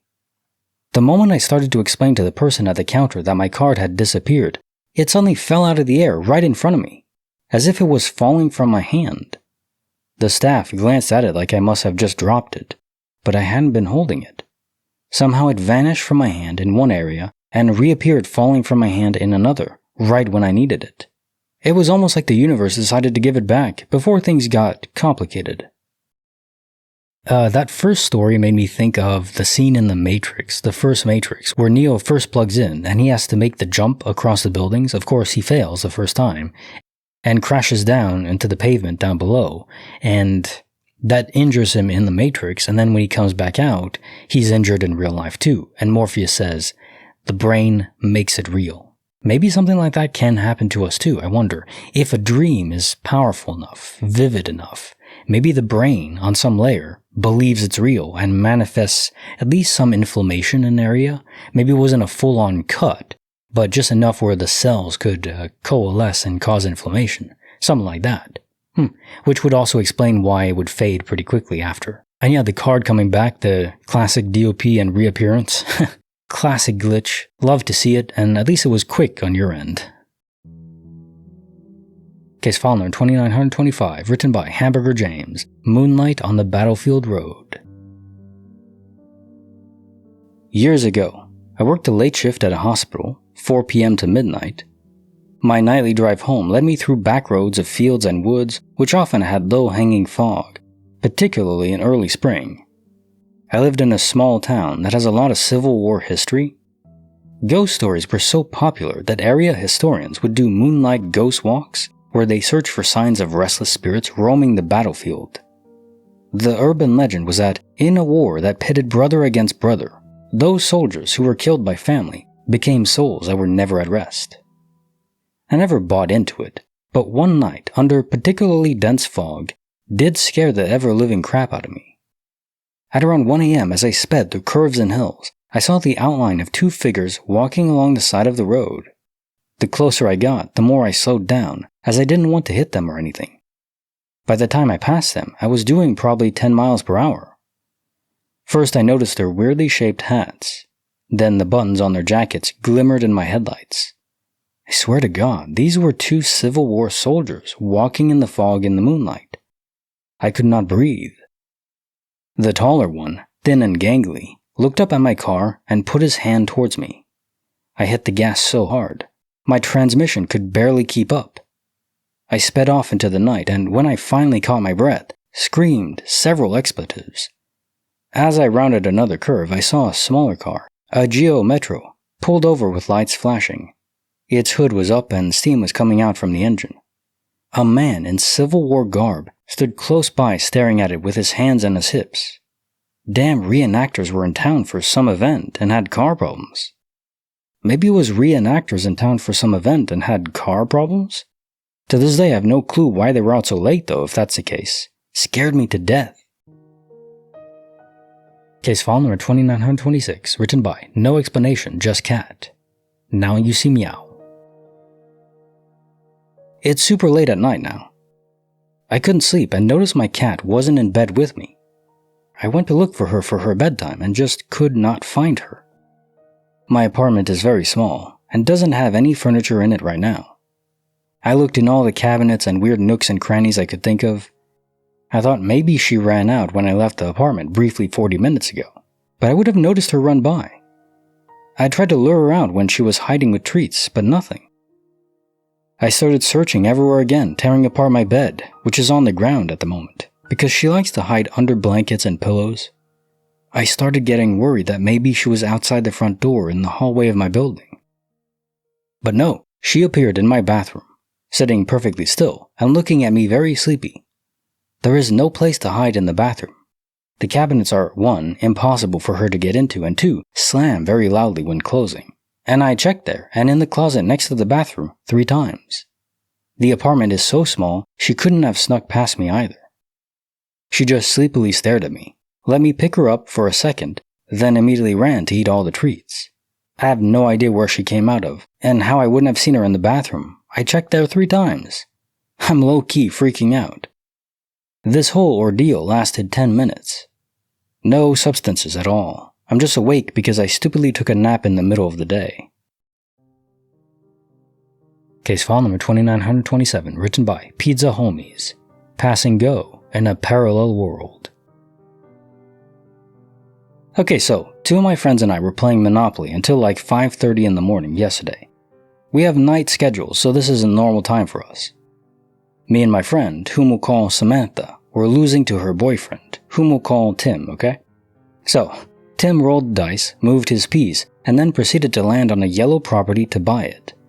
We did not hand him the yellow property card yet. He did not pay, as Tim immediately got up to go to the bathroom and said he would buy the property but needed to pee first. He gets up, and while walking out, Samantha proceeds to look for the yellow property card so she can give it to him when he comes back. She can't find it. I can't find it either. We both get up. I'm looking under the couch, we looked everywhere. We lifted the board, we checked everything, between the cushions, under the pillows, and we couldn't find it. And then, just as Tim starts walking back in the room, Samantha looks over and goes, "Oh my god, he already has a card." And then he sits down and goes, "Yeah, you gave me the card before I went to the bathroom." And me and Samantha look at each other and we're like, "Wait, what? She didn't give you that card yet. We've been sitting here looking for it." He then gave us the money for the property, as he knew he still needed to pay for it. Samantha and I looked at each other, and our eyes widened, and we were both like, "What the fuck just happened? We know for a fact we did not give you that card yet." Tim swears up and down that we gave him that card before he went to the bathroom, and Samantha and I swear up and down that we know we didn't give him that card, which we indeed got the money for after he came back, so he was not trying to cheat in any way either. I looked at Samantha and said, "Girl, we just jumped timelines, because there's no way this just happened. What do you guys think? Do you think we could have jumped?" Again, being up until 5 a.m. is normal for all of us, so sleep deprivation was not a factor. Well, I don't know about a converging timeline or a jump over quantum immortality in this one. Catalyst of Monopoly would be funny. What would happen if it was Risk, though? You know, I kind of just want to play a board game now. Haven't in a while. Case file number 2928, written by Bay Guevara. Eyes Wide in the Dark. My ex and I lived in a remote part of northern Nevada. The house was literally in the middle of a field and our neighbors were far away. He worked nights, and I never liked how dark and quiet it was. One night when he was working, I fell asleep and had a dream about him. In the dream, he was standing on the edge of a cliff, like the Grand Canyon, looking out at the view. I tried many times to get his attention, but he wouldn't acknowledge me. He was just staring straight ahead. After ignoring me for a while, he abruptly turned to me and grabbed the outside of my arms firmly. His face looked panicked and he said, "Bae, there's somebody in the house." Like in the movies, my eyes shot open and I woke up with my blood running cold. I lay in bed silently, listening for any sound.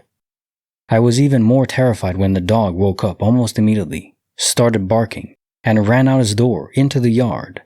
What did he hear? I never saw or heard anything out of place. I couldn't see anything outside in the dark. The dog came back in and fell asleep. I stayed up the rest of the night, totally creeped out. Case file number 2929, written by Gen452, The Man Who Couldn't Die. When I was 13 or 14 years old, some older boys threw rocks from a demolition site at me and my friend. One rock hit me in the face and knocked me down.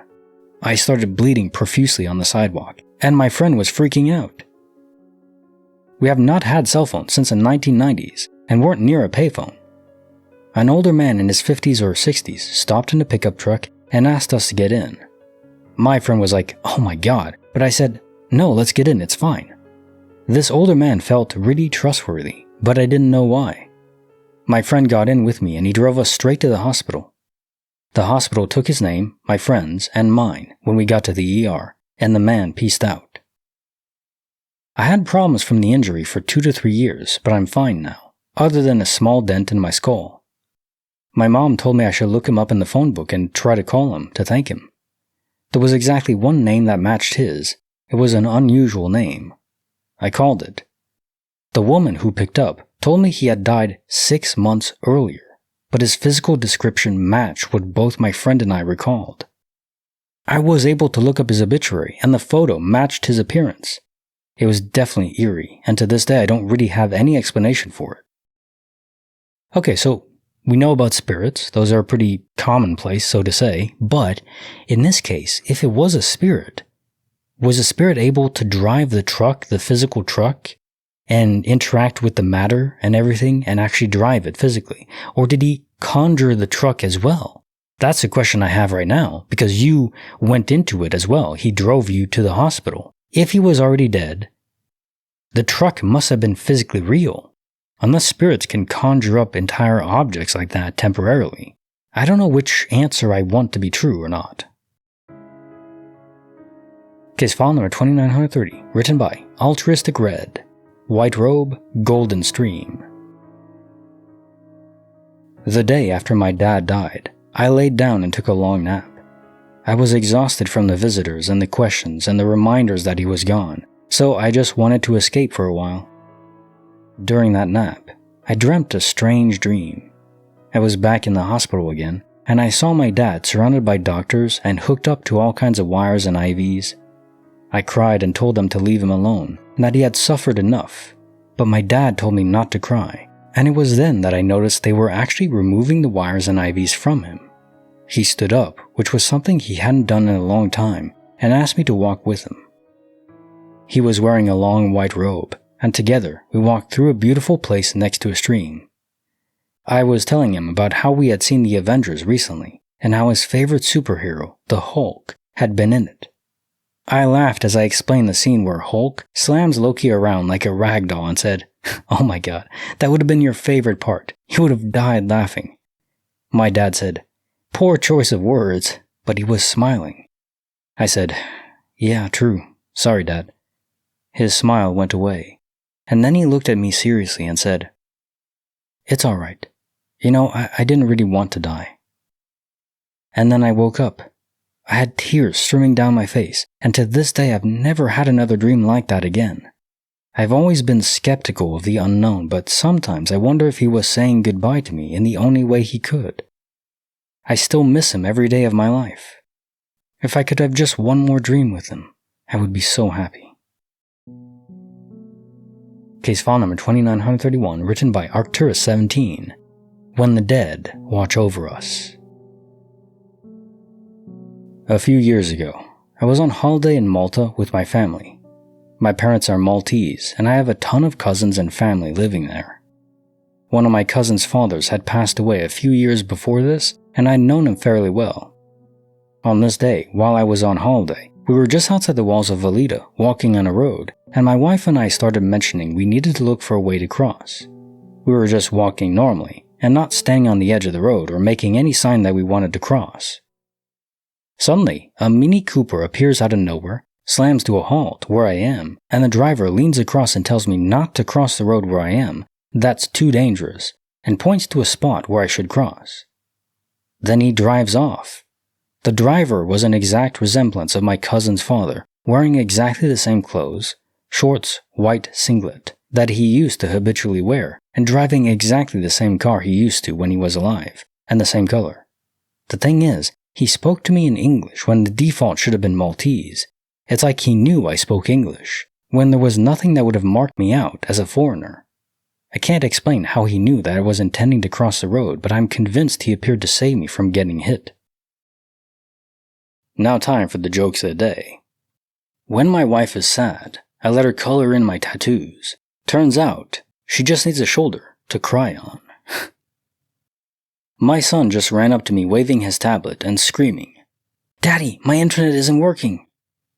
What is it? It's a worldwide network of computers and other systems that all speak to each other, but that's not important right now. Turns out he'd put it in airplane mode by accident. I met a guy from North Korea and asked him what his country was like. He said he can't complain. He definitely can't. My friend asked me what the 9th letter of the alphabet was. It was a complete guess, but I was right. I gave my handyman a to-do list, but he only did jobs 1, 3, and 5. Turns out he only does odd jobs. I recently found out they don't have the real Mona Lisa in the Louvre.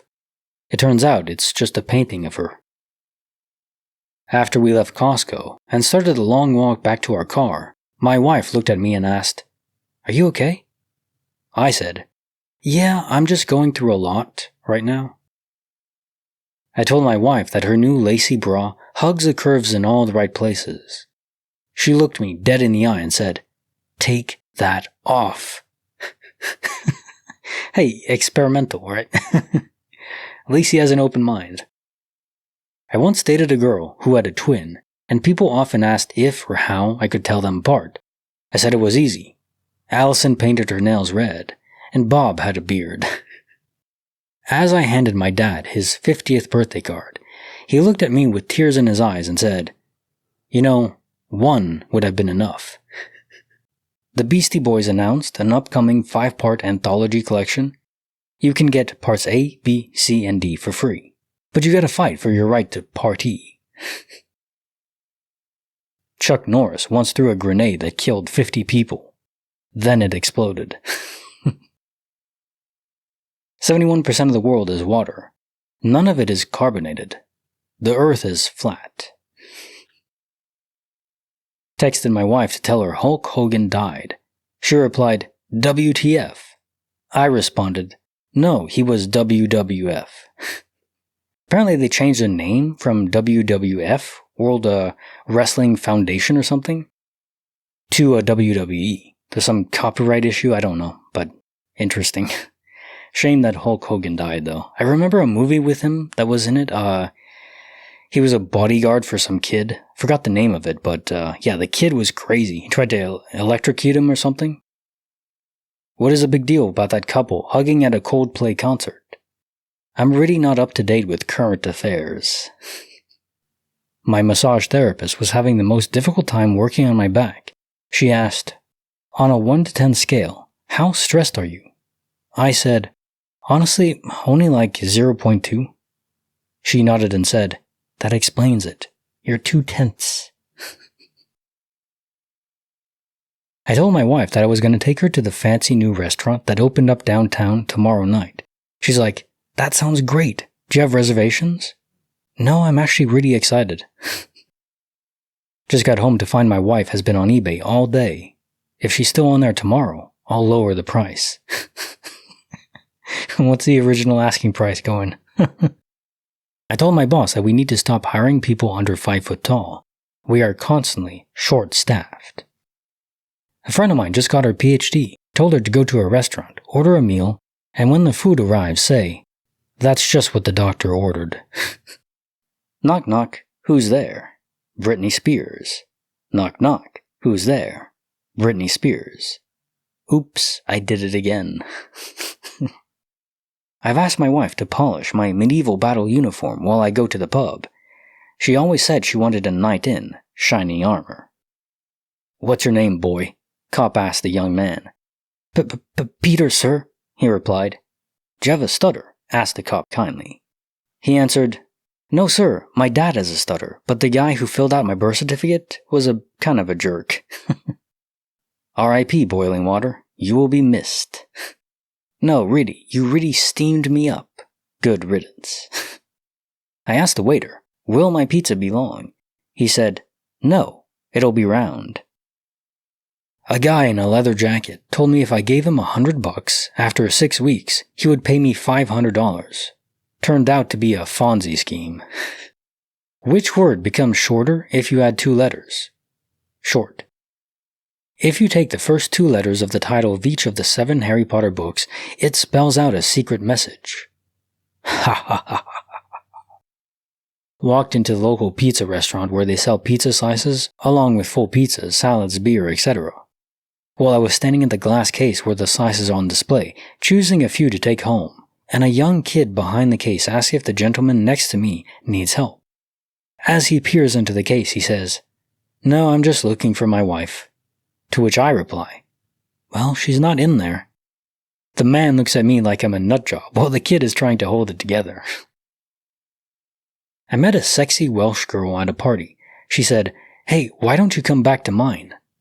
So I did, and spent the next 20 years mining coal. Gotta read the fine print. One of my students asked, Mr. China, is that your real last name?